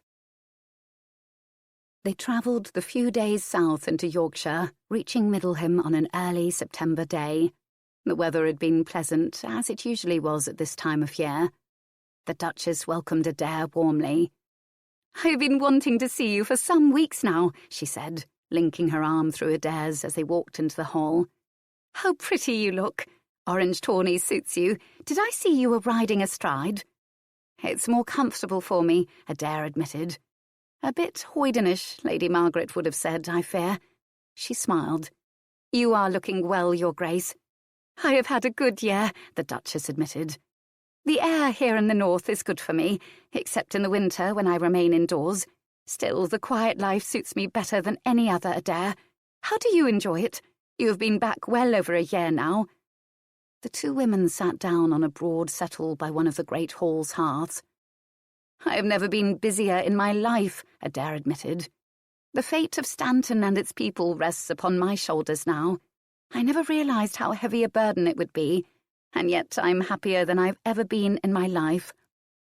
"It is unfortunate, then, that your husband was killed," the Duchess said. "Fitztudor? He was no husband to me, but a name," Adair replied. "And his pride was such that he was more trouble to me than help. I've never known so ignorant a boy. He could but scrawl his name and could not read. He truly believed that he'd been brought into this world to be served. He had no useful skills and knew nothing of managing an estate of any size. I was planning to return him to the king when he was slain. I am shocked he was not better educated or trained. He got himself killed." Yet it was a gallant gesture, the Duchess said softly. Gallant? Aye, but foolish. He had no skill with a sword, poor lad, Adair replied. Still, in death he received what he could not get in life. I buried him next to my parents, and the stone marking his grave states he was Earl of Stanton. Still, the Duchess said, you must have a husband, Adair. How old are you now? 17, if I recall correctly, and still a virgin. But just last month, Adair defended herself, blushing. I was 14 when I married Prince Edward, the Duchess remarked, and 16 when I wed my Dickon. Our Neddy was born when I was 17. Like me, you've lost a first husband, tragically. You must remarry.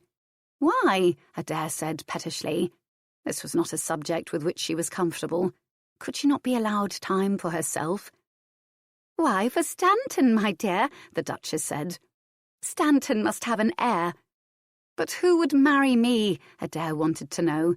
I am far from court, and I will not wed a man I do not know or like, or, most important, respect. The king sent me poor Fitztudor, and I despised him on sight. Only good fortune saved me from a lifetime of misery. I cannot go through that again, my Lady Anne. You know Andrew Linbridge, the Duchess said. He is most eligible. I do not know if you like him, but certainly you respect him. Andrew? Is that why Uncle Dickon sent him to Stanton, so I would consider him worthy to be my husband? She laughed. How clever of him. Yes, it was, the Duchess admitted. Andrew Linbridge is old Sir Humphrey's grandson, as you know. The family has held its lands as long as the Radcliffes. Your blood is slightly better by virtue of your paternity, but in all other ways, the Linbridges are equal to the Radcliffes. As Andrew was in my husband's service, I have known him for many years. He is a good man, Adair. He would not mistreat you, and he would make you a good husband, the Duchess concluded. He seems to know and understand the land, Adair replied. And the Stanton folk do like him. So much so I am almost jealous, she admitted. Your people want a master, Adair. Aye, you are the Countess, the acknowledged daughter of Earl John, but they need a man to guide them, I fear. It is their way. Country folk are simple and uncomplicated in their outlook. Adair sighed. I suppose you are correct, she replied. I just don't like turning over my responsibilities to someone else. Lady Margaret always taught me that a woman is perfectly capable of managing her own affairs. Lady Margaret is a strong woman, as all her husbands and her son would attest, but her place in our world is greater than yours, Adair. I am the Countess of Stanton in my own right, Adair said proudly. But Lady Margaret descends from King Edward III. She is mother to Lancaster's heir. She stands high in favour at court. She may think and say things other women might not, and few will think badly of her. She is a most unique woman of eminent common sense. I have always admired her, Adair admitted. But you cannot be just like her, the Duchess responded. You are indeed the Countess of Stanton in your own right, but the Countess must have a husband now, Adair. Dickon has kept my Neville relations and the Percys from your doorstep all summer by virtue of the fact that you are supposed to have been mourning young Fitztudor. They cannot be kept at bay much longer. Stanton lands are very good lands.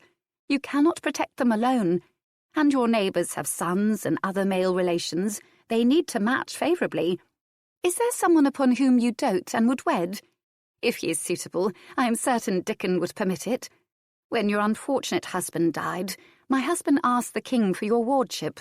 Edward was more than glad to grant it. The Earl of Pembroke was very saddened by his son's death, but grateful for your respect of the boy. He sent me no message of condolence, Adair said. Perhaps Fitztudor's servant Anfrey poured his poison into Jasper Tudor's ear. If Anfrey went south, he never saw the Earl, the Duchess said. I know, for Dickon inquired about it. How odd, Adair responded. He was gone from Stanton the day after Fitztudor's death. No one has seen him since. You have not answered me, the Duchess told Adair. Is there someone you would wed? Adair shook her head. Nay, she admitted. Then will you accept the Duke's wish that you marry Andrew Linbridge? I suppose better the devil you know than one you don't, Adair replied pithily. But he must take the Radcliffe name, Your Grace. That was Earl John's wish, and the King agreed it would be so. If Andrew would be the Earl of Stanton, he will be a Radcliffe Earl. I wonder if his family will like that.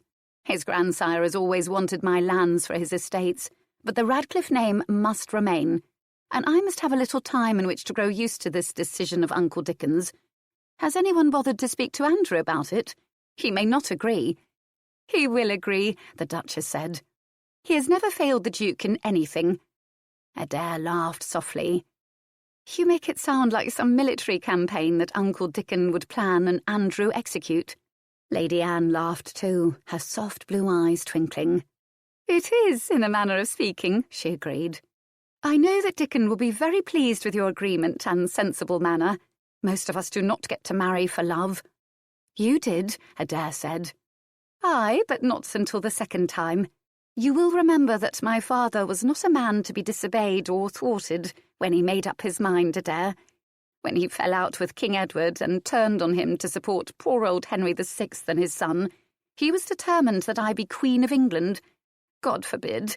I barely knew Edward Lancaster, but I was married to him nonetheless. And because my father trusted no one, we were put to bed, and the prince forced to consummate the match so there might be no annulment later on the grounds of non-consummation. That unfortunate prince did not want me for his wife, and he had a mistress he loved at the time. Still, we were wedded and bedded for the sake of political expediency. It was not a happy time. But you have the advantage, at least, of knowing Andrew Linbridge. He is pleasant-looking and seems kind.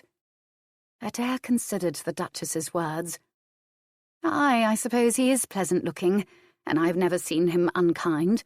And he was the Duke's captain. When we marry, he will be the Earl of Stanton. Will he still be kind then? It is a chance all women take when they wed, the Duchess answered. The ram sheep may turn out to be a wolf garbed in fleece. But women, once they've gotten the lay of the land, usually manage to cope, Adair. And if they are clever, rule the roost, the younger girl said mischievously. The Duchess smiled. Shall I tell my husband, then, that you are agreeable to a marriage with Andrew Linbridge? If Andrew will agree, then so will I, Adair said. For Stanton and its future. And while the Duchess had spoken with Adair, her husband had been speaking with Andrew Linbridge on the very same matter. Marry the lady, he said, surprised by the Duke's overture. She is now my ward, Richard of Gloucester replied. She needs a husband to hold Stanton for the king. I prefer a man whose loyalties I can count upon, and not another Fitztudor. I do not trust the Lancaster faction, despite the deaths of Henry VI and his son. There is still a Lancaster heir, and Margaret Beaufort is ambitious for her son. It would please my father, Andrew said slowly. There is, however, one small drawback to marriage with Adair, the Duke said. Before Jane Radcliffe bore her child, it was agreed that if that child was a female and the Earl fathered no legitimate sons, Adair would be the Countess of Stanton in her own right. That you already know. But you may not know that the King decided that her husband would have to bear the surname of Radcliffe and forego his own family's name before he might become the Earl. I know Lord Humphrey will not be pleased to learn that, and certainly you are not. But can you accept this condition? I would be Earl of Stanton if I did, wouldn't I? He asked. Aye, the Duke replied. And I would have all the rights a husband has over his wife's property. Richard of Gloucester nodded. You would? Andrew Linbridge chortled. When my grandsire began casting covetous eyes on Stanton, I told him that if I could wed Adair, the land would be mine and not his. And will it not be clearly more so if my surname is Radcliffe, my lord? The Duke saw the humour in the situation and laughed himself. Indeed it would, Andrew, he agreed. Then I shall do it, Andrew said. You must be kind to Adair and respectful of her, the Duke warned the younger man. I have had a great fondness for her since we first met. She was such a brave little girl in the face of such terrible tragedy. She has grown into a lovely, if headstrong, young woman. She's like a fine but yet wild young mare. You will tame her if you treat her with gentleness, and you will not be sorry for it. Adair understands loyalty. This matter should be settled before the winter sets in, Andrew said. It should, the Duke replied. I will have the marriage contract drawn up, and if my niece is willing, we will celebrate your union before you return to Stanton. Go now and find her. Make your peace with her. Andrew left the Duke's privy chamber and went to the great hall. There he found Adair sitting by a fire, as if she'd been waiting for him. There was no one else about. May I sit by you? He asked her. I have spoken with the Duke. He would have a marriage between us. Will you have it? She motioned him to sit by her side. I have spoken with the Duchess. I will consent to a marriage between us. I did not wish to wed a year ago, because I wanted time to become familiar with my home again. I did not choose to marry a stranger, especially the son of a Lancastrian. I can never forgive them for murdering my parents. I am sorry the king did not consider that when he made the match for me with Pembroke's son, and then celebrated a proxy marriage without me. All was done for his benefit, not mine. I will assent to a match between us, because I know, though I am capable of much, I am not able to defend Stanton and hold it for the king by myself. I need a husband to do that. I know you, Andrew Linbridge, and you would seem a good man. I am a good man, he told her seriously. I will care for you, and I will defend Stanton, Andrew said, reaching out and taking Adair's hand in his. Raising it to his lips, he kissed the delicate little hand. I will not fail the Duke, or Stanton, or you, Adair. You have my word on it. And you will accept the Radcliffe name in place of Linbridge, Adair said. I will, he responded. You understand, however, that this marriage shall be a real and complete marriage, and not a name only. You are a grown girl, and I am a man. I want a bedmate as well as a helpmate, and we will need heirs. Adair felt her cheeks grow warm. Betting Andrew had been the farthest thing from her mind. She was doing this for Stanton. But, as Duchess Anne had gently pointed out, Stanton did need heirs, and one did not get heirs by just wishing for them. I understand, she agreed, nodding. You are a virgin, he asked, looking into her face for the truth. It didn't actually matter to him, but he did want to know. Adair's fair skin blotched scarlet. Of course I am a virgin, her voice squeaked angrily. Do you believe I am some wanton creature? You did have a husband, he reminded her. She was untouched. He thought it would not matter, but it did. Do you really believe I let that pimply boy put his hands on me? She demanded of him. I should have gone into a cloister first, sir. Andrew, he said quietly. My name is Andrew, Adair, and I expect you to address me by my name when we are together. So there is no mistake between us, Andrew. I am a virgin, Adair said. Did he think she was unable to control her emotions, like the man who sired her? He tipped her face up with a half-closed hand and kissed her gently. Good, he said. Her mouth was sweet beneath his. It softened with her little gasp of surprise, but she did not draw away from him. His kiss deepened as his arm slipped about her to draw her closer to him. He felt the softness of her breasts pressing against his chest, as he suddenly realized how very much he'd wanted to kiss her these past months. Adair's heart raced with excitement as he kissed her. She'd never been kissed, but for that one time Fitztudor had mashed his wet mouth against her mouth. This was completely different. It was thrilling and tender, all at once. She kissed Andrew back, and felt the nipples of her breasts tightening, even as a delicious shiver raced down her spine, and her belly heaved with tiny eruptions of excitement. Finally he stopped kissing her, but he kept his arms around her, and his warm grey eyes smiled into her violet ones. If you keep kissing me like that, I shall want more than I should have at this time, Adair. I think I want more too, she admitted boldly. Then shall we tell the Duke we are of one mind, and will wed as soon as it may be arranged, he asked her. Aye, I think it best, Adair agreed. We need to return to Stanton before the wicked weather sets in, Andrew. Would you prefer to wed at Stanton? He asked her thoughtfully. A smile lit Adair's lovely features. Oh, yes. Do you think it would be permitted, Andrew? Do you think Uncle Dickon would allow it? If the betrothal papers are all signed by both parties, by the Duke and his priest, and witnessed by the Duchess and another, I do not see why not, Andrew told her. It would so please the Stanton folk, Adair said. They have been so loyal to me, and I know that they will be loyal to you, Andrew. Then I shall speak with the Duke, sweetheart, he said. And he did. The Duke agreed it would be an excellent idea for Adair to be married at Stanton, in her own hall, surrounded by her own people. It would bind them all closer. He had the papers drawn up. Both Andrew and Adair read the agreement that would unite them as husband and wife. The priest read the contract and approved it. Then, in the Duchess's private chapel at Middleham Castle, early on a late October morning, the papers were signed by the couple and the Duke, who was Adair's guardian. The sun was not even up, but its colourful advance was evident in the clear blue sky.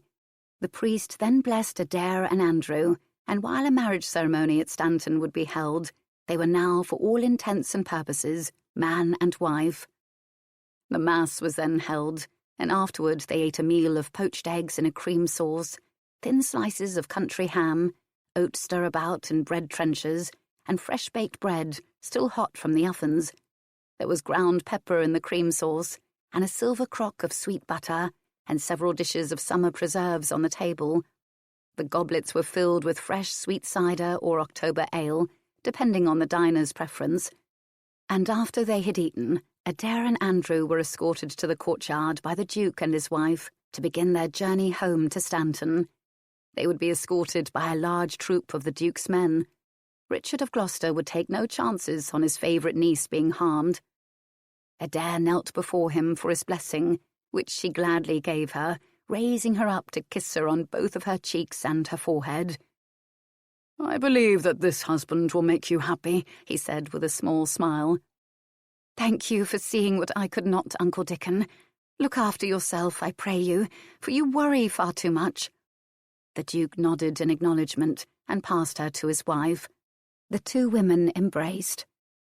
"Tell Neddy I am sorry he had to stay in bed today, and give him a kiss for me," Adair told Anne.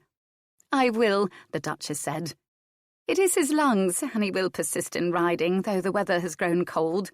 You will find a mother has but so much control over her sons, I fear, my dear Adair. Be as happy with your Andrew as I am with my Dickon." The Duchess kissed Adair as her husband had. "God bless you both," she told them. Adair and Andrew mounted their horses and, surrounded by the Duke's men-at-arms, rode out from Middleham Castle, heading north and west towards Stanton. Their journey took them several days. It was arranged that they would stay overnight at several convents and monasteries along the way. The Duke had sent ahead to make the arrangements. Finally, Stanton came into view, and unable to help herself, Adair surprised Andrew and the men escorting her by putting her horse into a gallop and riding fast for home. Once over their astonishment, Andrew and the Duke's men followed her. The Stanton folk gleaning in the fields saw her coming and waved to her. Adair waved back, beckoning them with an arm to follow her to the hall, which they did. And there in the courtyard she spoke to them from her mount, Andrew by her side. "My good people, I have returned to you from our good Duke with a new earl," she said. "Andrew, born Linbridge, has taken the name Radcliffe as both my father, Earl John, and King Edward wished. Tomorrow in the great hall we will wed, and you are all invited. Welcome home, Andrew Radcliffe, Earl of Stanton." And the Stanton folk cheered mightily, pleased and contented by this turn of events. They knew Andrew. They both respected and liked him. And it was past time that the lady had a husband, and that Stanton had a real earl again. Chapter 6. "My baby is getting married," Elspeth said excitedly. "'Tis past time. Why, when she was your age, your mother already had you.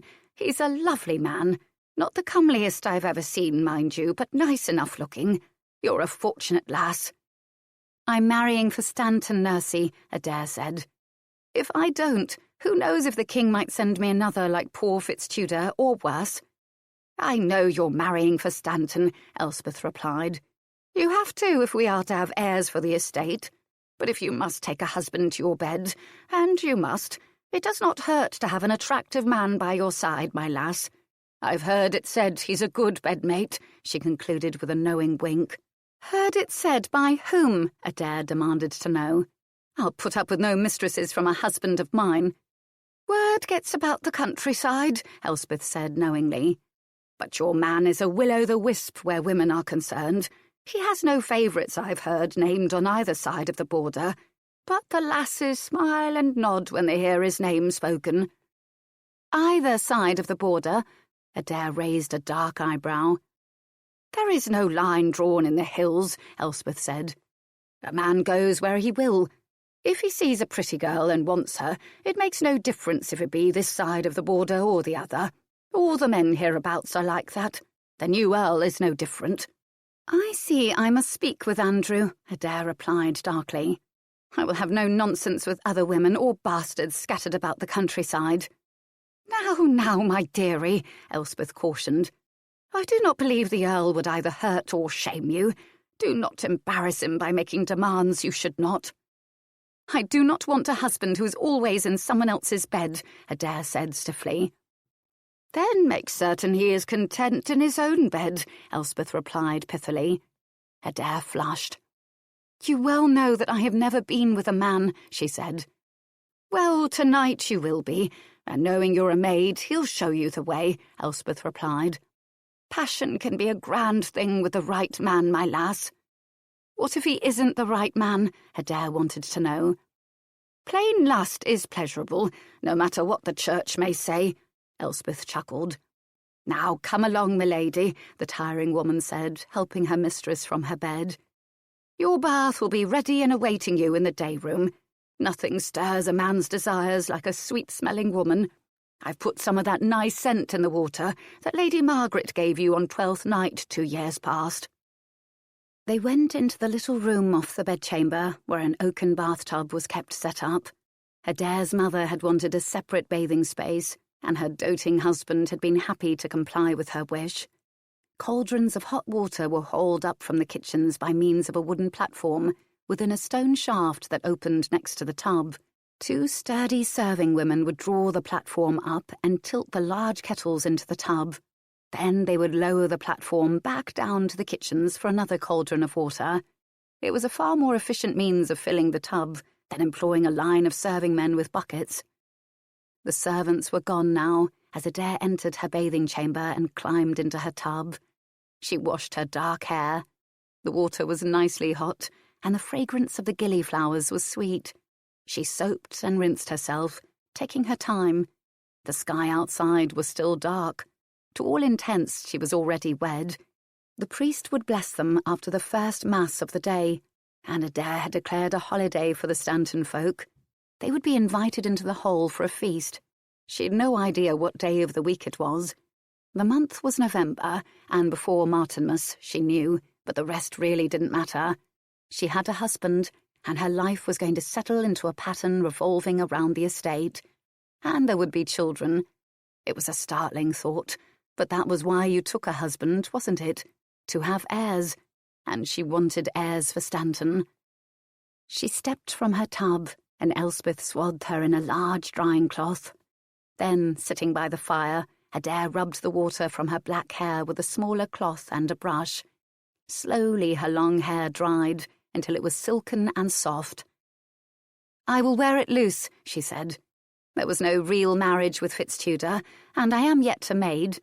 "I've brought the violet damask gown you chose last night," Elspeth said, gesturing to the garment now laid upon the bed.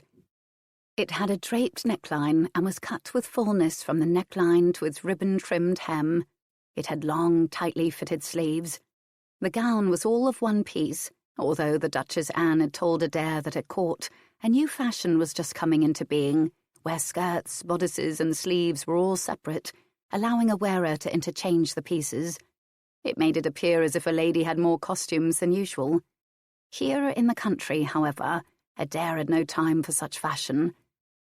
Her wedding dress was the best dress she owned, and she'd worn it now for 2 years. The fabric had been a 12th night gift from the king. He always gave his daughters a bolt of fabric as a gift, and she and Bessie had always shared their fabrics with Cecily so they might have larger wardrobes. Adair ran her hand over the silk damask. "It was the nicest cloth he ever gave me," she said softly, as she drew a clean camise on, and then her gown over it. "Do you miss the court?" Elspeth wondered aloud. "Nay, not at all. I prefer Stanton and my own company," Adair said. "I wonder if my sisters think of me. I must write Bessie today. Perhaps I can get a message south before the snows. I'll send it to Middleham. Uncle Dickon will send it with his own Christmas correspondence." She straightened the gown's neckline. "Give me a jewelled headband, Nursey, the one with the pearls and little purple gemstones." She held out her hand, and when Elspeth had placed the required item in it, Adair fit it upon her head. "You look beautiful, milady," Elspeth told her mistress. "Your parents would be very proud that you are being married here, and I know they would approve of Lord Andrew. He'll be a good earl to us." Would he? Adair wondered. She barely knew the man who was now her husband by virtue of the contracts that they had both signed at Middleham several days back. The man to whom she would pledge her troth today before the local priest who lived in Stanton village. Adair barely knew him either. He'd not been at Stanton in her childhood. Father Gilbert, he was called, and she could not tell if he was an English borderer or a Scot by his accent. Still, she was grateful to have a priest, even if he was a bit old and slightly deaf. Her people were comforted by his presence. "Time to go down," Elspeth said, interrupting her mistress's train of thought. "Can you tell me nothing of tonight, Nursey?" Adair asked her servant.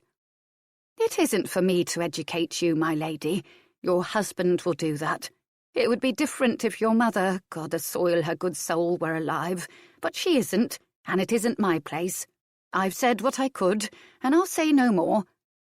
"And when the babies come, Nursey," Adair asked dryly, "can you help then?" "Then I can help," Elspeth replied with a small smile. "Now the bridegroom awaits you, milady. You don't want him to think you're reluctant. You did agree to this marriage before God, Duke Richard and his good Duchess." "I did," Adair agreed. "Let us go down." Then she looked startled as a knock sounded upon her bedchamber door. Elspeth hurried to answer it, and the open door revealed the new Earl. "May I come in a moment?" he inquired of her politely. "Elspeth may remain." Adair beckoned him forward.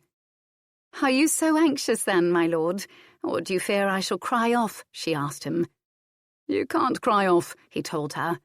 "Legally we are already wed, but I'm not fearful you will run away from me as you did the court, Adair. Before we left Middleham, I sent word to my grandsire and brother of the match the Duke had made between us. They both just arrived at the Hall. I want you to know that I did not invite them. I wanted to have some time for us to live together as man and wife before I inflicted my grandsire upon you," he said ruefully. "He is a hard old man, and he will, I have not a doubt, have something to say about my taking the Radcliffe name. How he managed to ride over, I do not know, as he is quite crippled with his age. Will you be patient with him?" "Will you?" Adair asked him. "Probably not," Andrew admitted. "You've met my older brother, Rob." "If they are here, then they are here, and there is naught we can do but welcome them as kin," Adair told him. "Tell me what your sister-in-law is like." "Alice is patient and wise. She tolerates my grandsire," Andrew said. "I cannot promise to be patient, and I do not know if I am wise or not, but I will tolerate your grandsire while he is here in our house because he is your blood, Andrew. I have come to respect you while you've been at Stanton." Andrew took her 2 hands up and kissed them. "Thank you," he said softly. Adair coloured prettily. Then she said, drawing her hands from his, "If Lord Humphrey and your brother are here, we'd best go down to greet them together, my lord." He nodded, and with Elspeth following, they descended to the great hall below. There they found Lord Humphrey Linbridge sprawled in a large chair by the fire, a goblet of ale in his fist. It was obvious that the early morning ride had exhausted him quite thoroughly. Robert Linbridge stood by his side. His mild blue eyes lit up as Andrew and Adair entered the hall, and he smiled warmly. Seeing the state her guest was in, Adair went immediately to his side. My lord, what on earth possessed you to make such a journey? I was given to understand that you were no longer able to ride. The day they can't get me a horse is the day they'll put me in my coffin, Lord Humphrey growled. Well, come closer, girl, and let me look at you. Aye, you still look like your mother, and she was passing fair. I see nothing of the Radcliffes in you. What is this foolishness about my grandson taking the Radcliffe name? It was my father's wish when he became Earl of Stanton. The king agreed. It is not an unheard-of thing, my lord, Adair said quietly. He's a Linbridge, the old man snapped. He is the Earl of Stanton, my lord, and Stanton Earls are Radcliffes, whether it be by choice or by birth, Adair retorted. Why the hell would King Edward agree to such a thing like that? Lord Linbridge demanded of her. He agreed because he is my natural father, my lord, Adair said. The man I called my father did not sire me. Edward of York did. Not that he was any father to me. John Radcliffe, who loved me as if I were his own flesh, was the father I knew. You're the king's brat, the old man's bright blue eyes snapped at her. Well, damn me for a fool. I always wondered what great service John Radcliffe did for the king that he would have an earldom created for him. But it wasn't John at all. It was your sweet mother, Jane, who did the king a service. And Humphrey Linbridge slapped his knee and laughed heartily. How long did you know of your paternity, girl? You will speak to me with more courtesy than you have exhibited so far, my lord, Adair said coldly. I am not girl or lass. I am her ladyship, the Countess of Stanton. You may address me as such, or because I am wed to your grandson, you may call me by my given name, Adair. In future, however, you will not address me as if you were speaking to some servant wench. The old man's mouth fell open with surprise, while beside him Robert Linbridge swallowed back the laughter that threatened to overcome him. He fixed his gaze upon his younger brother, who was struggling to manage himself as well. Well, bless my soul, Lord Linbridge managed to say, but then he quickly recovered himself.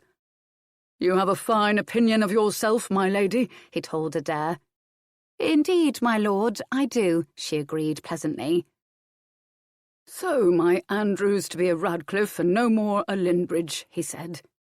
Aye, he is, but with the name comes an earldom, my lord, and that is surely worth the name, is it not? She looked directly down into the old man's face. Perhaps, Lord Linbridge said slowly. Our families have intermarried for centuries. Did you know that? John Radcliffe's grandmother was a Linbridge.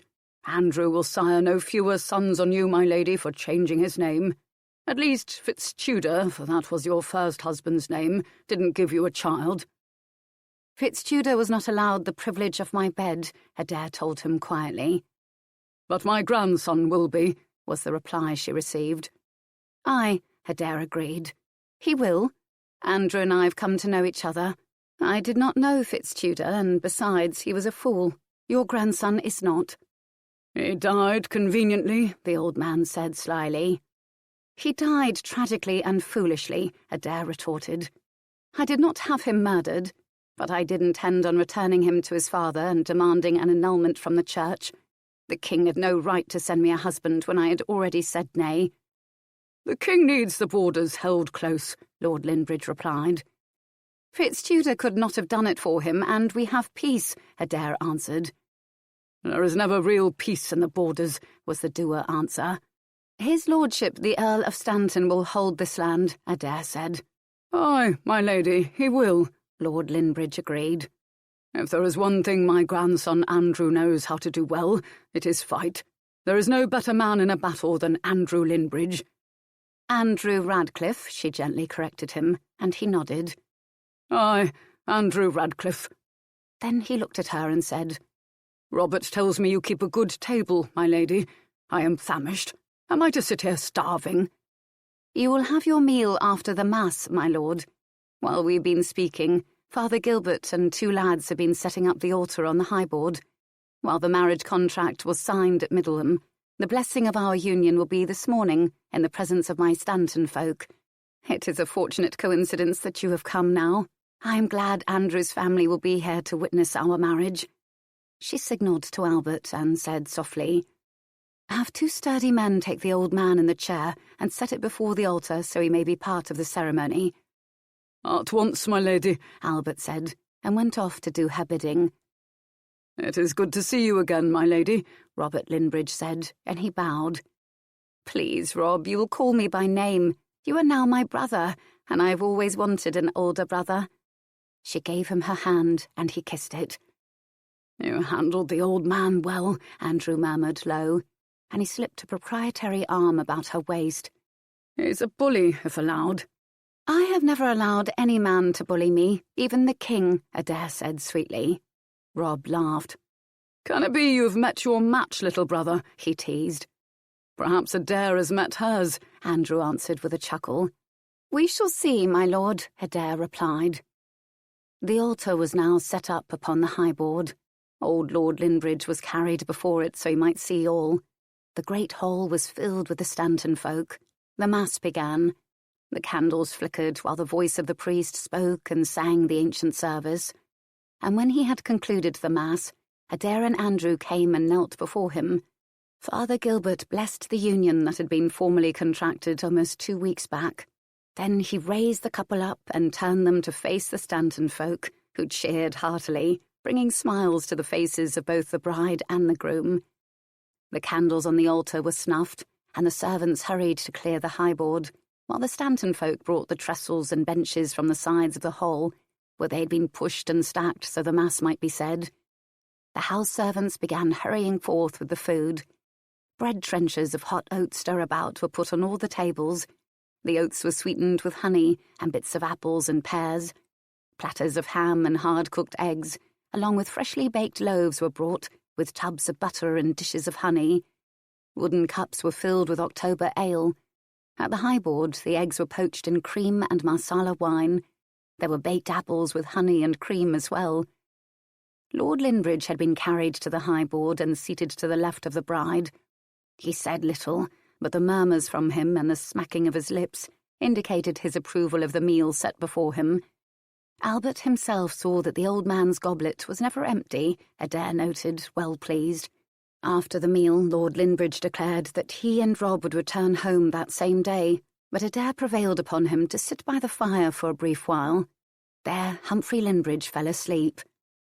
"It was too much for him," Adair said. "You and your grandfather must spend the night, Rob. Unless you have pressing business that requires you to leave sooner, I think it better you go in the morning. How long a ride is it to the court?" "It is several hours' riding," Robert Linbridge answered. "Dear heaven, what time did you leave this morning?" she exclaimed, for they'd been at her door before sunrise. "At least there was a border moon to ride by, but it had to be cold and damp. How old is your grandsire?" 73 years, he says, Robert answered her. "And we departed the court just after 2 of the morning." "Why was he so determined to come today?" Adair asked frankly. "I believe he thought you would be back by now. He was distressed that Andrew would take your name and cast off ours," was the candid reply. "It is better I did," the new Earl said. "This way grandsire can have no illusions that Radcliffe lands are Linbridge lands, and you know that he has always coveted the grazing meadows belonging to Stanton. Now he must put those thoughts from his head." Adair arose from her own place. "I must go and tell cook that our guests will be remaining until the morrow," she said. Then she hurried off. "She is lovely," Robert Linbridge remarked, "and strong-willed. Did you see how she stood up to grandsire? And he was not in the least taken aback by her." "I have no idea what it is to be married, Rob," Andrew said suddenly. "No man does at first," Robert replied with a grin. "And even after several years have passed, it is still confusing, little brother. Marriage is a game, but it is your wife who will make the rules for the game. Those rules will always be changing, but she will not necessarily be told of those changes, yet she will be expected to know all about them." Robert Linbridge chuckled. "Just remember that the house and the servants are hers, and the children when they come. The rest is yours to manage." "I expect that Adair will want the rest as well," Andrew said. "She loves Stanton and is devoted to both the lands and the people." "Then share it with her until she is ready to let you have it," Rob counselled wisely. "She will eventually. Jesu, Andrew, you're an earl. Richard has married you to an heiress who came with a title for her husband. My brother, the Earl of Stanton." He laughed. "It falls easily from my tongue. Have you bedded her yet? Is she as—" Andrew cut him off. "Until last night we were on the road from Middleham, and I did not wish to press the issue until the church had blessed the union." "So then tonight will be your wedding night," Robert said. "Adair is yet innocent. I will wait until you and grandsire are gone, Rob," Andrew told his brother. "You must like the little wench," Robert observed. "I've never known you to be so tender with a female's feelings." "I have to live with her, Rob, and I should prefer a peaceful house. I've known enough war in my life," Andrew said. But to his surprise, that evening Adair excused herself from the high board after the meal and murmured in his ear, "If I am asleep when you come up, waken me, my lord. We have a final duty to do for Stanton this day." Hiding his astonishment, he nodded. She wanted him in her bed tonight. Well, that boded well, didn't it? He refrained from smiling at her. "You are sure?" he asked. "My lord," was all she said before turning to his grandsire. "Elspeth herself has made up the most comfortable bed space in the hall next to a hearth for you, my lord. There will be a servant in attendance the night through, should you need anything." She curtsied to him. "I will bid you good night now." Then, turning, Adair departed the hall. Lord Linbridge watched her go. "She may look like her mam, but she has her sire's grit and backbone," he noted. "Her mam was a gentle and obedient lass. Had she not been, John Radcliffe could not have easily sent his wife into King Edward's bed. I can see, Andrew, that your wife is someone who understands the meaning of duty. I don't expect she will be easy to live with, but she'll be a good wife to you, and a good mother to the children you breed upon her. Go to her now, grandson. I am proud of you. Your service to the Duke has paid you a handsome dividend." He drained the last of the wine from his goblet and then banged the vessel on the oaken board, demanding more. "Your wife keeps a good table and has a good cellar." Then he sipped from a newly filled cup. "You'll be warmer by the fire, my lord," Albert murmured in the old man's ear, and before he might say yea or nay, the chair was lifted up from its place and carried again to the great hearth with its blazing logs. Lord Linbridge held his goblet tightly. "Her servants are well trained," Robert noted. "You've come into a well-ordered household, brother. Do you think Adair really is a virgin? Young Fitztudor seemed a determined sort." "He was no match for her," Andrew said with a smile. "She says she is untouched, and I must accept her word unless it is proven false. I will treat her like a virgin tonight, and if she is indeed one, it will please me mightily. But if she is not, then I must be concerned that she lied, and consider what else she has lied about." "I do not see Adair as devious," Robert remarked. "She is actually quite straightforward in her manner. Have you cause for suspicion, brother?"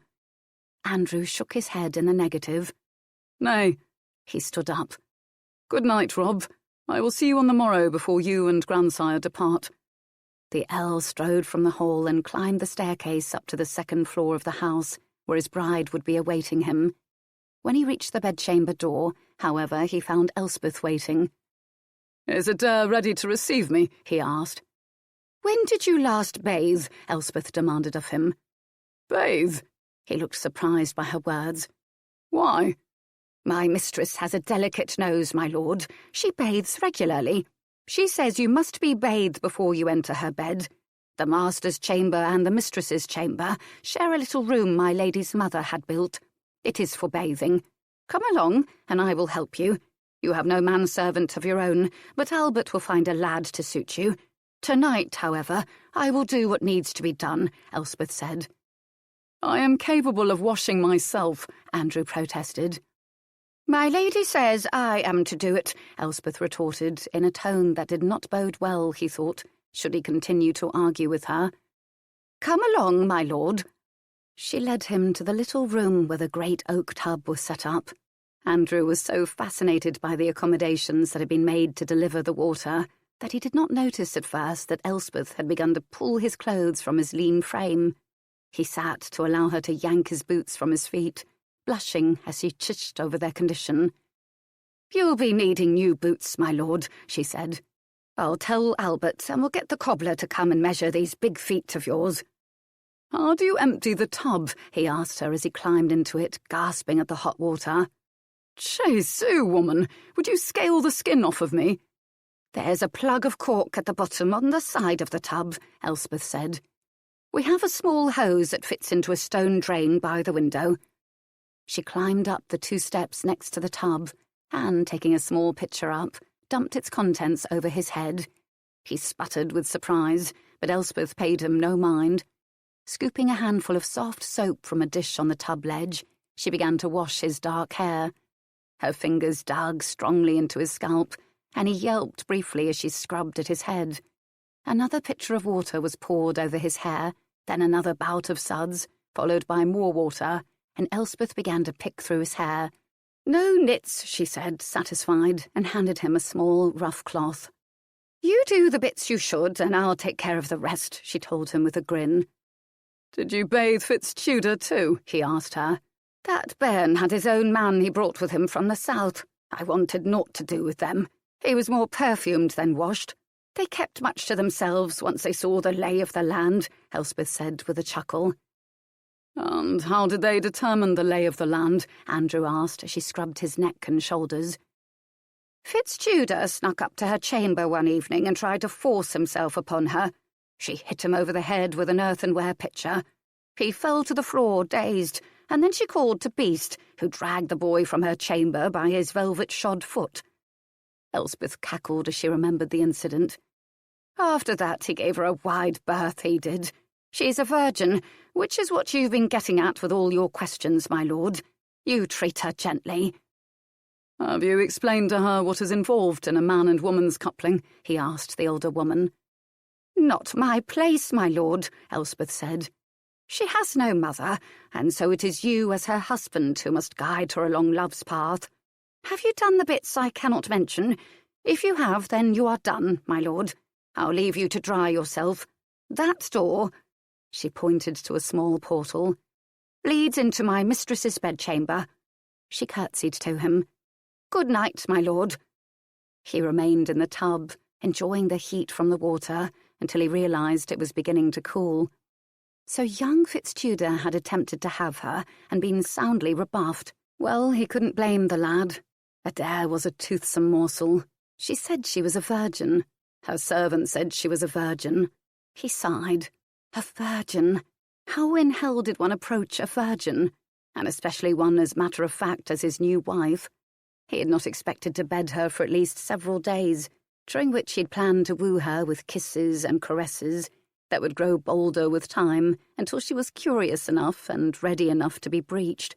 But when she had left the hall after whispering to him they had a duty to perform, he'd been astonished. Aye, making a new heir for Stanton was important, but he wanted a bed partner who would enjoy being with him. Andrew suddenly realised he was growing cold, and so he arose and stepped from the tub. Reaching out, he drew the drying cloth from its rack and towelled his body and hair free of water. He looked about and could see no garment to wear. Shaking his head, he reached for the door handle and opened the door into his wife's bedchamber. He stepped into the room, pulling the door shut behind him. There was a fire in the hearth and draperies drawn over the windows. He drew the curtains back that enclosed the large oaken bedstead and saw her sitting straight up, pillows behind her, awaiting him. Her eyes widened at the sight of his naked body, but she said nothing. He could see she was without clothing as well, for her shoulders and arms were bare as she clutched the coverlet against her breasts. "We don't have to do this tonight," he said quietly. She was afraid. He could see it in her dark violet eyes. He did not want her afraid. "Aye, we do," she whispered. "Your grandsire will demand to see the bloody sheet on the morrow.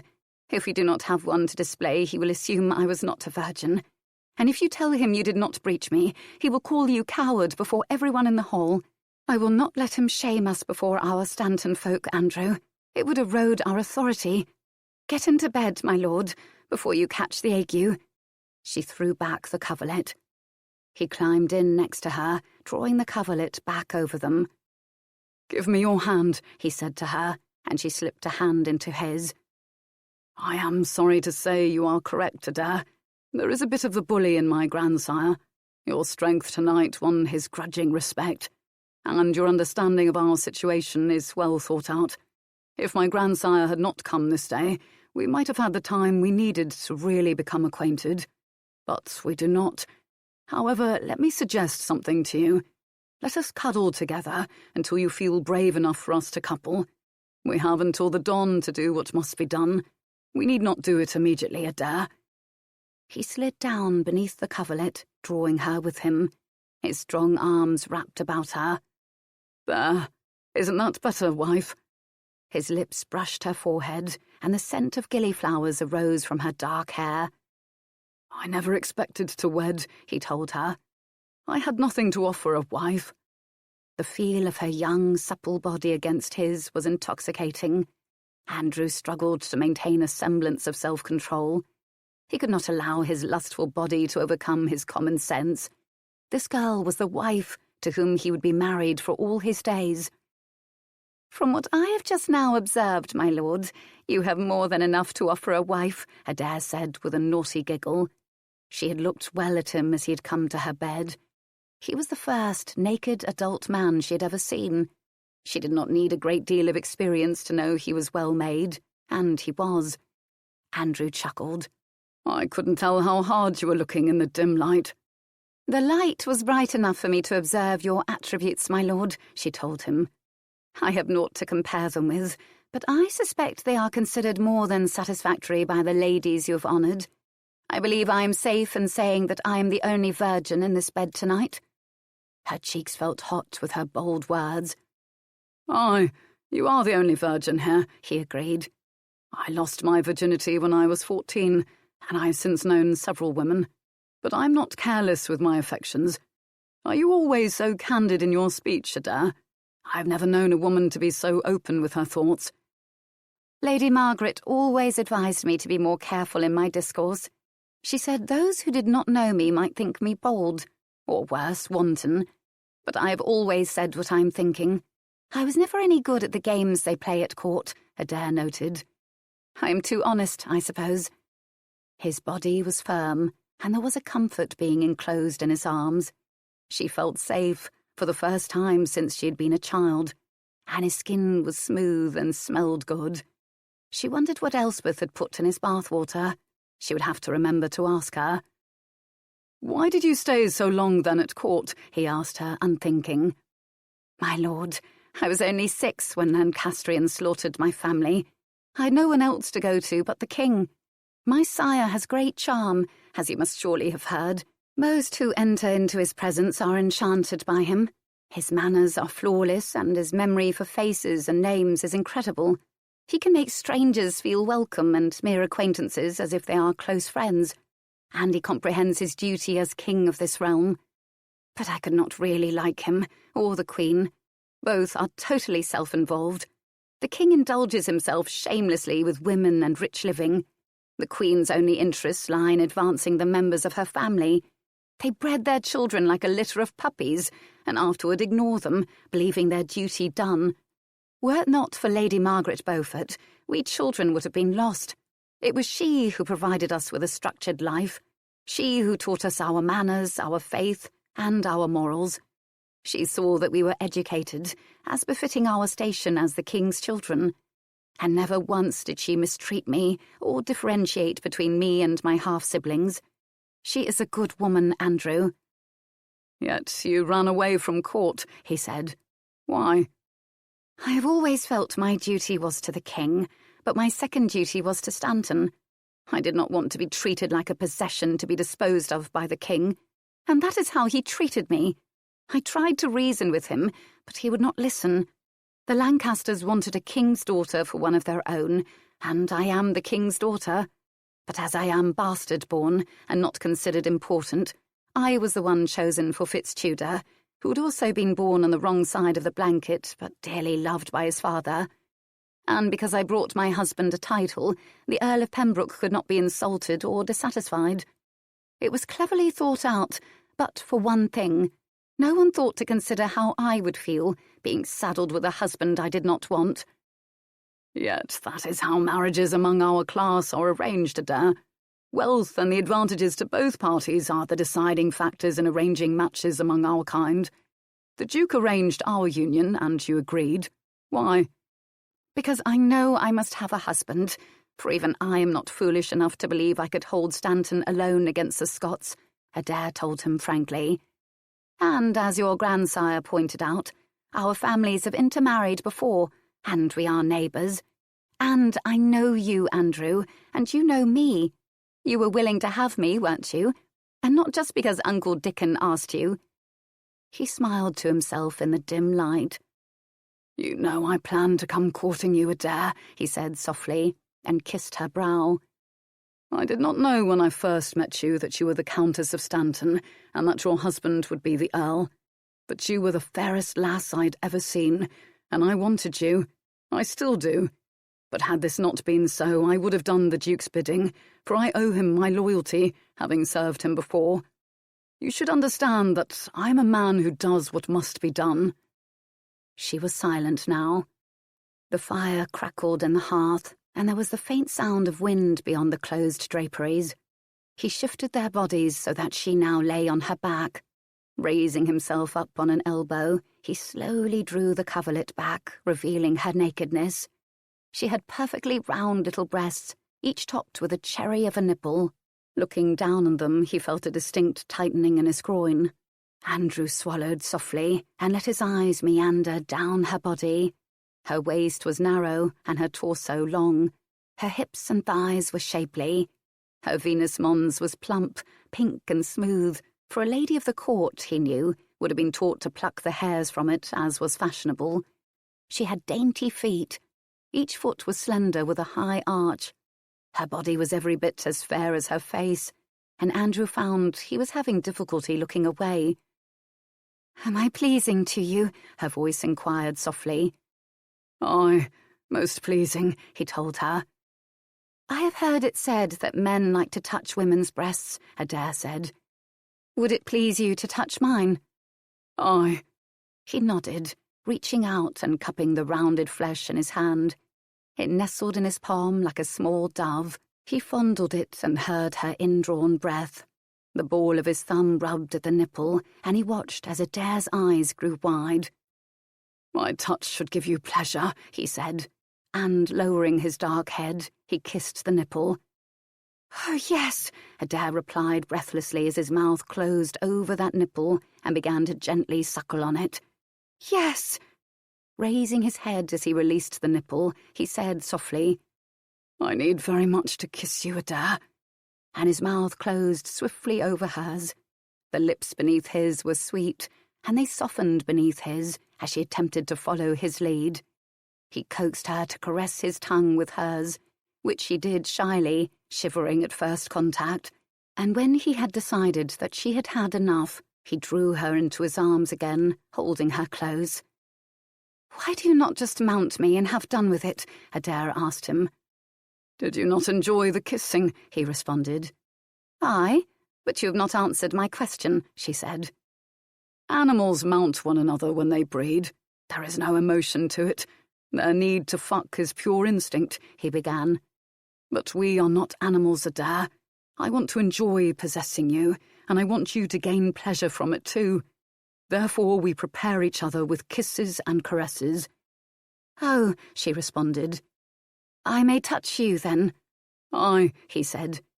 "I should like it if you did." He rolled onto his back. Adair now raised herself up. Her small hand reached out to touch his chest. "You are smooth," she noted. "I've seen men in the fields with furred torsos. I like this better." Her hand brushed over his skin. "And you have nipples, but mine are nicer, I think, and I will suckle our children with them." The little hand moved boldly to his belly. "You are very flat here." The hand reached farther to touch his muscled thigh. "What is this?" she asked him, running a finger over a slightly raised scar. "An old battle wound. I received it to my first engagement," he replied. "You are very furry here," she said, fingers ruffling through the black curls surrounding his manhood. "Why do you not pluck?" Andrew gritted his teeth. Men do not, he answered her slowly. Jesu, did she know nothing about a man's body? He struggled to control himself, but he could not, and when her slender finger closed around him, he groaned. She released him quickly. Am I hurting you? I did not mean to hurt you. 'Tis the man-root, is it not? It seemed of a moderate size before, but now it seems to be growing much bigger. Hold it in your hand, he ground out harshly. Adair wrapped her fingers against the column of lengthening and burgeoning flesh. It was warm in her grasp, and she thought she could detect a faint throbbing. You are not hurting me, lovey. You are giving me pleasure, he told her. I have heard it said that the man-root is inserted into the woman's body, Adair said. How is it done? Will you do it soon?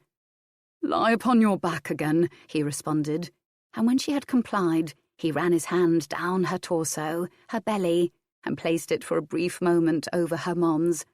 He could sense the heat emanating from the plump flesh. Adair was too innocent to realize that she was being aroused and readied for the pleasures they would soon share. He ran a finger down the shadowed slit, pushing gently past her nether lips. Then he smiled, feeling that she was already moistening. What are you doing? Her young voice quavered. Giving you the answers you seek, he said, his finger finding that little nub of flesh known as the seed of desire. He rubbed it, and she gasped with surprise as a sudden longing for something she'd never before experienced shot through her. The finger kept chafing and fretting her until she was whimpering with her need. But a need for what? She didn't know, and she didn't understand. But she wanted it. Her flesh tingled, and suddenly it felt as if it were bursting, and relief poured over her as she sighed. Andrew laughed low. Did you like that? He asked her. Aye, she finally managed to gasp. But you still haven't answered my question, my lord husband. In reply, he moved the finger past the seed of desire and began to slowly push it into her female sheath. Here, he murmured against her fragrant dark hair. The man-root goes in here, Adair. He moved the finger back and forth sensuously, pleased to find her maiden's shield intact. His bride was indeed a virgin. You are too big to go there, she replied weakly, her head beginning to spin. Andrew kissed her lips. No, I am not too big to fit you, lovey, as you will soon see. Now open yourself to me. He did not wait, but rather gently, yet firmly, pushed her thighs apart as he slid between them. His manhood was as hard as iron, and his heart was beating swiftly and loudly in his ears as he began to press forward. Adair had not thought to be afraid, but she was. Eyes wide, she watched as he slowly began to insert the thick peg of flesh into her body. How could anything like this give pleasure, she wondered.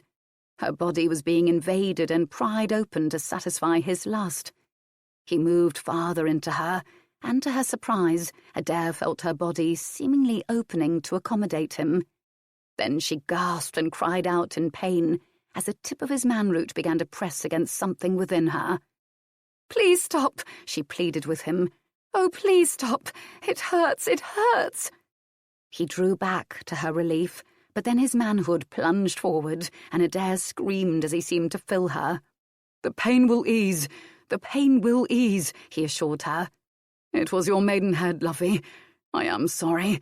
There was only pain the first time, I swear it. Then he began to move on her again. Adair sobbed as he did. But the burning was subsiding as quickly as the pain had burst forth to engulf her. Her husband was groaning as he laboured over her body, and then he cried out, and she felt the manhood quiver as his juices flooded her.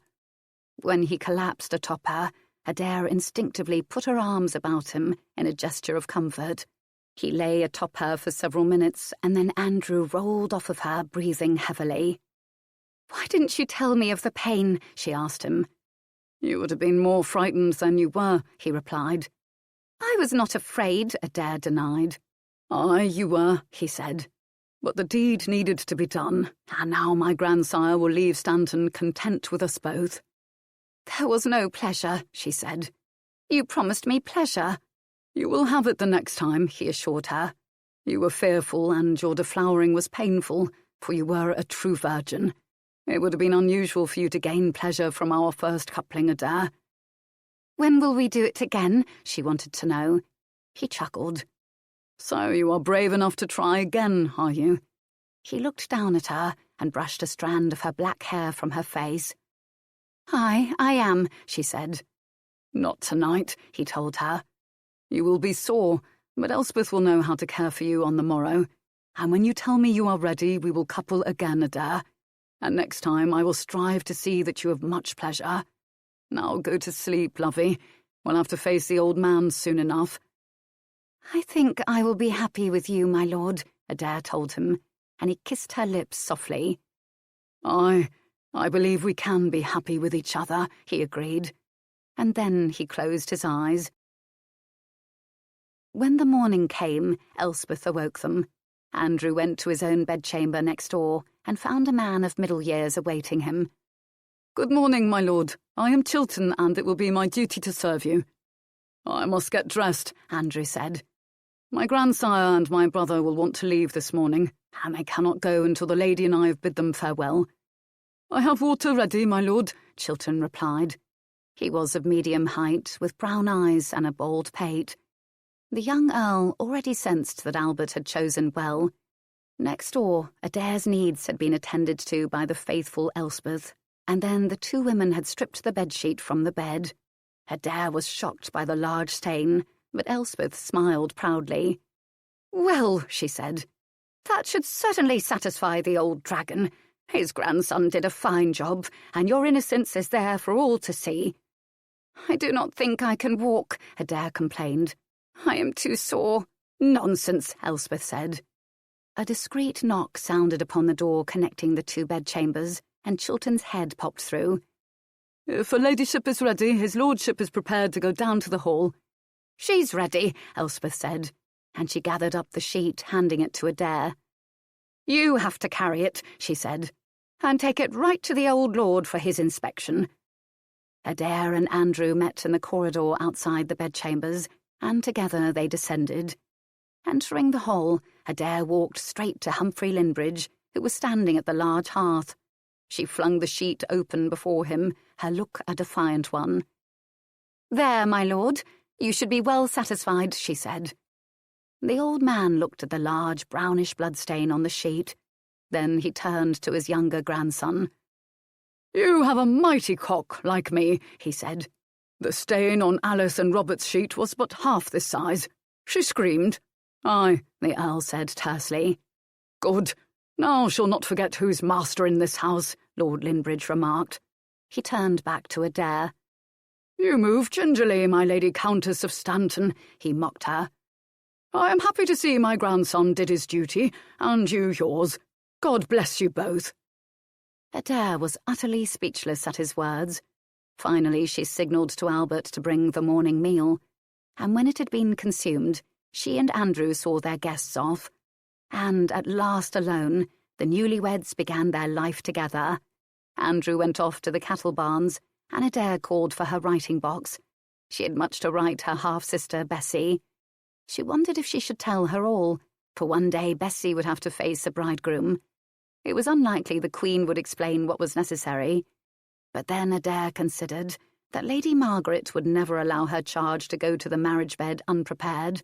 Finding her writing box, she sat down to write her half-sister the news of her marriage, and of how she believed that she had at last found happiness.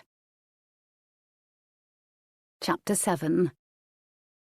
Their life settled into a comfortable pattern that revolved about Stanton and its needs.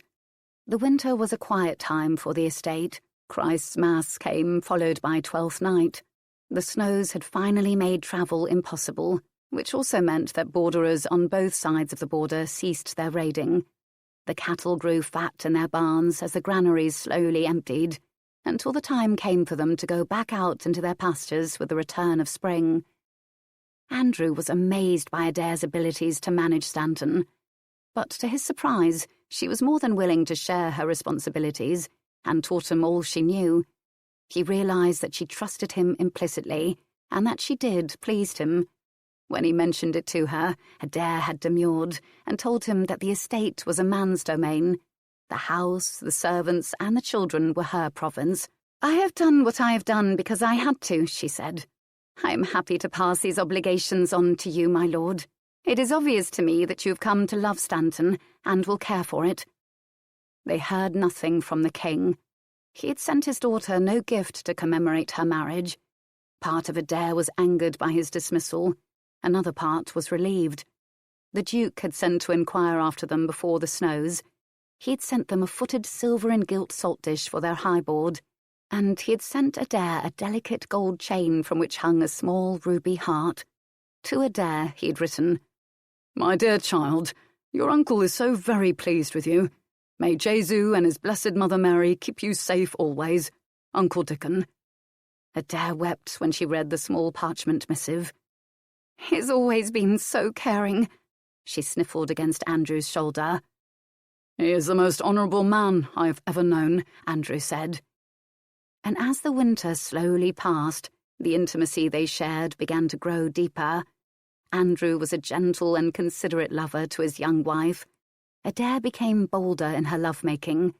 The servants noticed that they sought their bed early each evening. They would nod and smile at each other, and Elspeth predicted an heir to Stanton before many months had passed. Yet Adair showed no signs of conceiving, and it disturbed her, for she felt her chief duty as the Lady of Stanton was to produce the next Earl, and she believed it was her fault. She did not love her husband. She liked him, and she respected him. And after that first difficult night, she'd learned to enjoy the lustful moments that they shared. Enjoy? Nay, she'd relished the moments she lay in his arms. She adored feeling him deep within her, knowing that her body made him weak with his need. But she felt no deep desire for him, as Anne Neville felt for her Duke. You could see it when they were together. The air fairly crackled with the passion those two felt for each other. Adair sighed. Admittedly, such love between a husband and wife was a rare thing. She wondered if he loved her. He had not said it, but she longed to know if he did. They had been united in marriage for several reasons, but none of them had to do with love. Adair supposed she was fortunate in that she liked her husband, and enjoyed his hunger for her body, and could reciprocate that lust. At least he was not the pimpled Fitztudor. Even now, especially now that she understood the closeness of intimacy, she shuddered with the thought that he might have possessed her body. She doubted he would have treated her virginity with the care that Andrew had. "You are restless tonight," he said, breaking her train of thought. They lay abed. "It is the wild wind screeching about the chimneys, and the rain beating so insistently against the shutters. Spring is coming," Adair answered him. "It must be," he agreed. "I feel my lust rising like the sap in a tree." She giggled. "You want to fuck," she said. I want to fuck," he admitted. His hand slipped beneath her nightgown and moved slowly up her legs. When they parted for him, his fingers stroked the softness of her inner thigh before moving to her mons. "Your touch is always so gentle," she told him. "I want to be tender with you, Adair," he said. "Why?" she demanded to know. "Because I care for you," he answered. His hands moved from her lower extremities up her torso. "Wait," she said, and sitting up she pulled her nightgown off. Then, taking his face between her hands, she drew him to her breasts. "Isn't this what you want?" she asked him low. "Among other things, lovey," he told her, licking a nipple and laying her back down.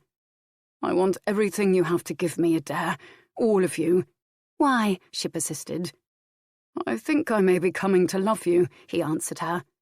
"Would such a thing be displeasing to you, Adair?" He looked down into her face. She felt her cheeks grow warm with his surprising admission.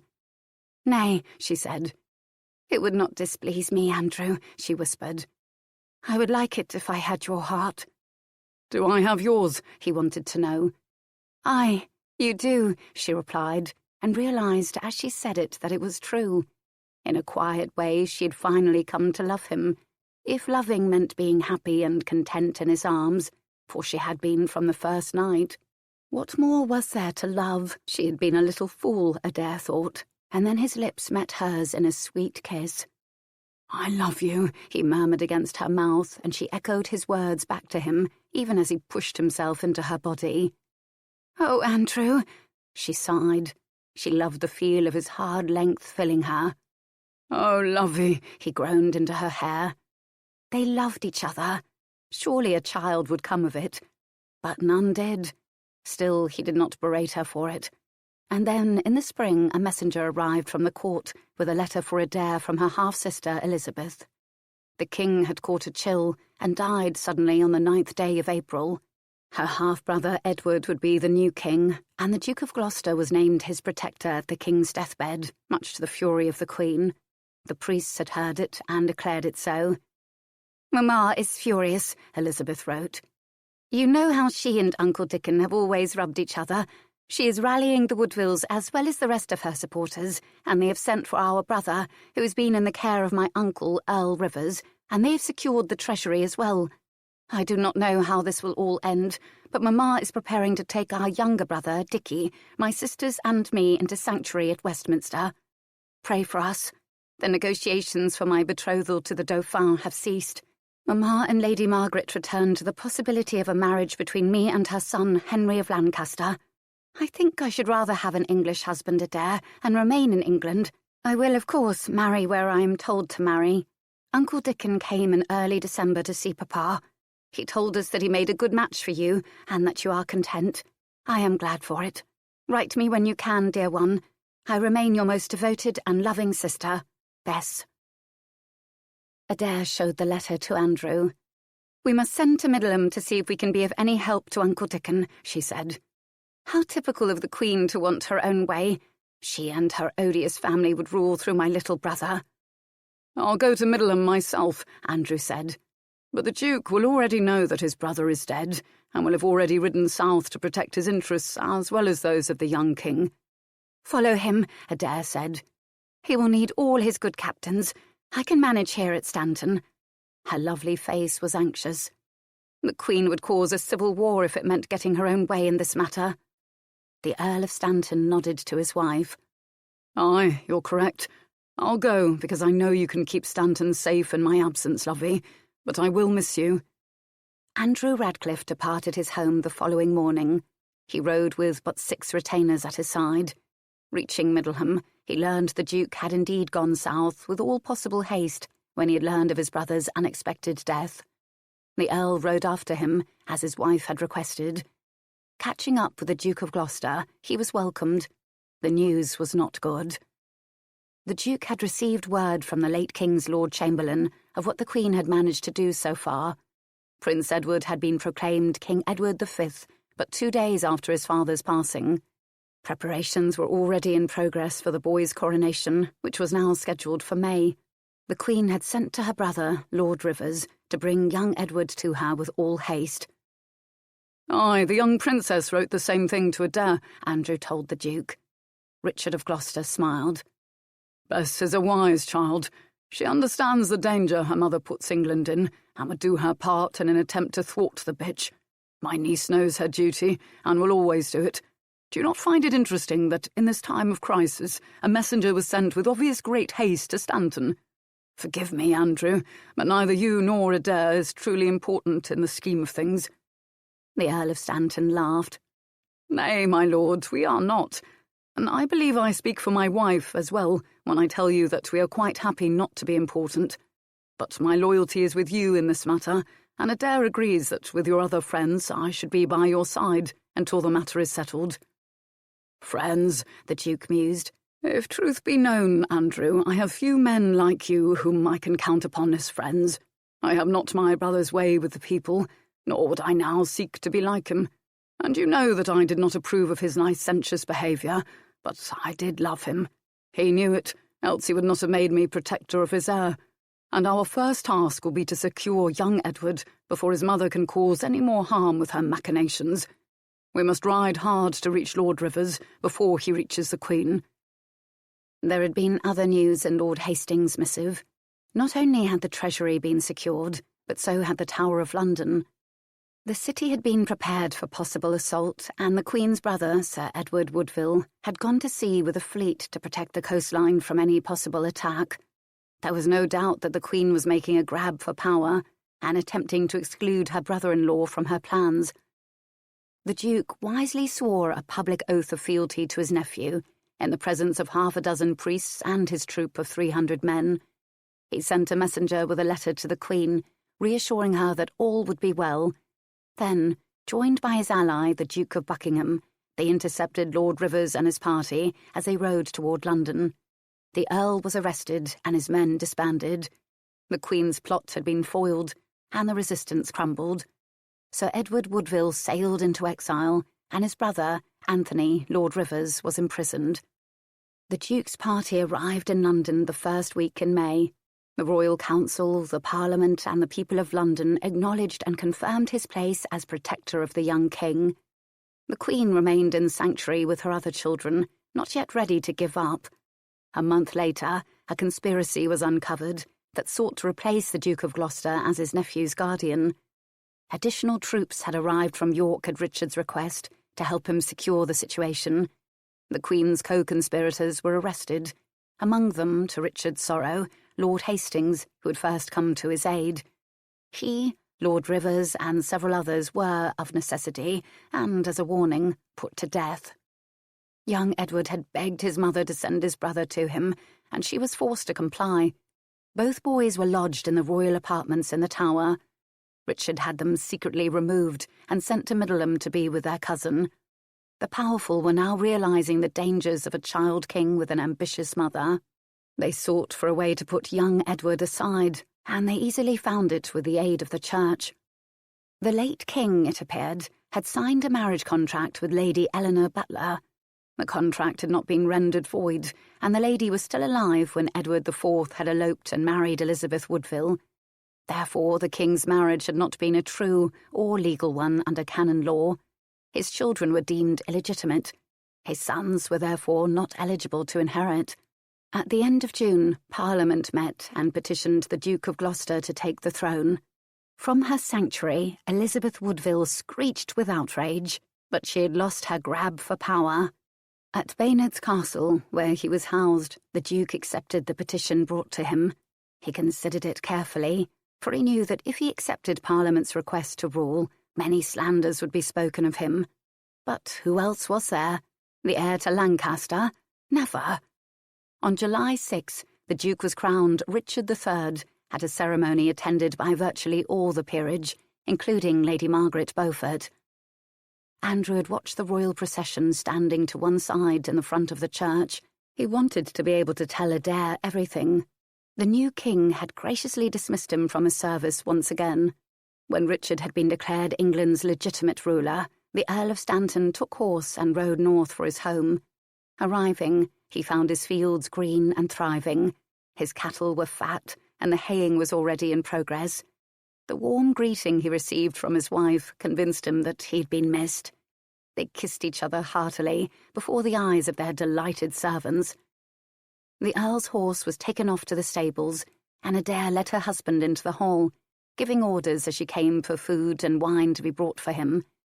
He sat at the high board and devoured a trencher of rabbit stew, fresh bread and a goblet of ale, while she waited patiently for his news. When he had finally finished, Andrew sat back and sighed with pleasure. "I haven't eaten so well since I left Stanton in April, lovey," he told her. "I suppose you'll want to know everything that has happened." "Don't tease me," Adair pleaded. His eyes grew warm. "But teasing you is so much fun," he said. "There will be none of that, my lord, until I have heard everything," she threatened him mischievously, and the tip of her tongue played a moment with her upper lip as their eyes met. "Jesu, you're a wicked wench," he said low, feeling the tightening in his groin. "Speak, my lord," she commanded him, "and speak loudly, for everyone would hear your adventures. Gather around, Stanton folk, and hear what your earl has to tell you," she called to the servants and others in the hall. "Richard, formerly Duke of Gloucester, has been crowned your king, the third of that name," the earl began, and there was a collective gasp of astonishment from those assembled listening. Andrew then went on to explain exactly how this had come about. Those gathered were slightly confused by what they were hearing, especially the canon law that would bastardize the former king's children and disinherit them. Why wasn't this previous contract brought up when King Edward first wed his queen, and before she spawned all her bairns? Albert asked candidly. The Earl shrugged. I am not privy to the reasoning of the church, he replied. I believe it was decided among the powerful lords that having a boy king could lead to many difficulties, given his mother and her family. They wanted an excuse to set the lad aside and offer the crown to the Duke. They found it. Where are little Edward and Dickie? Adair asked. King Richard had them sent to Middleham, although this is not widely known. He felt they would be safer away from the seat of his influence. The Queen managed to suborn several important men. They were caught and arrested. It was at that point the boys were removed from the Tower. Parliament and the powerful families need the king to be entirely secure. No one wants a civil war, but Elizabeth Woodville and her cohorts cannot see that there will be one if she continues to persist in her efforts to hold on to the reins of power through her sons. They think that by having her bottled up in sanctuary they can contain her, but I will wager she continues to plot and scheme. He is a strong and honourable man who would brook no nonsense, Albert remarked. That will be good for us all. Say on, my lord. The Earl of Stanton continued his recitation of his adventures. He told them about the coronation and how just about every noble family of note in England had been in attendance. Even Lady Margaret Beaufort, mother of Henry of Lancaster, had been there. I stayed no longer than to see the crown placed upon his head and our good Duke anointed and declared the rightful King of England, Andrew said. Then my men and I took course to return to Stanton. So now, all of you, hail King Richard III, he concluded. 3 loud huzzas erupted from those in the hall. There was no doubt that Stanton would stand for the new king. Adair's violet eyes were shining. Uncle Dickon will make a fine king, she said.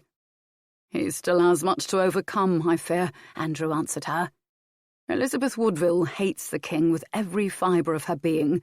She will continue to cause trouble and will not rest until one of them is dead, and he is too much of a gentleman to see the bitch killed. I would poison her, Adair said. But tell me, was the new queen there in London? And what about little Nettie? She was there and crowned with him, the Earl told his wife. The little prince, however, remains at Middleham. You know how fragile his health has been since his birth, poor child. Adair's eyes filled with tears. I wonder if he will live to manhood, she said. And poor Lady Anne has never conceived again.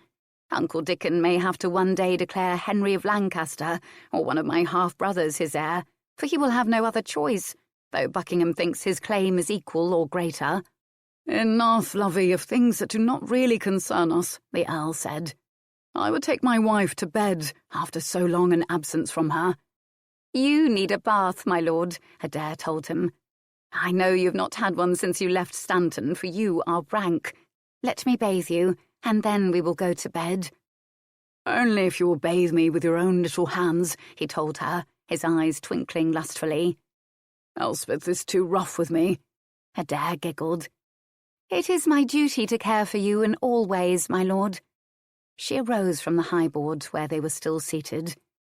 Let me order that the water be heated before we leave the hall. With a seductive smile and a curtsy, she hurried off.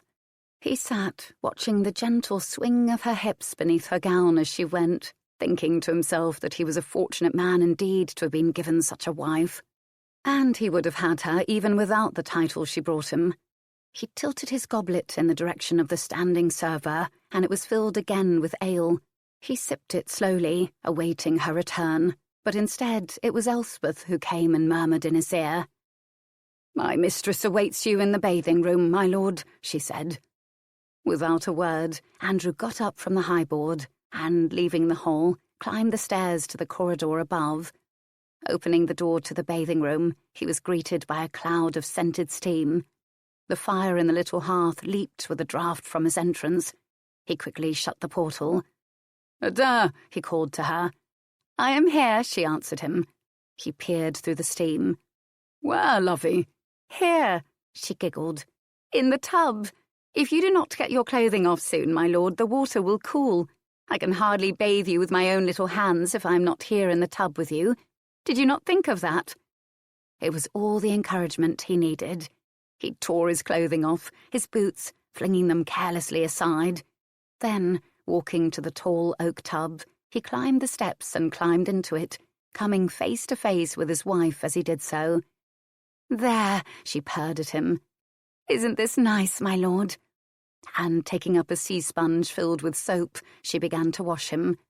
When her hands moved to his genitals, she smiled a wicked little smile, for his love rod was already hard with his lust for her. "Just a moment more, my lord. Your hair will need attending to before you may enter my bed." She quickly scrubbed his dark locks, and he grumbled that she was even worse than Elspeth. Laughing, Adair rinsed his hair with the 2 pitchers of clean water on the shelf of the tub's wide rim. Then, while he was attempting to get the water from his eyes, she climbed from the tub. "Come along, my lord. Do not dally," she said. Able to see once again, he looked about for her. "Where have you gotten to now, lovey?" he wanted to know. "I'm here waiting to dry you," she murmured seductively. He exited their tub, and his lust for her was most visible. "Not yet," he growled, and grabbing her, he backed her against the tall wooden tub. "First, wife, you'll take the edge off of my lust. Put your arms about my neck." And as she did so, his 2 big hands cupped her buttocks and raised her up. Adair squealed with surprise, but she instinctively opened her legs to wrap them about his torso as he thrust eagerly into her body. He was so hard, and she gasped with pleasure as he pumped into her with a fierce, quick rhythm. "Oh, God, Andrew!" Her own passions rose to flood her entire being. "Don't stop! If you stop, I will kill you!" He laughed low. "This is but the beginning, Adair. I have missed you more than I was even willing to admit to myself." His loins banged again and again against her. "I mean to do this with you most of the night long." His lips found hers in a burning kiss. She almost devoured his mouth. Their tongues fought a pitched battle until her head was spinning, and Adair felt entirely out of control of her own body. She moaned deep in her throat, every sense heightened as their wet bodies rubbed and pressed against each other. And then there was no holding her desires in any kind of check. She threw back her head and screamed as a mutual satisfaction overwhelmed them both.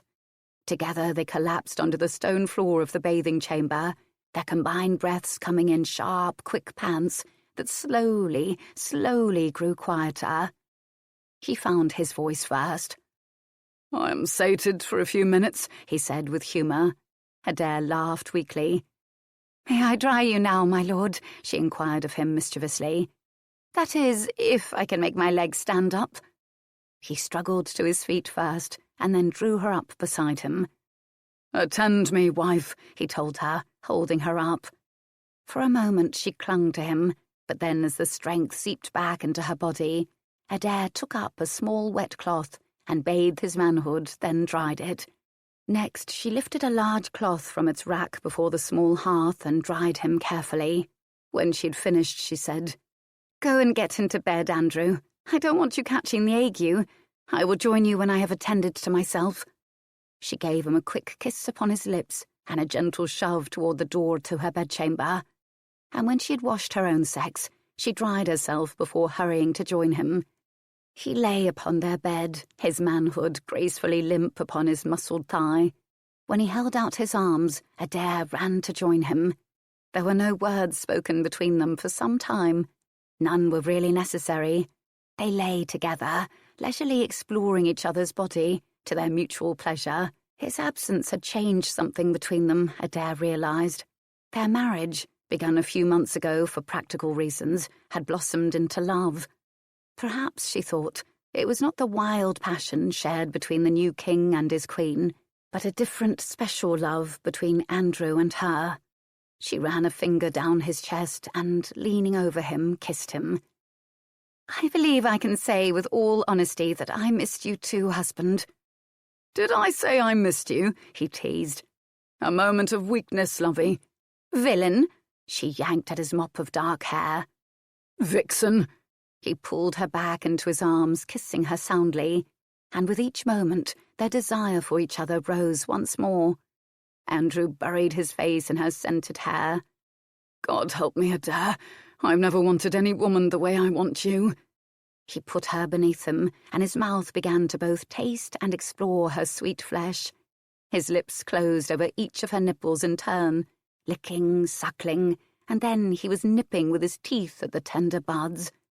Then his kisses moved over her torso with a gentle lust. Adair's fingers kneaded his shoulders and back. His lovemaking was setting her afire with longing. When, finally, he slipped his manhood into her well-prepared lover's sheath, she sighed deeply, her eyes closing, as she allowed herself to be surrounded with the pure sensation of his now frenzied passion. She soared and flew as the hunger between them grew, until it exploded in a fiery burst that left them both gasping for air. And, true to his word, Andrew made love to Adair several times that night, until, sated herself, she cautioned him that they would need to sleep if they were to perform their duties on the morrow. Then she slept, content with the life she now had, confident in the days that stretched ahead. There would be a child eventually. How could a child not come from the love that now bloomed between them? In the autumn, there came word from Adair's half-sister Elizabeth, still in sanctuary, that there had been some small risings against King Richard in Dorset, Devon and Kent. "But naught has come of it, and Mamma is quite disappointed," Bess wrote. "She schemes without ceasing, and a match has almost been settled now between me and Lady Margaret's son, Henry of Lancaster, although what good it will do I cannot say, for if I leave Westminster, Uncle Dickon will surely seize me, and in his custody I will not be allowed to wed the heir to Lancaster." "Poor Bess," Adair said as she put aside the letter. "Of course she won't be allowed to wed Henry Tudor if Uncle Dickon has anything to say about it. The heiress to York marrying the heir to Lancaster? It would constitute a threat to Uncle Dickon's authority. Of course the Woodville woman would like that." "But the king has only one heir," Andrew noted. "And if truth be told, little Neddy is very frail, as is the Queen." Adair sighed. "I know. If they should die, God forbid it, then Uncle Dickon must wed again for his and England's sake. He loves the Queen so deeply that I do not know if he could do it." A small epidemic broke out in Stanton village. Several children and at least 3 adults ran high fevers, and their cheeks grew quite swollen for a time, but there were no deaths. Adair had never seen such an illness before, but Andrew assured her it would be all right. "I had the swelling sickness when I was a child," he said, "and as you can see, I am quite healthy today." But Elspeth grew pale when she learned what the Earl had said to his wife.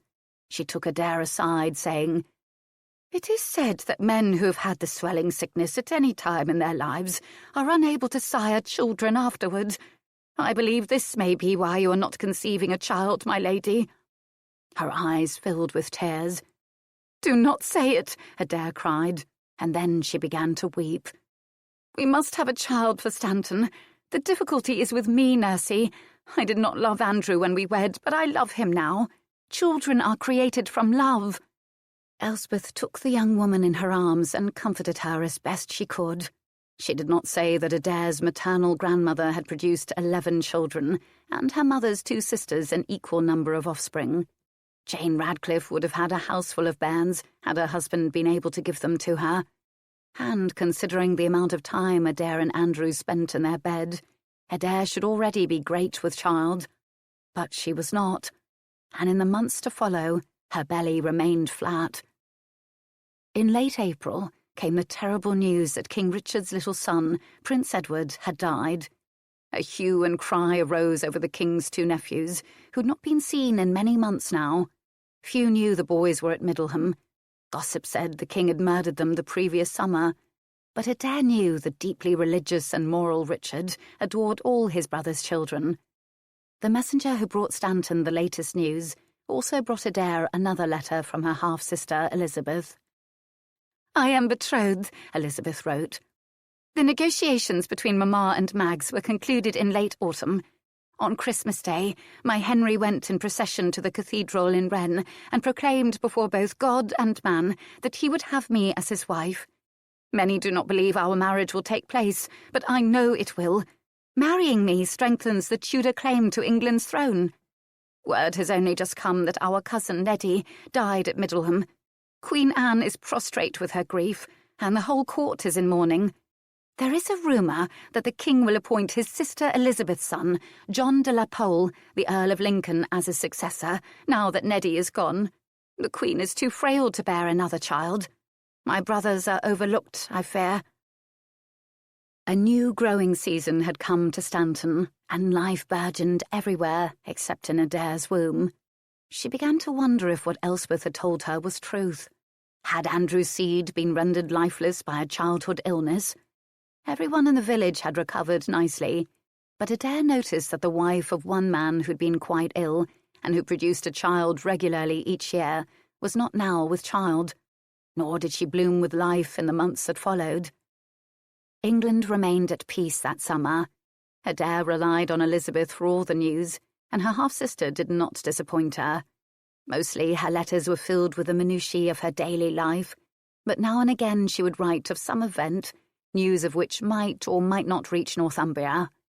In late summer, Elizabeth wrote angrily, "My Henry has been sheltering in Brittany. The king arranged with the duke to turn the Tudor over to him this summer.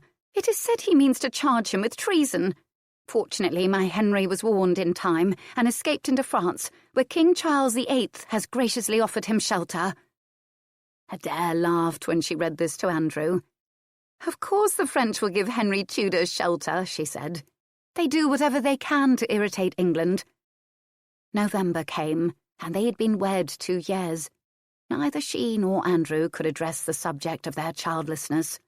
The winter came and went, and in early April, when the roads from the south were once again open, Adair received the first letter she had had in several months from Elizabeth.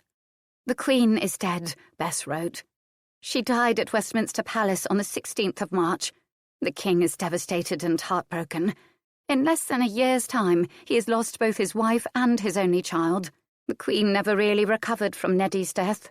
She was always delicate, but she seemed to fade away before our eyes with each day that passed. God assoil her good soul. And now someone is spreading a filthy rumour that the king would wed me himself. He is so horrified that he came to see Mamma to swear to her that it was not so.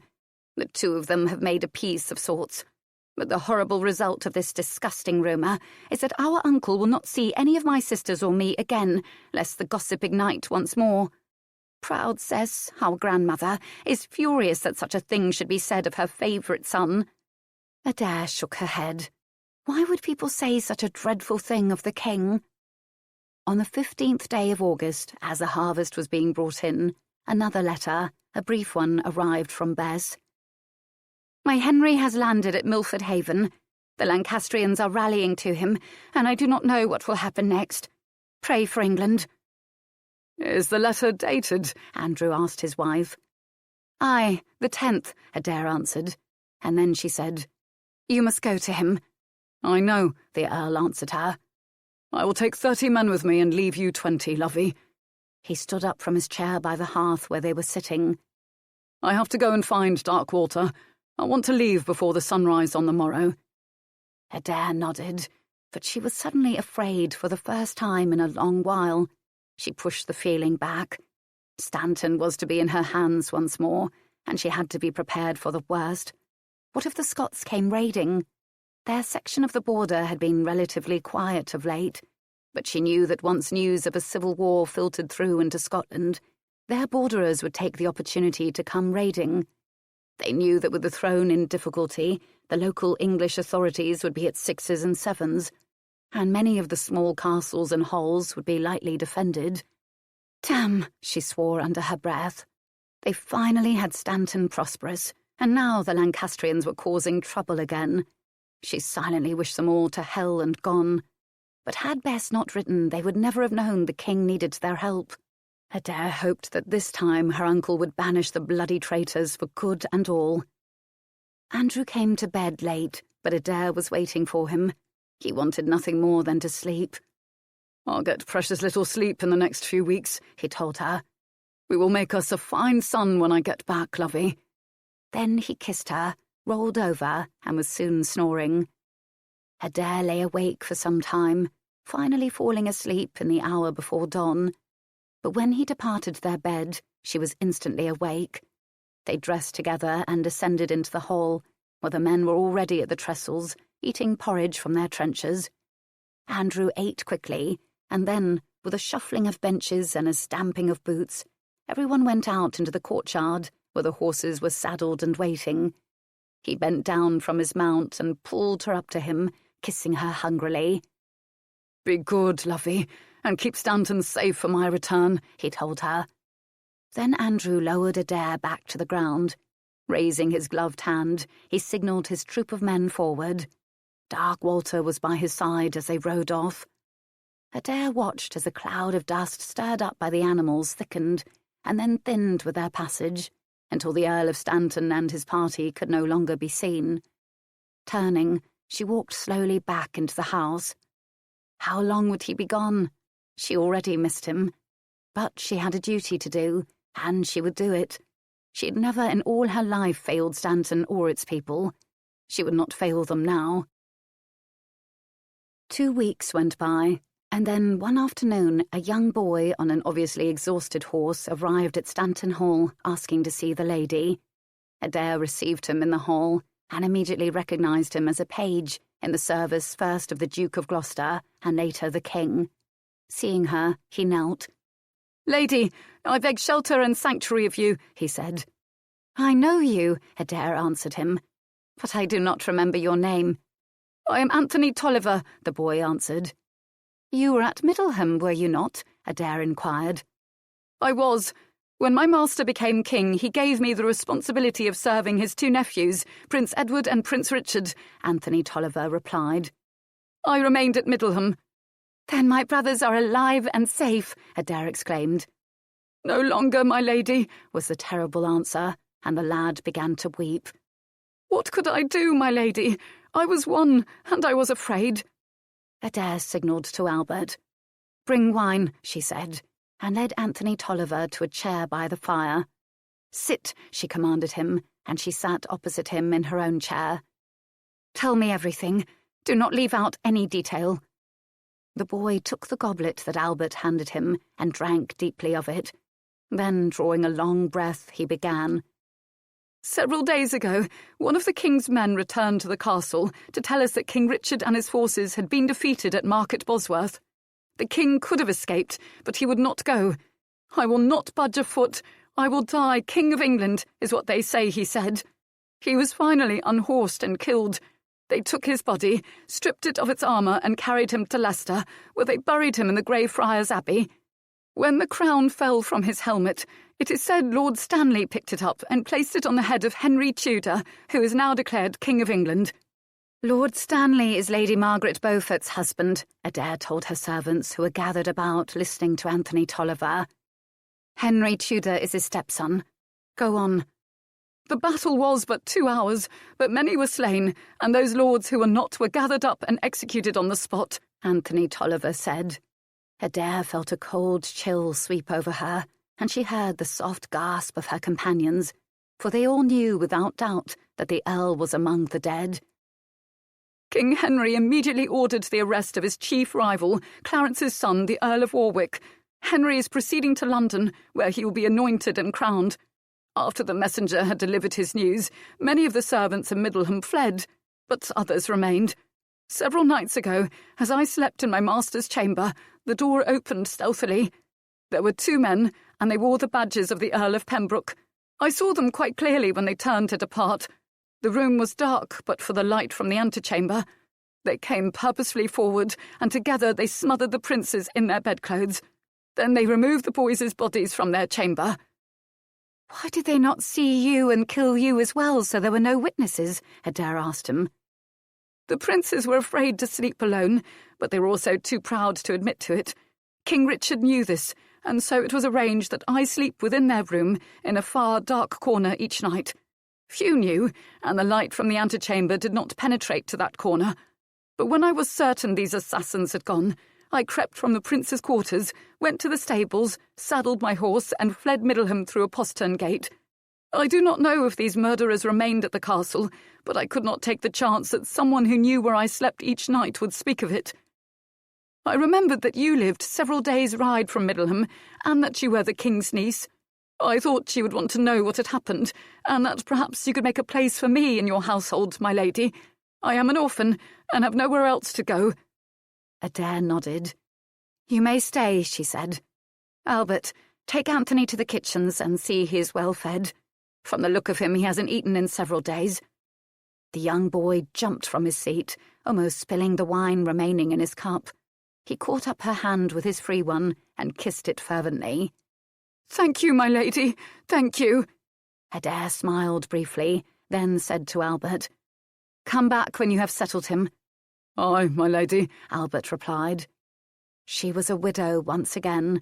Uncle Dickon was dead and buried. But most horrifying of all, the Lancastrians had murdered her 2 young half-brothers, and Adair knew why. Both Edward and Richard were a threat to Henry Tudor's ambitions. Their claim to the throne was far stronger than his.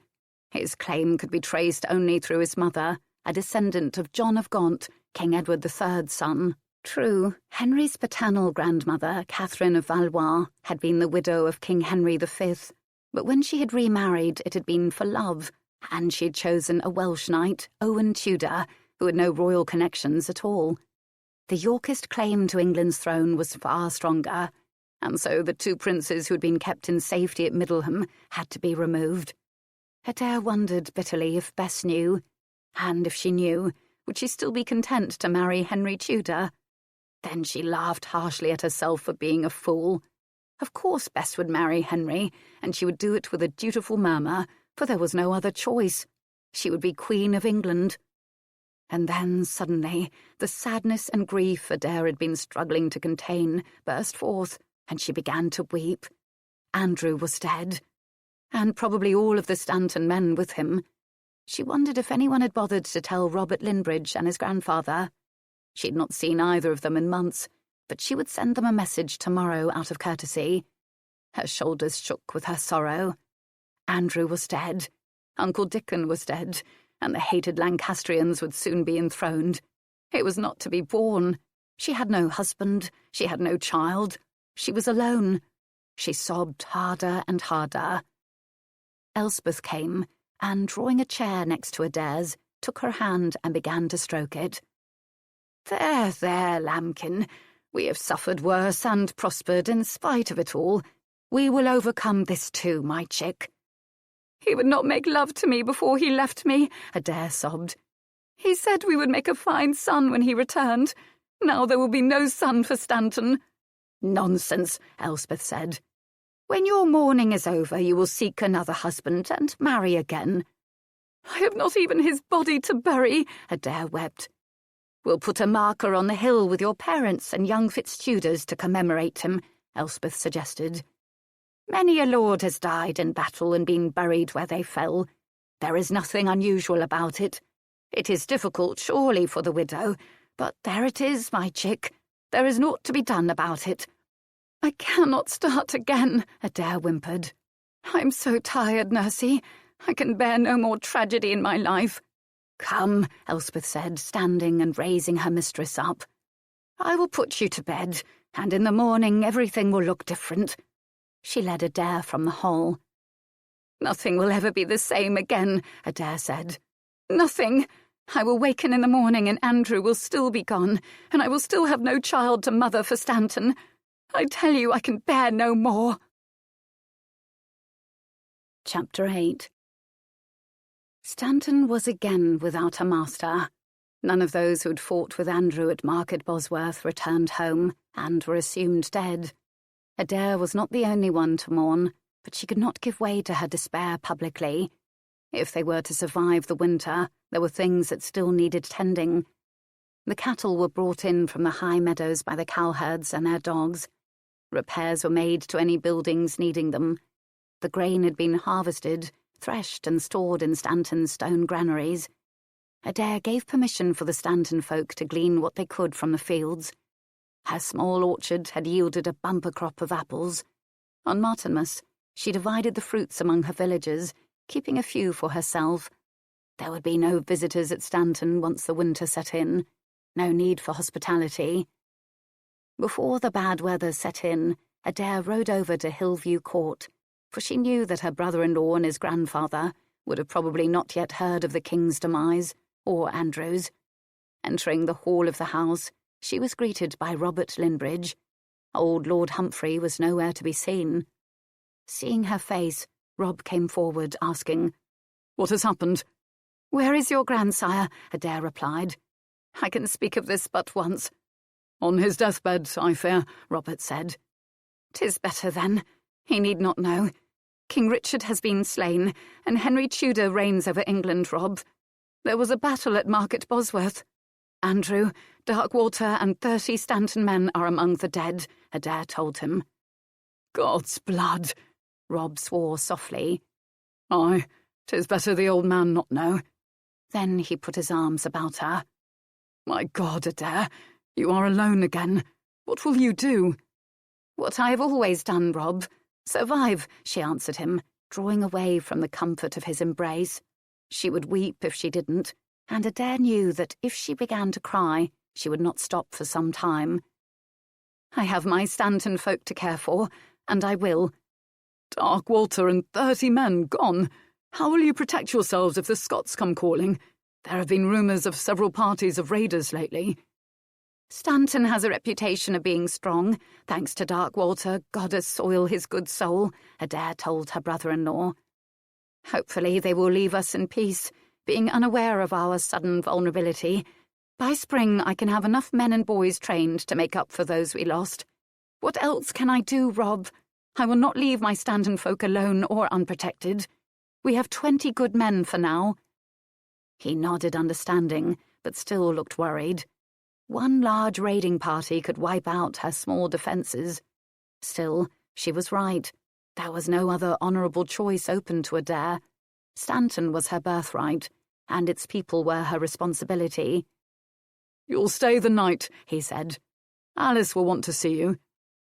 "Is the old curmudgeon really dying?" Adair asked him, accepting a goblet of wine from a hovering servant. "Aye, he is," Rob said. "Then I think it best I don't see him.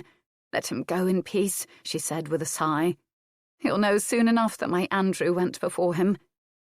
Robert Linbridge nodded in agreement. "Aye," he said tersely. "Aye." When Alice Linbridge came into the hall, and as they sat at the high board, Adair told them in detail what she had learned from young Anthony Tolliver.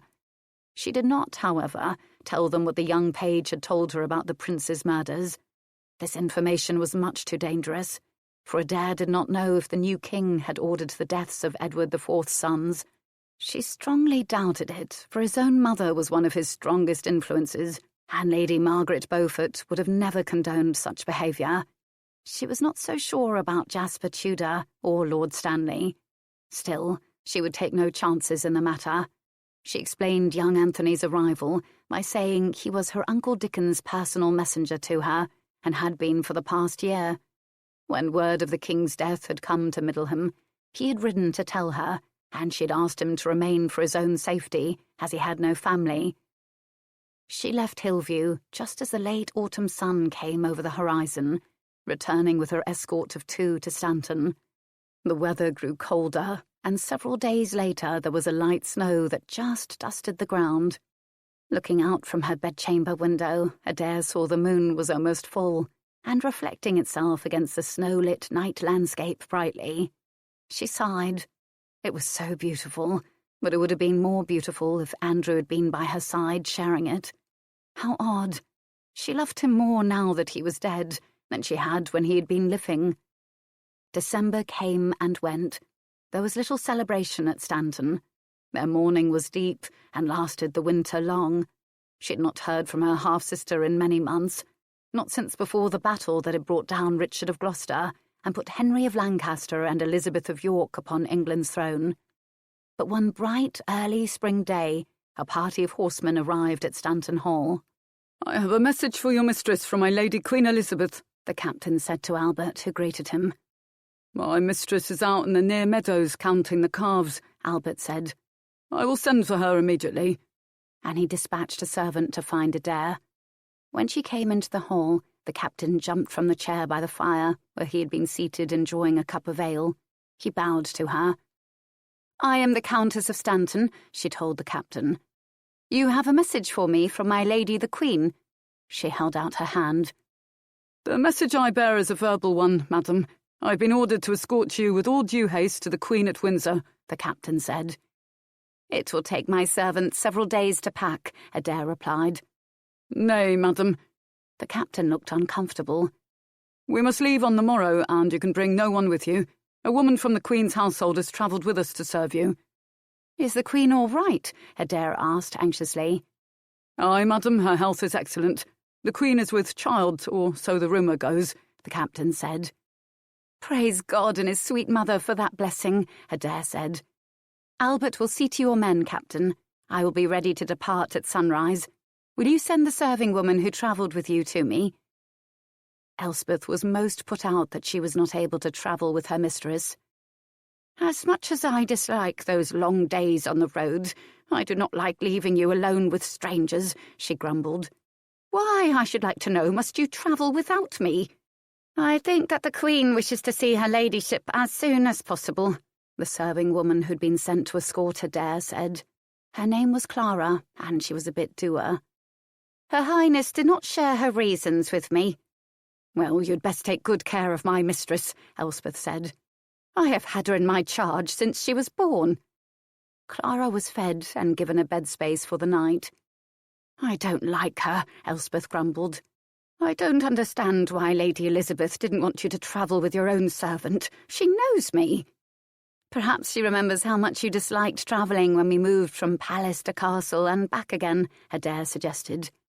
"Elizabeth has an eye for detail and has ever been thoughtful of others." "Humph," Elspeth said. "I've packed a trunk for you." Adair shook her head. "We have to travel quickly," the captain said. "I'll be riding, and there'll be no place for a trunk. We can pack 2 saddlebags with what I will need. I'll ride astride and wear breeches. Give me 2 clean chemises and 2 simple gowns, my ribbon crispine with the ruby red jewel, the black pair of sollerets. I'll wear a warm cape over my breeches, shirt and jerkin and my boots. It's hardly what my lady the Countess of Stanton should be seen in at Windsor," Elspeth muttered. "What can you be thinking of, my lady?" "If Bess wishes to see me now, then I shall go with all possible haste," Adair answered her serving woman. "If this were to be a social visit, the Queen would have sent me a missive and given me time to prepare. This is something else, though I have no idea what it is she wants of me. Still, she is Queen now, and she is my blood. I will go with all possible haste, Elspeth. I doubt I'm being invited for a long visit, but if I'm mistaken, then Bess will see me decently clothed." "I should be with you," Elspeth muttered.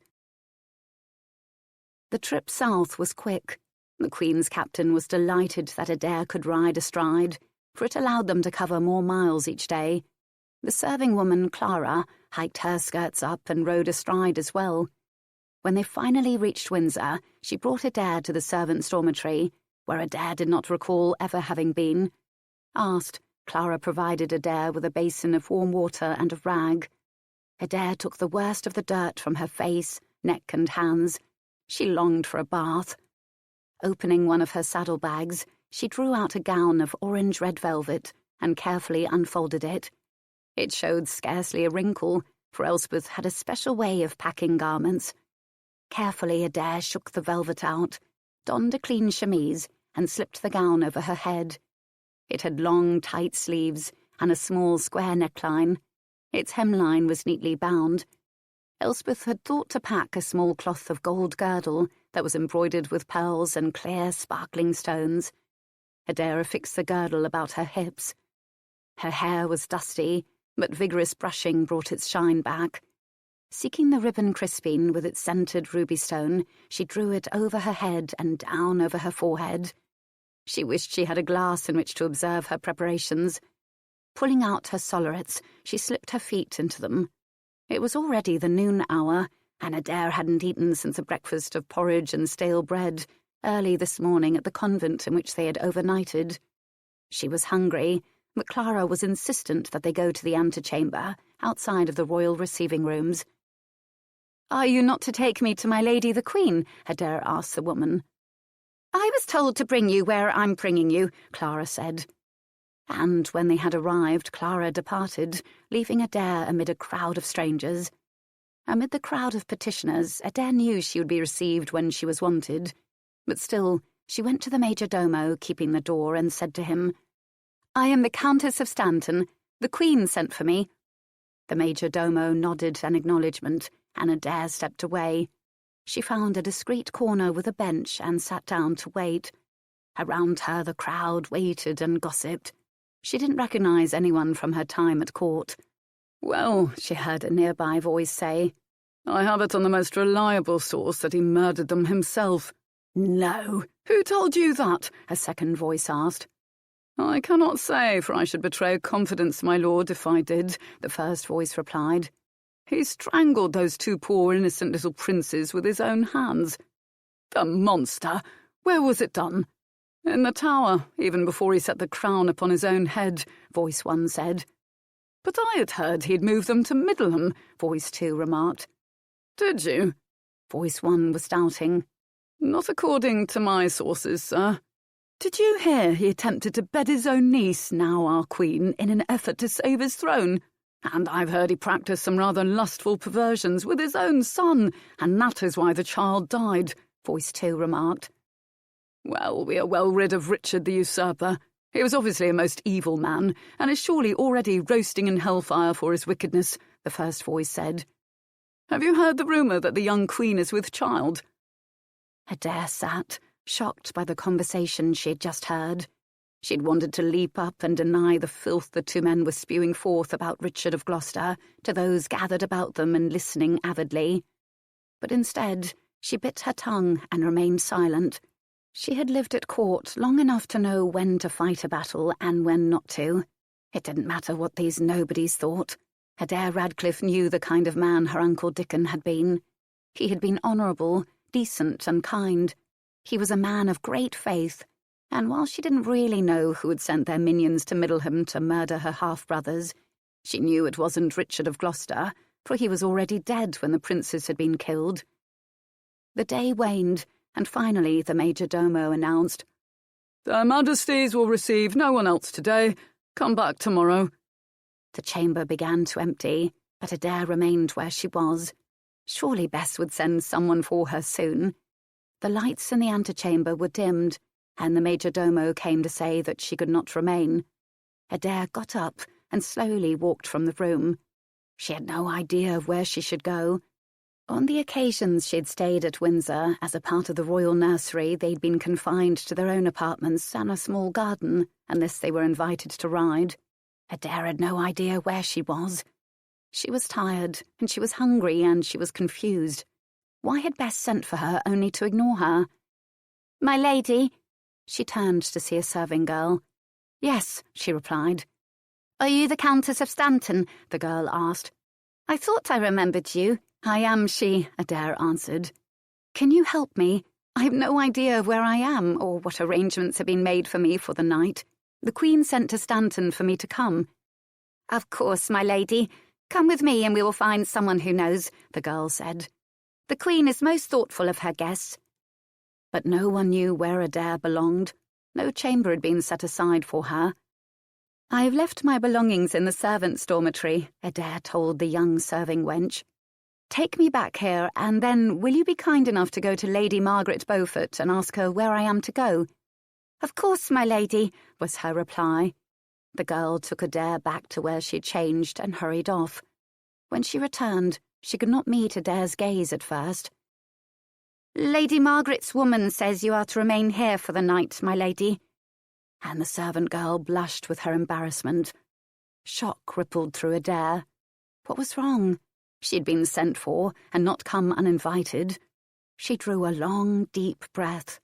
Perhaps the Queen had not expected her so soon, and now there was no time to prepare a chamber for her half-sister. Very well, Adair thought. She would remain here, if that was what Mags wanted. She looked up at the girl, who was clearly distressed. "I have not eaten all day," she said. "Would it be possible for you to find me something to eat?" "Oh, yes, my lady. I'll get you something," the girl said, clearly relieved to be able to escape this difficult situation. Turning, she ran off. Adair sat down on a narrow cot. It wasn't like Bess to overlook things. Something was very wrong, but what she could not know until she was able to see her half-sister. The servant returned with a small trencher of vegetable pottage for Adair, who thanked her and began to eat where she was sitting. She ate it all, including the bread trencher. "Will you bring me something in the morning?" Adair asked her. "I shall have to return to the antechamber and wait until the Queen agrees to see me." "I'll help you on the morrow," the girl replied, and then she hurried off again. Adair slipped out of her gown and lay down, pulling her cape over her. She did not sleep well, listening as servants came in and out of the dormitory as their shifts began and ended. Her friend came in and lay down on the cot next to hers. Adair pretended to be asleep, for she knew the girl was puzzled by how the Queen was treating her own half-sister. So was she. Finally, as the grey light of day was beginning to peep through the narrow windows of the dormitory, Adair arose and dressed herself again. The girl brought her porridge in a trencher, and again Adair ate it all, knowing it was unlikely she would see any food until after her audience with the Queen. "I will show you back to the antechamber," the servant said, and led Adair back through the castle. When they arrived, Adair dug into her purse and drew out a halfpenny, which she gave the girl. "You've been more than kind," she said. "I don't even know your name." She pressed the coin into the girl's hand. "It is Mary, my lady, and you are too generous. I was happy to help you, for I remember you when I first came into service here. You were always kind and always said thank you. Few do, if they notice you at all." Then, with a curtsy, Mary scampered off down the corridor. Adair stepped into the anteroom, which was already beginning to fill up. She went again to the major domo. "I am the Countess of Stanton. The Queen sent for me." "Yes, my lady, I remember you," he replied. "You must wait. You were not on the list yesterday, and I do not see you today, but I will send a page in to tell the king you are waiting." "Thank you," Adair responded. She found her bench in the corner and waited again, watching as mainly men were called into the royal presence. Some she recognised by their bearing as noblemen. Others were obviously important men of business. There were one or two other women. Finally, to her great relief, the majordomo called out her name, and rising, Adair crossed the chamber and entered through double doors that had been flung open to allow her admittance. She walked slowly down the aisle toward the throne. Elizabeth was sitting to the king's left, her chair just slightly below her husband's. Adair smiled tremulously, but Elizabeth did not even look at her. How odd, Adair thought. Then she saw the king's mother, her old governess, seated next to the Queen. How elegant she looked, Adair considered. Reaching the throne, she curtsied low and waited to be told to arise. "Kneel before me, my Lady Countess of Stanton," she heard the king's voice command. "Kneel before me and beg my pardon for your treason." She was amazed and even startled by his words, but she fell to her knees before Henry Tudor, saying, "But, my liege, I have committed no treason against you. You are my king, and I honour you. I will pledge you my fealty now for Stanton." "Did your husband, the Earl of Stanton, not come to the usurper Richard's aid with a troop of Stanton men, madam?" the king asked coldly. "Stanton has always supported England's ruler, my liege, and King Richard ruled at that time," Adair explained. "My husband and his men lost their lives at Bosworth." "In defence of a usurper, madam," the king replied. "An example must be made of those who would betray their country, and Stanton will pay the price for their defence of the usurper. Because your husband died following Richard of Gloucester, I cannot punish him. God will judge him. You alone are left to atone, and so I'm stripping you of your lands and title, madam.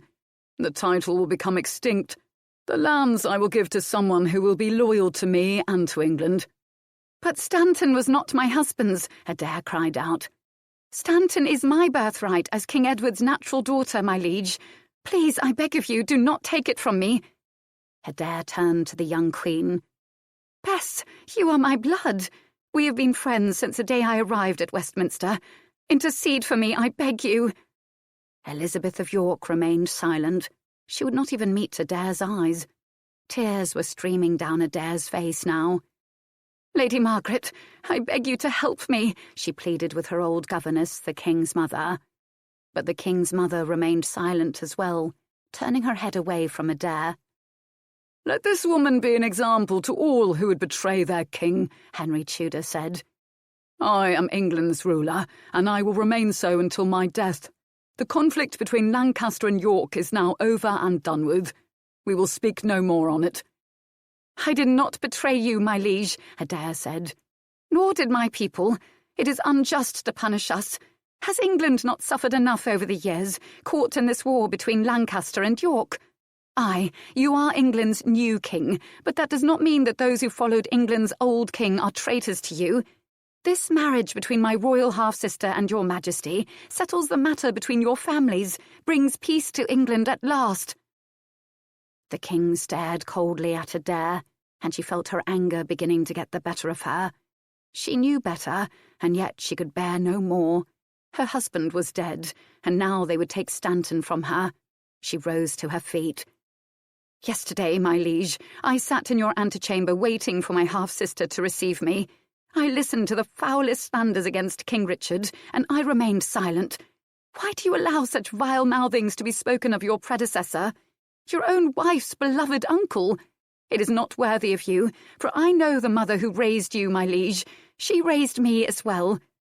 You would defend a murderer of children, then, madam, the king demanded. Our uncle loved all children.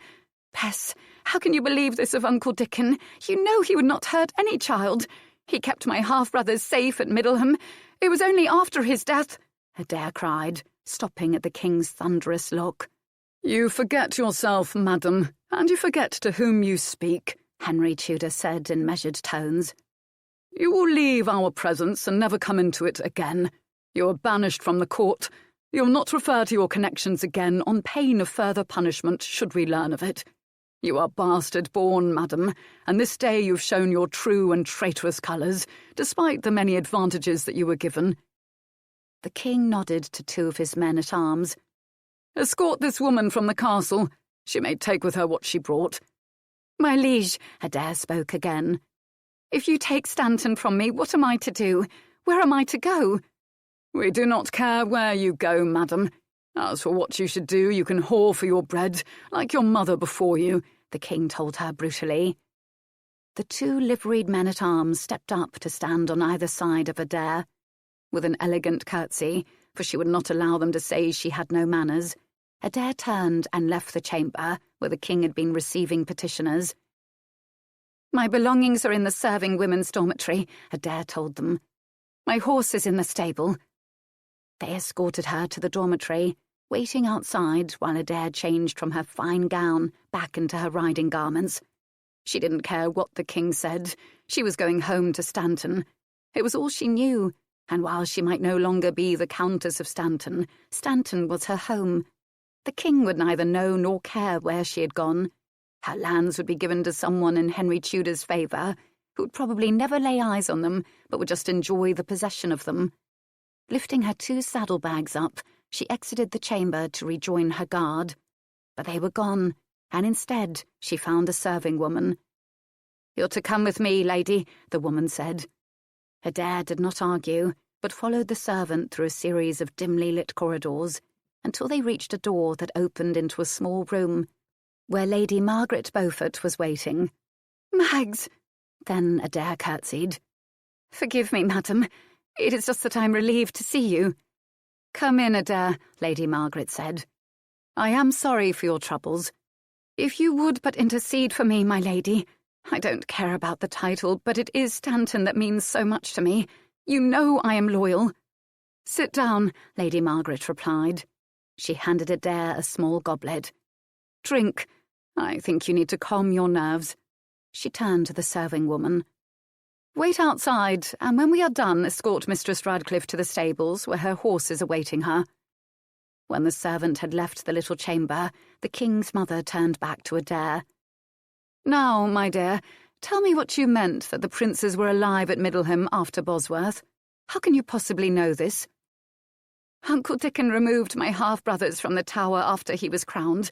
He felt the atmosphere there was not healthy for growing boys. They were taken to Middleham to be with their cousin. I saw them there myself, although I never spoke with them. A young servant who slept in their chamber came to me late last autumn. He told me that they were brought word of Uncle Dickon's death and King Henry's ascension, and that same night the two men who had come to Middleham crept into the prince's bedchamber. He was asleep on a pallet in the corner of the room, and they did not know he was there. Some little noise awakened the servant, and he saw the men smother the two boys. He could not help them, and was in fear of his own life. After they had left, carrying the coverlet-swaddled bodies of my little half-brothers, he fled the castle and came to Stanton, begging me to protect him." "Did he see any badges of service on these men when they arrived at Middleham?" Lady Margaret wanted to know. Adair shook her head. "If he did not say, and would probably not have recognised such badges, madam," she lied. Better she keep silent for her own safety. "Unfortunate," Lady Margaret said slowly, her slender, elegant fingers drumming softly on the arm of her chair. "I never thought that Richard had killed the boys or even ordered it done. But now we shall never know who did." She rose. "You must be going now, I know. Thank you for speaking with me." Adair had risen too. "Can you not intercede for me with the king?" she asked softly. "Let me keep Stanton. It can be of no use to the king, and who among his court would want property in the northwest corner of Northumbria, my lady?" "My son is angry right now," Lady Margaret responded. "And he feels the need to solidify his position by making public examples. Why did you speak to him as you did? I know you know better, for you were among my best pupils. But Henry is not cruel or unreasonable. Go home, Adair, and I will see if eventually he can be reasoned with. But in the meantime I will make certain that Stanton is given to no one else. Your title, however, I cannot regain for you. I am sorry." "The title means little to me, my lady. I will relinquish it gladly, if I can retain Stanton. Will I be given an escort home? I am a woman, and cannot travel alone."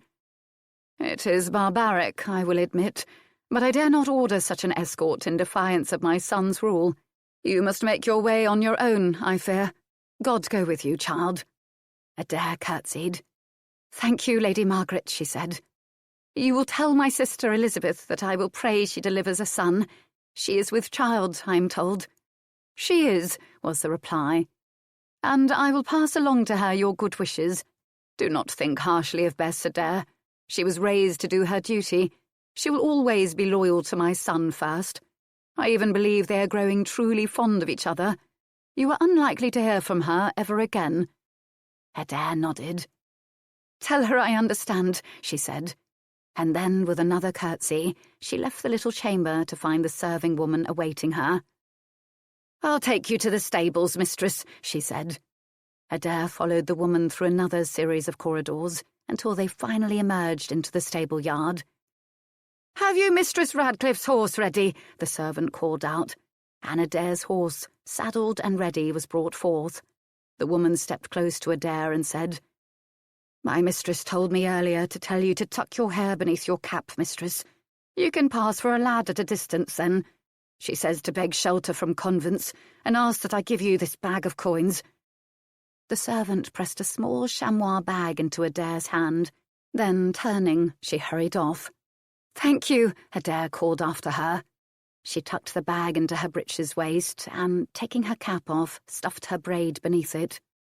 Then she affixed her saddlebags and, mounting her horse, she made her way out of the stable yard and from the castle. It was midday, and she knew if she rode at a fairly steady gait she could reach the convent in which she had sheltered the night before arriving at Windsor. The next morning she joined a band of pilgrims heading toward York. It was safer riding in a group than riding alone. She gave the leader of the pilgrims a silver penny for the privilege, knowing she was very fortunate to be able to attach herself to this party. When they reached York, Adair found a small convoy of merchants, going as far north as Newcastle. She joined them, keeping to herself as much as possible, and leaving the merchants just before they reached the town. For the next few days, she rode across Northumbria towards Stanton. She rested most nights in religious houses, but 2 nights she was forced to shelter in barns, and 1 night she spent out on the moors, her back pressed against a rock wall, clutching the reins of her horse. She but dozed on and off that night, fearful of wild animals and bandits. But finally, to her great relief, she gained her own lands, only to find Stanton Hall had been destroyed. Not a stone was left standing, even its defensive walls, but the village remained, and it was there that she found Albert, Elspeth, and the house servants. Elspeth was outraged to learn that her mistress had been sent home in such a fashion. "You could have been ravaged, or robbed, or killed," she said furiously. "What kind of a king sends a helpless young woman out by herself to travel such a distance?" "I am not in favour with this king," Adair said dryly. "I am stripped of my title and my lands, although Mag says she will try to get the king to relent on my lands. But what has happened to the Hall?"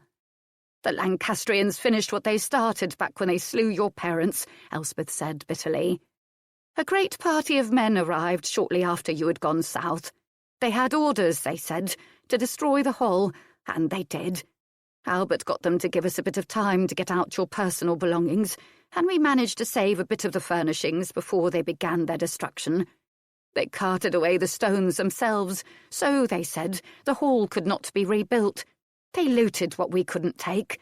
Then they burned it." "The village, the fields and the livestock," Albert said. "They left, for they said the king would not harm his good people, only their masters who supported a tyrant. What did they mean by that, my lady?" Albert looked suddenly weary and worn, Adair thought. "This new king has punished Stanton for supporting King Richard," Adair explained. "What are we to do, my lady?" Albert asked her fearfully. "We shall go on as we have," Adair said. "But there is no hall for you," he said. "Where is Elspeth living?" Adair asked. "I shall live in the cottage in which she has been living, but if that place is already housing another family, you shall build me a new cottage before the winter months set in on us again. I am plain Mistress Radcliffe now, and shall be content with a cottage." "You are the Lady of Stanton, and do not forget it," Elspeth snapped, and Albert nodded in agreement. "We've all been living with our families here in the village," Albert said. "Now that you're back, my lady, we'll begin building you your own house." "I will be content with a cottage," Adair told him. "We don't want to attract the attention of those who came to destroy Stanton Hall again, do we?" "And you'll shelter with my sister and me," Elspeth said. "She's a widow now, and her daughters are married. There is plenty of room, my lady." "Then it is settled," Adair told them cheerfully. "Now I am going to walk my lands for a bit, stable my poor horse." She walked away from them, speaking with her people as she went. But finally she was away from the village and out in her meadows. While it was good to be home again, Adair considered what she had to do to help her Stanton folk survive this latest blow. The hall was gone, but at least the king's men had left everything else intact, and she had shelter. She sat down upon a low stone wall to rest a moment. A cold nose suddenly pressed into her hand. "Beast!" She reached out to stroke the ancient wolfhound. "Poor baby. You've lost your nice warm hearth, haven't you? But we'll have another by the time the frost sets in. Oh, Beast, I'm so sad. Andrew is gone. Our home is gone. I'm so tired of having to start all over again, only to have it snatched away from me." Adair began to cry softly, and the dog laid his great head onto her lap, looking up at her with his dark and very sympathetic eyes. Adair's fingers scratched Beast's ears, and he brushed away her tears, which were dropping onto his fur. "I have to be brave for them, you know," Adair continued. "They wouldn't know what to do without me, but even I'm not certain what to do now. What if the king won't return Stanton to me? Well, I suppose if no one else comes to claim the land, I can remain on it. Someone has to look after the Stanton folk." "Urgh," the dog said, as if in agreement with his mistress. Adair gave a watery chuckle. You always know the right thing to say, she told the dog. Then she stood up. We had best get back. We're staying with Elspeth's sister, Marjorie. She always scared me as a child, being so sharp-spoken, Adair said. Did you and the dog settle it then? Elspeth asked as Adair entered the cottage. How did you know I speak with the dog? Adair demanded to know. Elspeth chuckled. Ever since you were a wee girlie, you've gone and talked things out with Beast whenever you were feeling sad or confused. Did you think I didn't notice? Adair had to laugh. You see everything, don't you, Nursey? I do, Elspeth agreed. Now, what have you decided? Adair took the chair by the fireplace. We go on as always, she said. I don't know what else to do. We can't cease our way of life because of the king. Nay, it's almost midsummer. The fields are green and the cattle are in the high meadows. We will do what we always do at this time of year. We'll make soap and conserves. Were you able to save my apothecary? I should inventory what is there and begin to gather what is necessary to make new salves, ointments and medicines. You're a sensible young woman, my lady, Elspeth's sister Marjorie said sharply. She'd just come into the cottage and had stood listening. The Stanton folk need to feel that naught has changed for them. We're simple folk after all. It don't matter to us if you're a countess or not. You're our lady. Now, are you hungry? I've got a nice rabbit stew on the boil. Adair found that, to her surprise, she enjoyed the simpler life of her villagers. The summer moved on, and the new cottage was slowly being raised up.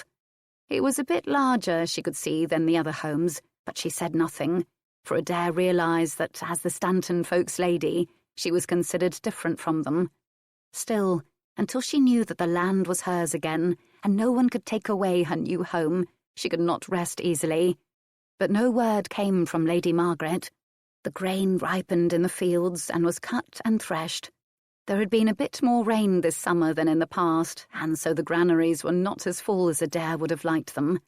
Still, she knew from experience that she could get them all through the winter. The day of her birth came and went. She was 21 years of age now. Robert Linbridge rode over from Hillview to tell her that word had come that the Queen had given birth to a fair son who was baptised Arthur. Although Adair had written to him about the change in her fortunes, he was still distressed to see the spot where the hall had once stood, and he was unhappy to find her living in a cottage. Come back with me to Hillview, he pleaded with her. Alice would be happy for your company. You have been gently raised, Adair. You should not be living like a common cottager. With grandsire dead now, there is no one to provoke you. I thank you for the offer, Rob, she replied. But I am most comfortable. My own new home is almost finished, and as you can see, it is twice the size of everyone else's cottage. These are my people. I am their lady, whether I be the Countess of Stanton or nay. My place is here. The Scots will have discovered by now that you are vulnerable, he responded. What is the worst they can do, Rob? Steal some cattle? Let them. I will not leave Stanton ever again, Adair said stubbornly. Promise me you will reconsider, he said to her, and send to me if at any time you feel threatened. I will come with my men and we will protect you. After he had gone, Elspeth said, You could go to Hillview for the winter months, my lady, and no one would think the worse of you for it. I'm not leaving Stanton, Adair said quietly. It was the hall that attracted the Scots. They are hardly interested in a little village. But Adair had misjudged her neighbours, and one morning in late September, a large party of Scots borderers swept down from the hills into Stanton village. The village was filled mostly with women and the elderly. Most of the men were either harvesting apples in the orchards or tending the cattle. The villagers were herded into the square, and the Scots sorted them out efficiently and quickly. The elderly and infirm were told to return to their cottages. They were instructed to take the small children with them. Adair finally stepped forward. Who is in charge here? She demanded to know. And who wants to know that, my pretty? A tall borderer asked, leering at her. The Lady of Stanton, that's who, you border cur, Elspeth snapped. Why, you're a hot-tempered piece of goods, the tall borderer chuckled. You'd keep a man busy and warm on a cold winter's night. He chucked Elspeth beneath her chin. then, howling, drew back his bloodied hand, for she had stabbed him with her knife. "Bitch!" he roared. "You'll pay for that! Jock!" An older man of medium height, with white hair and a commanding presence, came forward. "Do not damage the captives. I'll have no rape." "Are you in charge here, sir?" Adair asked the man. "I am," the borderer replied.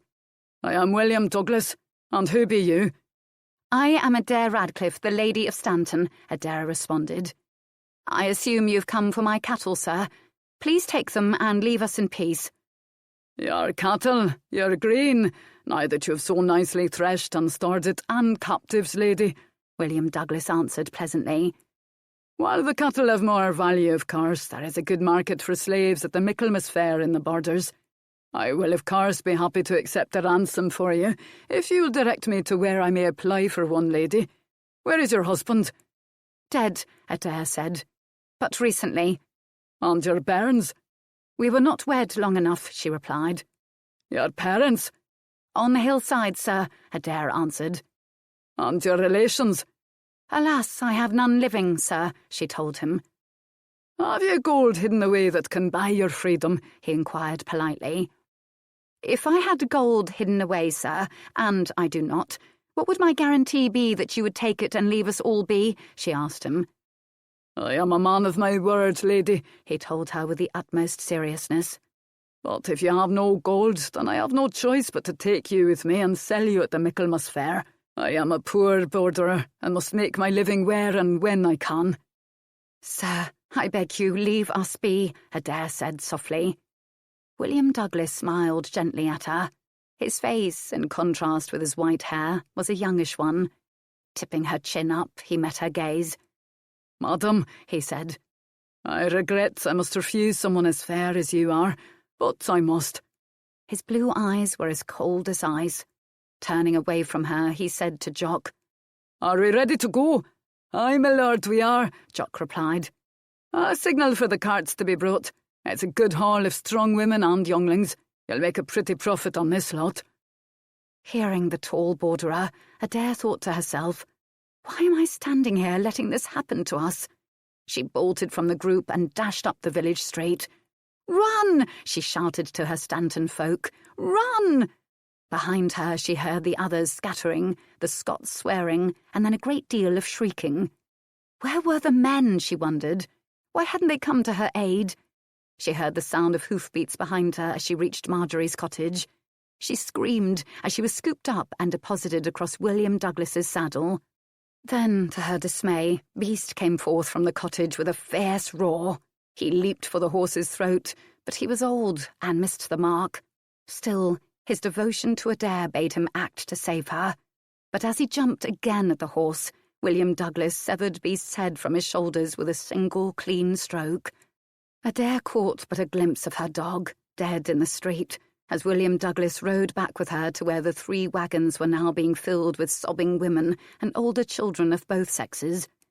Unceremoniously he dumped her into a wagon, and suddenly, to the Stanton folks' amazement, Adair began to cry. Astonished, they could but gape as she sobbed, not understanding this sudden outpouring of great grief on her part. They could not have comprehended that Adair wept, not because all of their lives were about to be turned upside down. She wept for everything that had happened to her in the last 15 years, for her mother and father, murdered so cruelly, and a childhood cut too short, for Richard of Gloucester, her beloved Uncle Dickon, who had loved her, for Andrew, the husband she had accepted and come to love. Aye, even for poor Fitztudor, whose young life had been cut short by these damned Scots, and for Beast, her beloved wolfhound, who had died not gently on a warm hearth as he had deserved to do, but in a gallant attempt to save her. The carts began to rumble away from Stanton. Ahead of them was a great cloud of dust, being kicked up by Adair's herds, which were being driven off. The herds were followed by several carts carrying Stanton's grain, stolen from her granaries. The raid had been well thought out and well planned. As they passed by the orchard, a great cry went up from the women. The Stanton men had been slain and lay among the trees where they had fallen. Elspeth stuffed her hand in her mouth to keep from shrieking when she saw Albert's body lying by a basket of apples. She could not crumble. She must be strong now for Adair, who was finally doing what she should have done years ago, weeping for the loss of those she loved. Elspeth put a comforting arm about her mistress. "There now, lass, weep," she said softly. "God only knows what is to become of us now." Chapter 9. Conal Bruce, the laird of Cleet, looked down at the trencher before him on the highboard. "What the hell is this?" he demanded to know. He pushed at the grey, glutinous mass with his spoon. "I think it's porridge," his older half-brother Duncan Armstrong ventured. "It's burned too," the laird's younger brother Murdoch noted. "Who is cooking today?" Conal asked. "I think Sim," Murdoch said. "Conal, we need a cook," Duncan told the laird. "We can't go on like this just because you won't put another woman in the kitchens. Every time I bring a female into the keep, one of the men gets her with child and then she's gone with her bairn, and more often than not the man follows her. We can't lose any more men-at-arms, damn it." His grey eyes were stormy with his annoyance. "There's a simple answer to the problem," Duncan said. "Find an older woman. One with some common sense, not looking for a man. Willie Douglas is offering a group of English slaves he recently acquired for sale at the Michaelmas Fair tomorrow. If we get there early, we'll have our pick of the best he has to offer. Willie's a careful man. He only carries off the strong and healthy." The laird sighed. "Well, at least I can take a look," he agreed. "I'm tired of always being hungry, and if I show up at Agnes Carr's cottage for a meal one more time, she'll be trying to get me to hand-fast with her again." "She's a fine and friendly woman, is Agnes," Duncan said. "Aye, a bit too friendly," the laird remarked. "When I marry, I want a woman I know I can trust to be faithful, a woman who is mine alone. Is there any man in the Borders who hasn't ridden a mile or two between Agnes's pretty plump thighs?" His two companions laughed knowingly, nodding in agreement. "Some cream might help the porridge," Murdoch suggested. "At least it's nourishing, and it's all Sim cooked for our supper. I think the men are trying to tell us something, Conal." "Then they'd best stop giving the cook a big belly," the laird said dourly. "We've bread and butter and a bit of our mam's jam left too," Duncan said cheerfully. "And there's ale. We'd best eat up before the porridge hardens into rock, and then get to bed if we plan to go early to the Michaelmas Fair," Conal Bruce said, and he poured a dollop of thick cream into the trencher. Tasting it, he said grimly, "It doesn't help, I fear, but 'tis all we have. Butter me a bit of that bread, Duncan. With luck tomorrow, we'll find a slave woman as ugly as a toad with warts, but who can cook like an angel. Don't forget to say your prayers tonight before you sleep, brothers, that God will grant us that miracle." Duncan and Murdoch chuckled. In the morning, the three departed the laird's stone keep for the fair, which was held each year in a sunny glen near the village of Craigsmoor. It was late September, and while the sun was a bit slower to rise than it had been a month ago, the day was still fair and warm. As they approached the glen, they could see the pendants flying from the pavilions that had been set up. The Michaelmas Fair was a time to socialise with one's neighbours, buy and sell cattle, sheep and other goods, eat and drink, and maybe even hand-fast with a lass for a year. The three brothers, known to all in the area, were hailed and welcomed as they arrived. They shared the same mother, now deceased. Duncan Armstrong was the youngest son from his mother's first marriage. He had come to Cleet with her when she had married James Bruce, his stepfather. He was just 2 years older than his half-brother Conal Bruce, the laird of Cleet, and 7 years older than Murdoch Bruce, their youngest brother. James Bruce had been killed in a border raid. Their mother had died only the year before. The three siblings tethered their horses and sought William Douglas. They found him in the middle of the fair with a group of slaves beneath an awning. "Conal Bruce, 'tis good to see you," William Douglas greeted the laird effusively. He nodded to Duncan and Murdoch. "Are you in the market for something? I've some fine stock today just brought over from the border. They'll not last." "I need a cook, Willie," the laird said. "A sensible older woman who won't be spreading her legs for the men in my keep and then finding herself with a full belly." I have just what you need, William Douglas said. Actually, 2 such women. I'll let you have one cheaply. I'm keeping the other to give my wife. I took them because they're healthy and strong. Elspeth, stand up so the laird can get a good look at you. Conal Bruce stepped over to the woman. She had a very angry look on her face. Can you cook without burning the porridge? He asked her. I can, Elspeth said tersely. Where were you taken? Stanton. I cared for its countess for her entire life, Elspeth replied. Do you have a man? Dead, thanks to yon borderer and his men, Elspeth said. Can you cook something other than porridge? The laird wanted to know. I can cook anything you want, sir, Elspeth answered. This man looked decent, she thought. Pray God he was. There are no other women in my keep, the laird said. Our mother died, and since then every cook we have had has managed to get herself a big belly. Can you keep yourself from the men, Elspeth? I want no man but my Albert, Elspeth said harshly. I'd kill any who tried to have me, sir. I'll work hard for you. I'll take her, Conal Bruce said to William Douglas. What do you want for her, Willie? She seems a good woman who will do her duty and be obedient. A silver groat would suffice, came the reply. Half a groat, and you're overcharging me. God knows how long the woman will live. She's a bit long in the tooth, the laird remarked. I'm doing you a favour. Legally, her term of servitude will only be a year. After that, she could leave me. William Douglas closed his eyes a moment and sighed deeply. Very well, he finally agreed. A half groat. I can't go with him, Elspeth said. She turned to the laird. You seem a fair man, sir. I'm sure you would be a good master, but I can't go with you without my lady.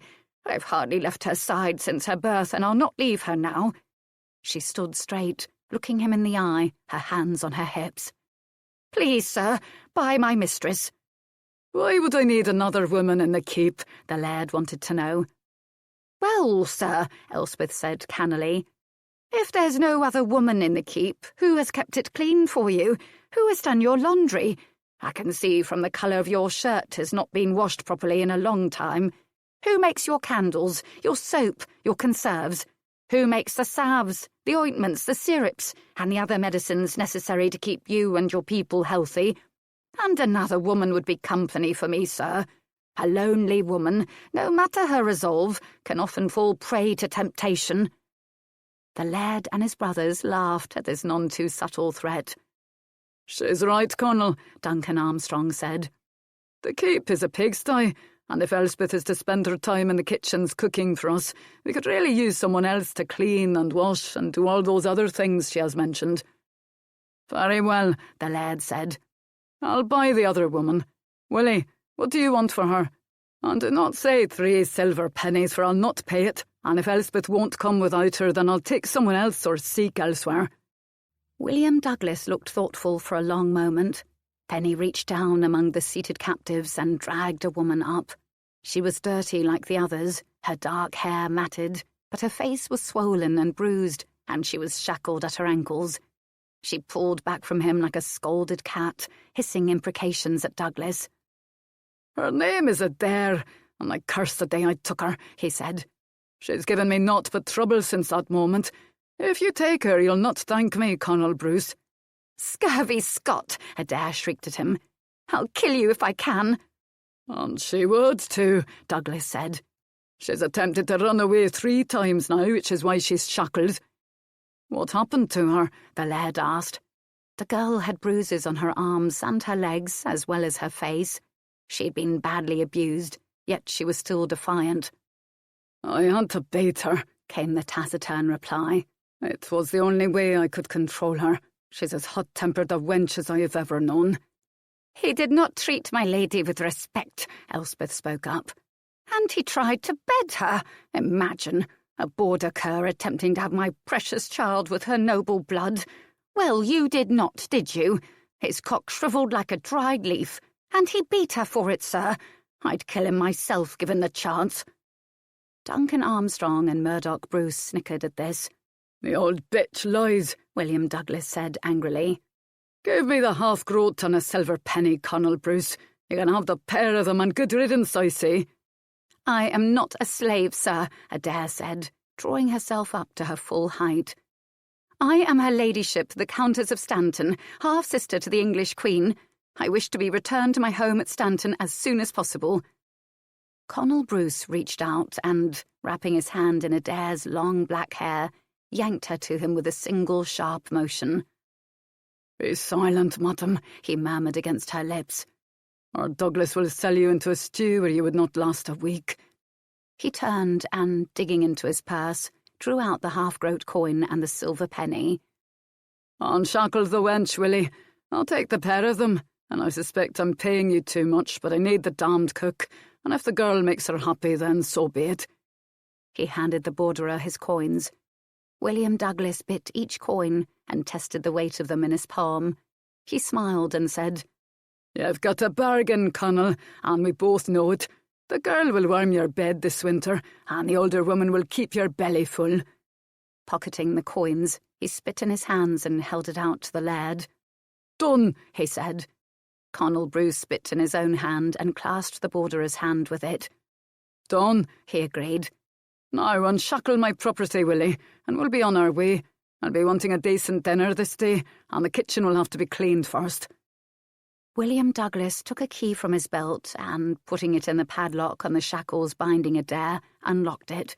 The shackles fell away, and Douglas jumped back quickly, avoiding a kick that Adair aimed at him. Go on with your new master, bitch, the borderer snarled at her. Adair felt a hand clamp about her upper arm. She turned startled eyes to Conal Bruce. I will not run, sir, she said. My Elspeth could not keep up with me, and to where would we flee? I have lost all sense of direction these past days. The laird loosened his grip slightly. Given what Douglas has had to say about you, I will take no chances. Elspeth, come. Elspeth hugged her sister Marjorie, and then followed after Conal Bruce and his brothers to where they had tethered their horses. As they passed an awning, beneath which was spread an array of ducks, geese, and chickens, Elspeth pulled on the Earl's jacket. Buy a goose, sir, and I'll cook it for your supper tonight, she said. He did not answer her, but he did stop and purchase a large bird, already plucked and ready for roasting. He handed it to her. What else? He asked her. I'll have to check your kitchen, sir, Elspeth said. But if you have no bread, we might buy a few loaves and some apples and pears. He nodded and bought the required items, again handing them to her and more to Adair. By the time they'd reached their horses, they were well laden. Duncan, take Elspeth up behind you. Murdoch, carry the foodstuffs. He mounted his own horse, reaching down to pull Adair up behind him. The ride is not long, he told her. 2 hours, no more. Adair said nothing. She was already contemplating an escape for herself and for Elspeth. If she could escape England's king, if she could ride all the way from Windsor to Stanton alone, she could surely escape this Scots captivity. But first she had to learn where she was, and it must be done quickly. It was already the 29th day of September. In another month the cold weather would have set in, and after that the snow. They had to go soon, but first she had to learn how far from England William Douglas had brought them, and how far Stanton was. Not everyone had been carried off. Surely all the men had not been killed. There had been one herd of cattle, not yet down from the high meadows. She would begin again. She hardly noticed the passage of time as they rode, but she did notice the rugged hills around them and few dwellings. There is Cleet, Conal Bruce finally said. Adair looked ahead of them. There stood a grey stone keep on a hill ahead. It was not a large structure, such as Middleham or Windsor, but it still had a very formidable look to it, and did not appear particularly welcoming. How do you live? She asked him as they rode. I have some sheep, some cattle. We raid and hire out our swords, he answered. There are no other women, she said. Nay, he answered her. Why not? Adair wanted to know. No need for them, the laird replied. Except perhaps a cook. Men cannot keep a house, Adair remarked. Aye, I've come to realise that, but my men are lusty lads. Every cook I've had since Mum died has been sent off with a big belly, he admitted. If that is the case, what is to become of me? I won't be prey to your men, sir, Adair said firmly. I am no whore. Are you really a countess? He asked her. The Countess of Staunton? I was until King Henry stripped me of my title, Adair said. King Henry? I thought your king was Richard, the laird said. King Richard was slain at Market Bosworth, and Henry Tudor now claims England's throne. Andrew, my husband, fought for King Richard. He was killed, and I was punished for it. Now I am plain Mistress Radcliffe, Adair explained to him. She did not tell him that her lands had been taken from her, for she refused to accept it. So you're no virgin, he remarked. Nay, I am not, Adair responded. Good, the laird replied. I am not a whore, sir, Adair repeated. My lord, he corrected her. I am Conal Bruce, the laird of Cleet. Women are useful for cooking, for cleaning, for washing and for bedding. Naught else. I did not buy you to save you, Adair Radcliffe. You must earn your keep. I will keep your house for you, my lord, Adair answered him. But I will not be your whore. I will clean and scrub for you. I have all the talents of a lady born, and know how to manage a household. My father was King Edward. But your mother was not Edward's queen, I suspect. Your mother was that king's whore, and you will be mine. Beneath the dirt and grime, beneath the swelling and the bruising you suffered at the hands of Willie Douglas, you are a beautiful woman. I have a sharp eye, Adair. You now belong to me, and I will use you as I see fit. However, I think you'll need time to recover from your recent tribulations, and I am content to wait until you do so. If my lust overcomes me in the interim, I shall go and visit the cottage of Agnes Carr, like all the men do.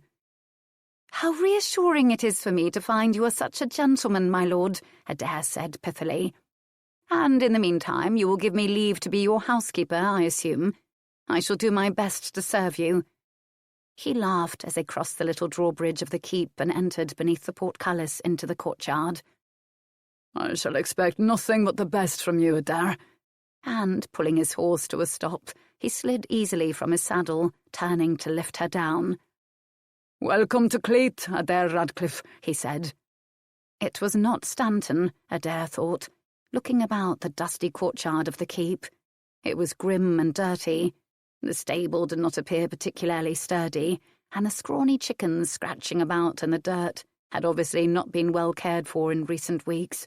It would not be difficult to hate Cleet.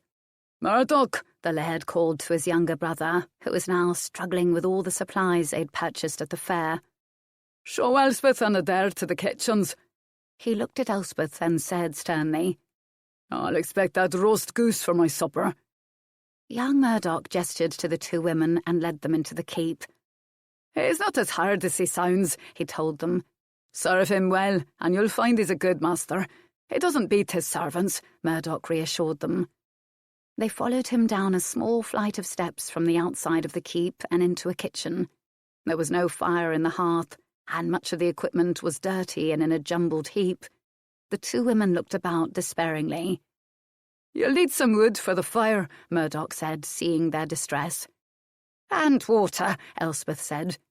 Where is the well, laddie? Here in the kitchens, he said. Our mother did a wonderful thing and had a well dug, for she said much time was wasted running back and forth into the courtyard for water, especially in bad weather. She also didn't like the servant girls lingering to talk with the men. She thought it led to trouble, and more often than not she was right. He grinned engagingly. I'll go get you some wood and start a fire. He dashed off. As soon as I learn the lay of this land, Adair said when he had gone, I'll plan our escape. We must get back to Stanton before the snows. I'll not see Stanton again, Elspeth said fatalistically. Mercy, Adair cried, suddenly frightened. Oh, do not fret, child, Elspeth replied.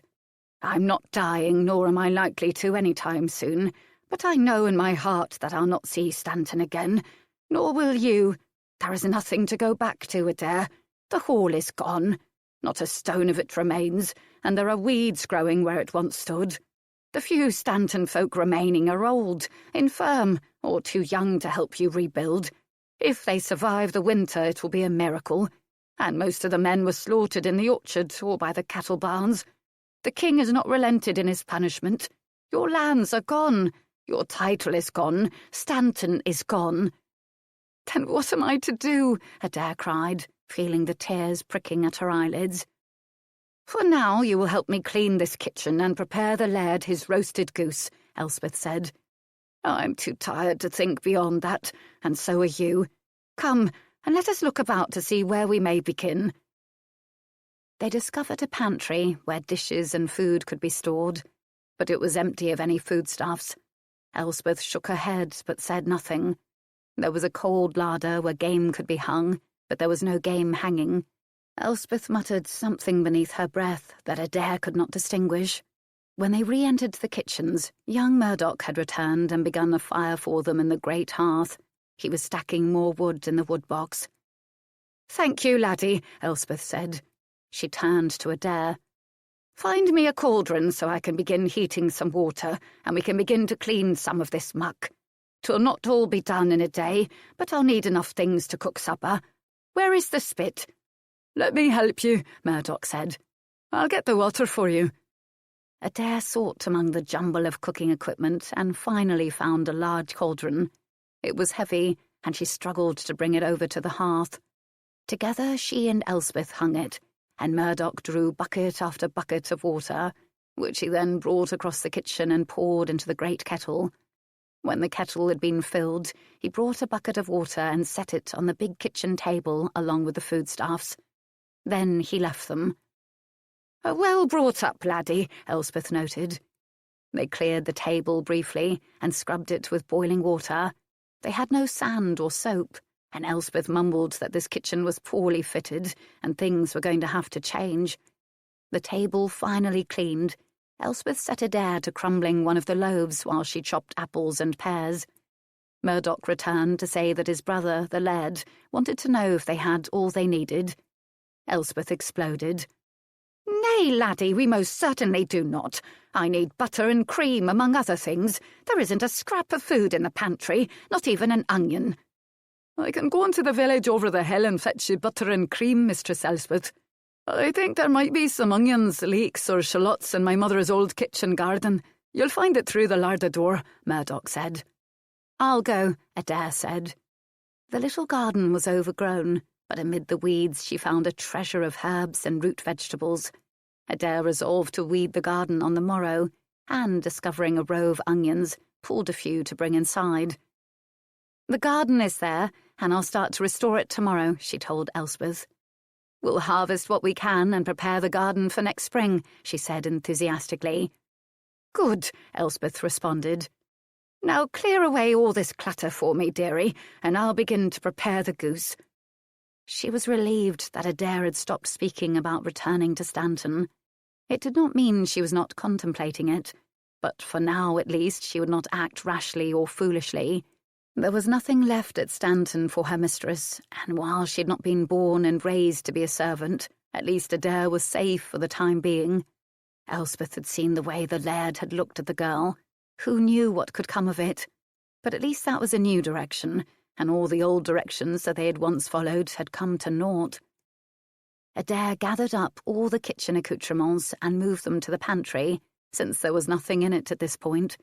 She sought 3 pewter plates among the disorder, and mugs and spoons. These she put in a stone sink, and, taking water from the kettle over the fire, poured it over the tableware. She let them soak and the water cool until she was able to wash and dry them. "How many men will be in the hall, do you think?" she asked Elspeth. "You can't feed all of them with one goose." "You'll have to go up and ask the laird," Elspeth said. "Me?" Adair answered.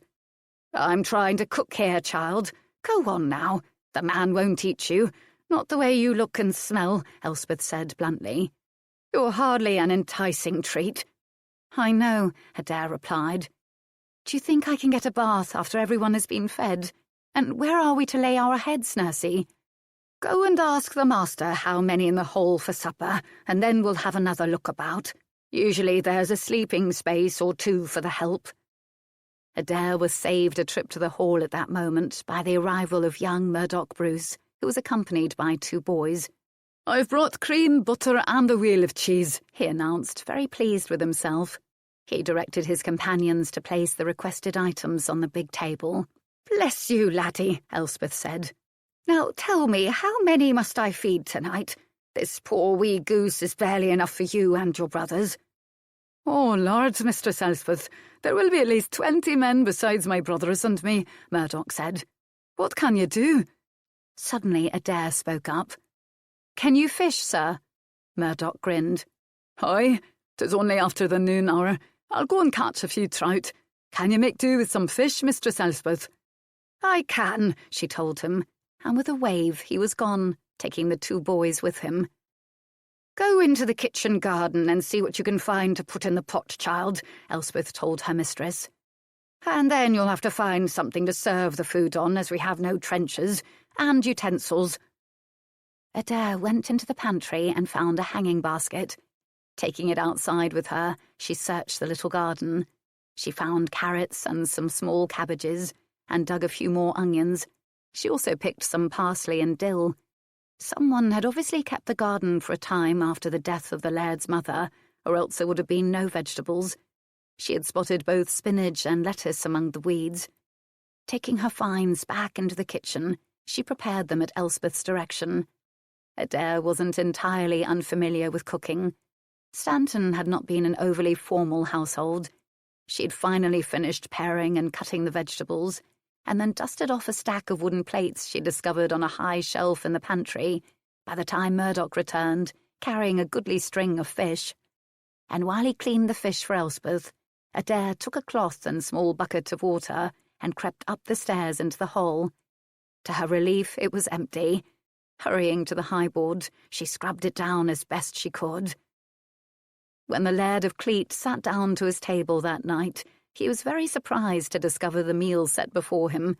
There was a goose roasted and stuffed with bread, apples and pears, a broiled trout sprinkled with dill, a pottage of vegetables, bread, butter, cheese and baked apples with heavy golden cream. His men at the trestles below were oddly silent, and he wondered why. "What are they eating?" he asked Murdoch. "Elspeth made them a savoury stew of vegetables and fish, and there is bread and cheese and stewed apples," Murdoch said. "She says she would like to speak with you after the meal in the kitchens, if it would please you." "Why were you in the kitchens?" the Laird wanted to know.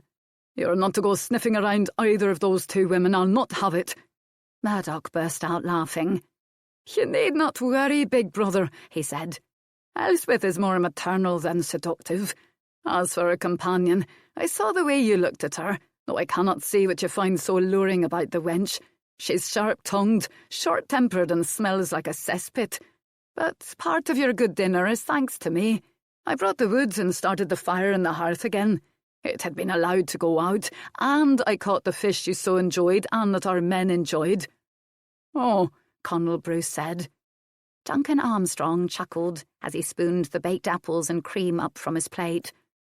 "I think we have a treasure in this Elspeth," he said. "Aye," the Laird admitted.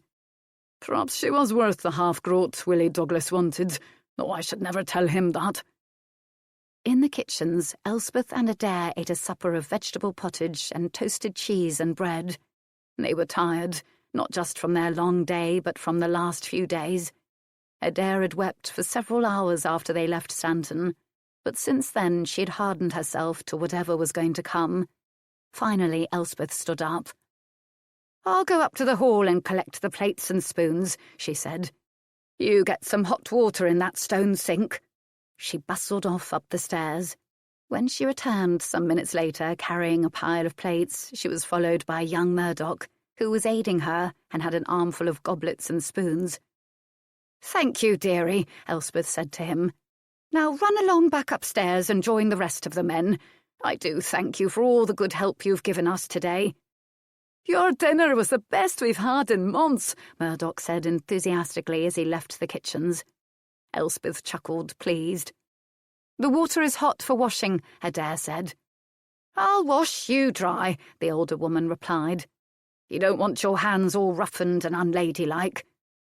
"It would appear I'm hardly a lady anymore," Adair remarked softly. "You was born a lady. You've been raised a lady. You'll always be a lady," Elspeth said sharply. You've fallen on hard times, my chick, but times change. I've discovered where we will sleep, Adair said. There's an alcove off the pantry, with 2 bed spaces in the stone walls.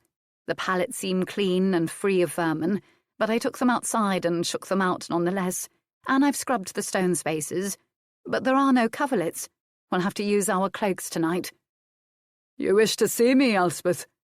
They both turned to see the laird standing in the kitchens behind them. Aye, my lord, Elspeth said. Might we sit at the table? I'm not as young as I once was, and I am fair worn out tonight. Of course. He smiled at her. That was a fine dinner you served up tonight. 'Twas not easy, my lord. The kitchen was a jumble of everything, and all of it filthy. We cleaned what we needed, but tomorrow we have a great deal of work ahead of us to put this kitchen back in its proper order. There is much we need. I'll want a strong lad to chop the wood and bring it in, to draw the water and to sharpen the knives, to run my errands. There are no foodstuffs in the pantry, no flour or salt or a sugar loaf, no spices. I saw chickens in the court when we arrived. Where are they kept? I must have a daily supply of eggs, milk, butter and cream. I'll need a woman from that village where young Murdoch sought supplies for me today to bake bread for me each day. It's a miracle it is that I was able to feed your men tonight. Where is the game for the larder? Not a deer, a rabbit or a bird to be seen hanging. She stopped for a second to catch her breath. We need soap and sand for the washing, and a broom. We cannot clean your hall without a broom, and beeswax to polish the furniture, and there are no coverlets for our sleeping spaces either. While Elspeth rattled on, Adair studied the laird from beneath her dark lashes. He was very, very tall, standing several inches over 6 feet. His hair was every bit as black as hers was. It was not long, but it touched the nape of his collar, and it was straight as a poker. Dark grey eyes peered from beneath eyebrows so thick that the hairs tangled themselves. He had a high forehead and a long nose. His lips were full but not thick. His hands fascinated her, large and square, with long fingers. They were surprisingly clean, Adair noted. And we'll need some kind of a tub for washing ourselves. My lady is used to bathing on a regular basis, and I'll need a woman to help with the washing. If I am to cook for you and your great lot, and Mistress Adair is to keep your hall clean, then we cannot be expected to do the laundry as well. Certainly your good ma'am, God assoil her soul, had women servants. I departed shortly after she died, for my men can be rowdy at times. My mother's presence is what kept them tolerable, the laird admitted. I thought we could do without them, but I've obviously been mistaken. I will send you with my brother Duncan to the village tomorrow, and you can pick your own helpers. That is most generous of you, my lord, Elspeth said. The laird stood up. He walked into the cold larder and opened a wide cabinet, pulling forth a small round oak tub. Where do you want it? He asked Elspeth. Before the fire, my lord, thank you. He gave her a slight bow and left the kitchen. Adair laughed. You are truly astonishing, Nursey. This is a whole new side of you, and I did not know you could cook so well. I've spent my life looking after you, my chick, but Marjorie and I both learned to cook from our mother. I often helped the cook at Stanton when it became too much for her. She was very old, you know. But come, and let us fill the tub for you. I'll bathe after you have finished. Let me look where he found the tub. There must be a drying cloth or two there. My gown is filthy, sweat-stained and torn, Adair said. How can I wear it again after I have bathed? I'll wash your chemise while you are bathing. It will be dry by morning. We'll air your gown in the cold larder overnight, and I'll repair it. It will have to do, until I can persuade the laird to find some material from which we can make new garments, Elspeth said. Together, the 2 women filled the oak tub. Elspeth found some large drying cloths where the tub had been stored. Adair stripped and climbed into the tub. Taking the girl's clothes from her, Elspeth went into the cold larder to hang her mistress's gown. But first she stepped outside and shook it as hard as she could to free the dust. Adair wasn't certain who was more surprised when Conal Bruce walked back into the kitchen. She scrunched down to cover herself as much as she could, her heart hammering nervously. His eyes widened briefly, but then he handed her a cake of soap. "I found it in my mother's chamber. I thought it might help," he told her. Then, turning about, he left the kitchen without another word to her. "Thank you," Adair managed to squeak after him. She brought the cake of soap to her nose and sniffed. It had the fragrance of woodbine.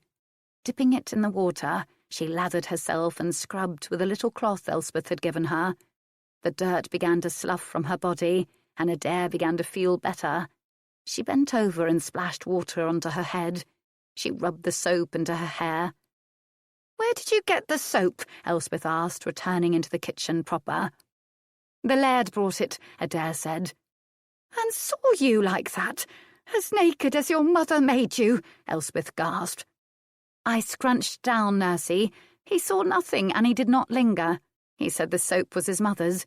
Then he was gone. God's wounds, this feels good. I don't think I've ever been so long with a bath. Would you rinse my hair for me?" Elspeth poured a pitcher of warm water over the girl's head. Adair washed her long locks a second time, and once again the older woman rinsed it for her. "You should have clean water," Adair told Elspeth as she arose from the tub and was wrapped in a drying cloth. Elspeth shook her head. "Your water is still warm enough, and the soap will make up for the other deficiencies," she said, removing her chemise and climbing into the little tub. "Take my chemise, child, and wash it out for me while I get clean." Wrapped in the drying cloth, Adair made her way to the stone sink where her own chemise was soaking. She added Elspeth's. Then she waited while Elspeth used the soap, taking it afterward and using it on the two chemises. She rinsed the two garments. Both women sat by the kitchen hearth, drying themselves and their hair. "May I come down?" a voice called. "Who is that?" Elspeth demanded to know. "'Tis me, Conal Bruce. The laird said you did not have coverlets for your bed spaces. I brought them for you." "Leave them on the stairs, laddie, and thank you," Elspeth called back. "We're not garbed to receive visitors." Murdoch chuckled. "They're here when you want to fetch them," he said. They heard the door from the stairs to the hall above close. Elspeth went and fetched the two chemises from the sink, hanging them over a drying rack she'd found near where the tub was stored. The tub would have to be emptied on the morrow.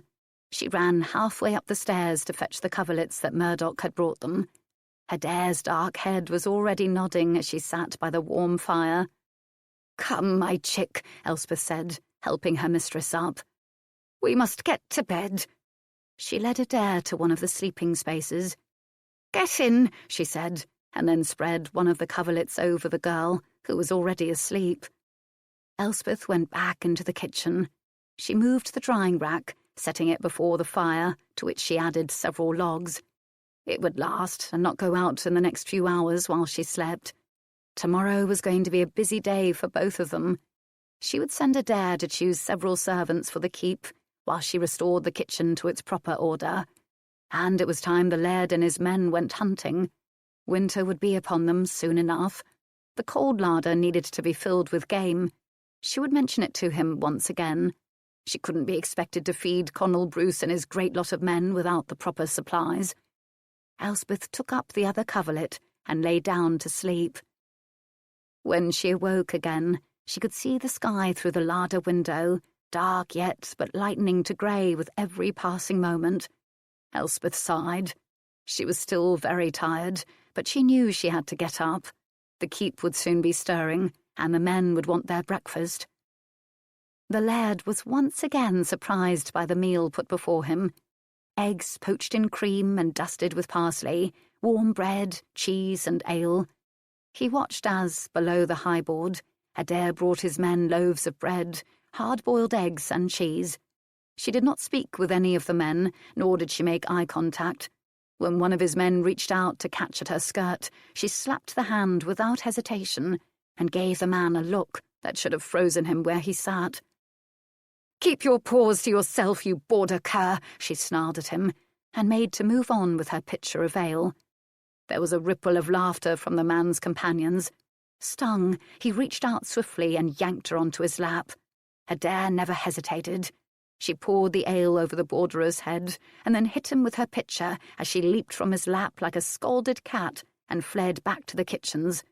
The man jumped up to follow her, roaring his anger. "Sit down, Fergus," the laird said in a cold, hard voice.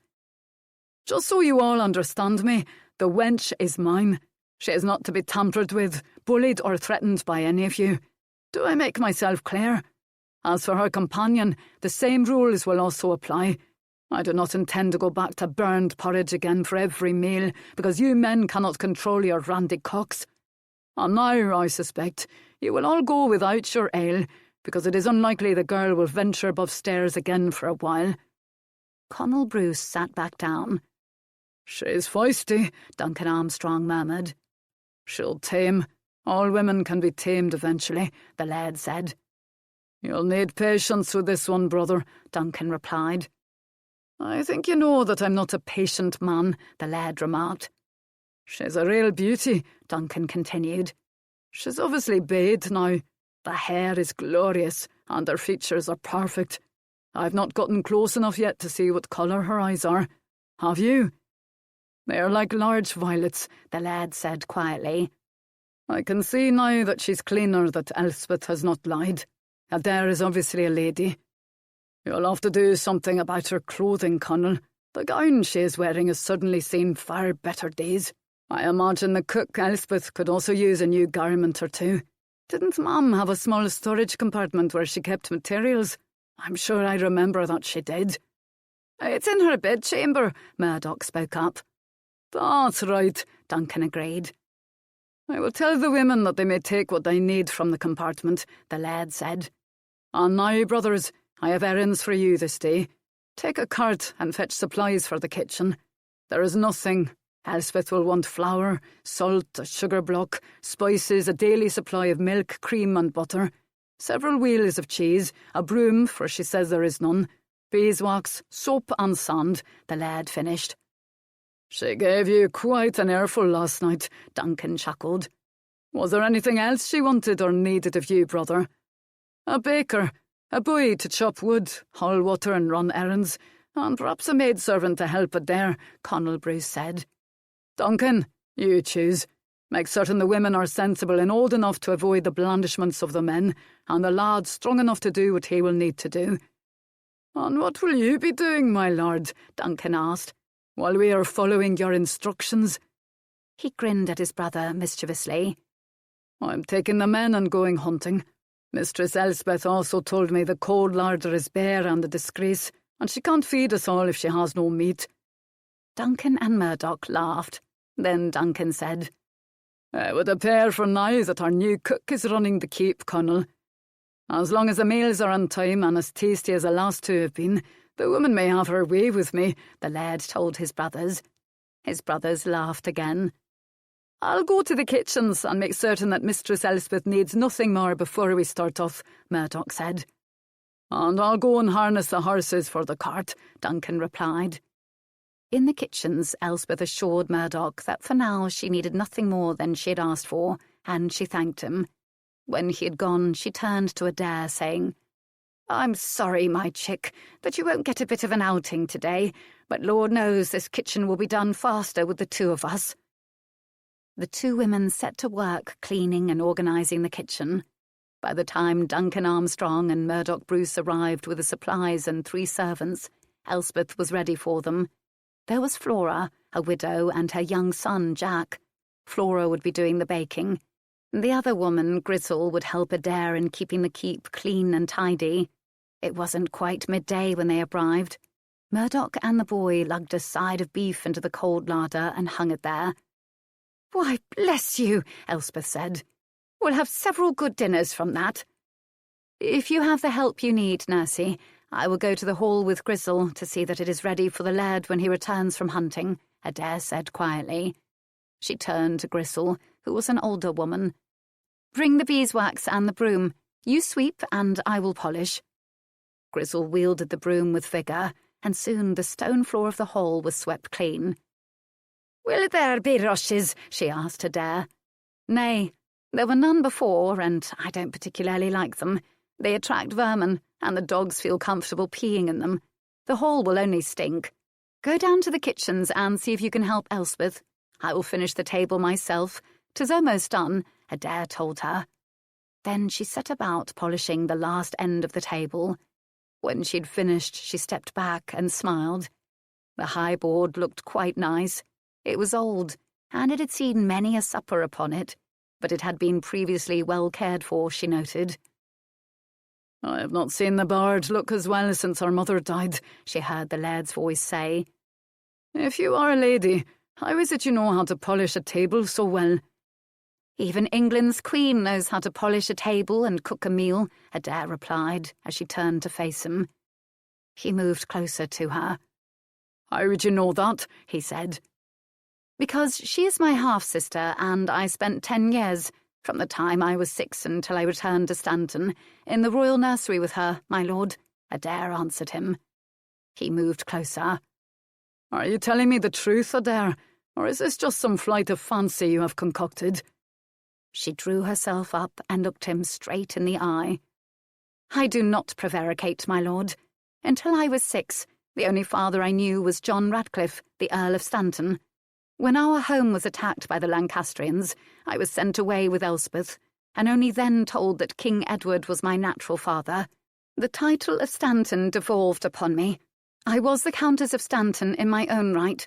Both my husbands gained the earldom through me. Andrew, my second husband, as I have previously said, was killed with King Richard. I do not lie about who I am. It is not in my nature to lie, my lord." There were tears in her eyes now, but she never looked away from him, even when a single tear rolled down her pale cheek. He stopped the tear with his finger. "You have eyes like wet violets," he told her in his deep, husky voice. He'd never met a woman like Adair before. She was so brave that it almost hurt his heart to look at her, but he would not be the first to break their gaze. Adair swallowed back a rush of misery. "I will go and tell Elspeth you are back, my lord," she said in a tremulous voice.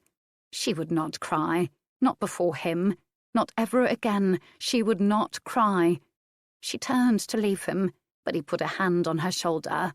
She froze. "Please, my lord, I must return to the kitchens."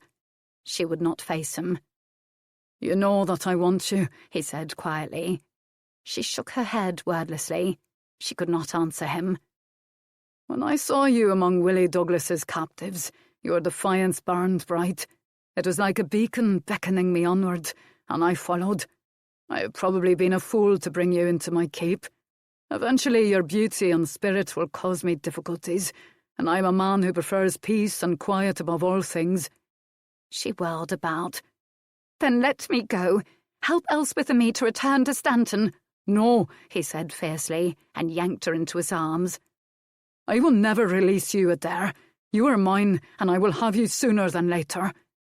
Then his mouth descended upon hers in a passionate kiss, such as she had never experienced. His lips burned on hers, and they demanded much of her heart, her soul, her body. For the briefest moment, Adair wanted to succumb to the kiss. It excited her and tempted her with a promise of something wonderful to come. Her mouth yielded to his, but then something within her cried out, warning her. This man was dangerous. She would lose herself if she let him make love to her. She had to force herself to pull away from him. "You are far too bold, my lord," she cried, and then, turning, fled the hall and down the stairway into Elspeth's kitchens, where she would be safe from the Laird of Cleet. Behind her, Conal Bruce stood as still as a statue, his male member hard and throbbing. He had kissed many women in his day, but none had affected him quite like this. Adair was wrong, though she might not know it. He would have her, and soon. Chapter 10. The Scotland into which Adair had been brought was not a peaceful place. Its king, the 3rd James Stuart, was hardly beloved among his rough barony. He had inherited his throne when he was but 8 years of age. His mother, Marie of Gueldres, was the niece of the Duke of Burgundy. She had been brought up in a civilised court and brought her influence to Scotland when she had married James II, to whom she gave 4 sons and 2 daughters, in the 11 years of their marriage. Her eldest son, James III, looked like her, with his olive complexion, dark hair and fine dark eyes. Sadly, she died when he was 11, and 2 years later the other good influence in James's life, Bishop Kennedy, died. It was then that the Boyd family staged a political coup, seizing the boy king at Linlithgow and taking him to Edinburgh. There Lord Boyd dispensed with those who had aided him in his endeavour, forced the young king to stand with him, and for the next 4 years controlled the government. He arranged a marriage for the king with Margaret of Denmark, daughter of King Christian. The union officially brought into Scotland those islands that had been virtually Scots anyway, the Shetlands and the Orkneys.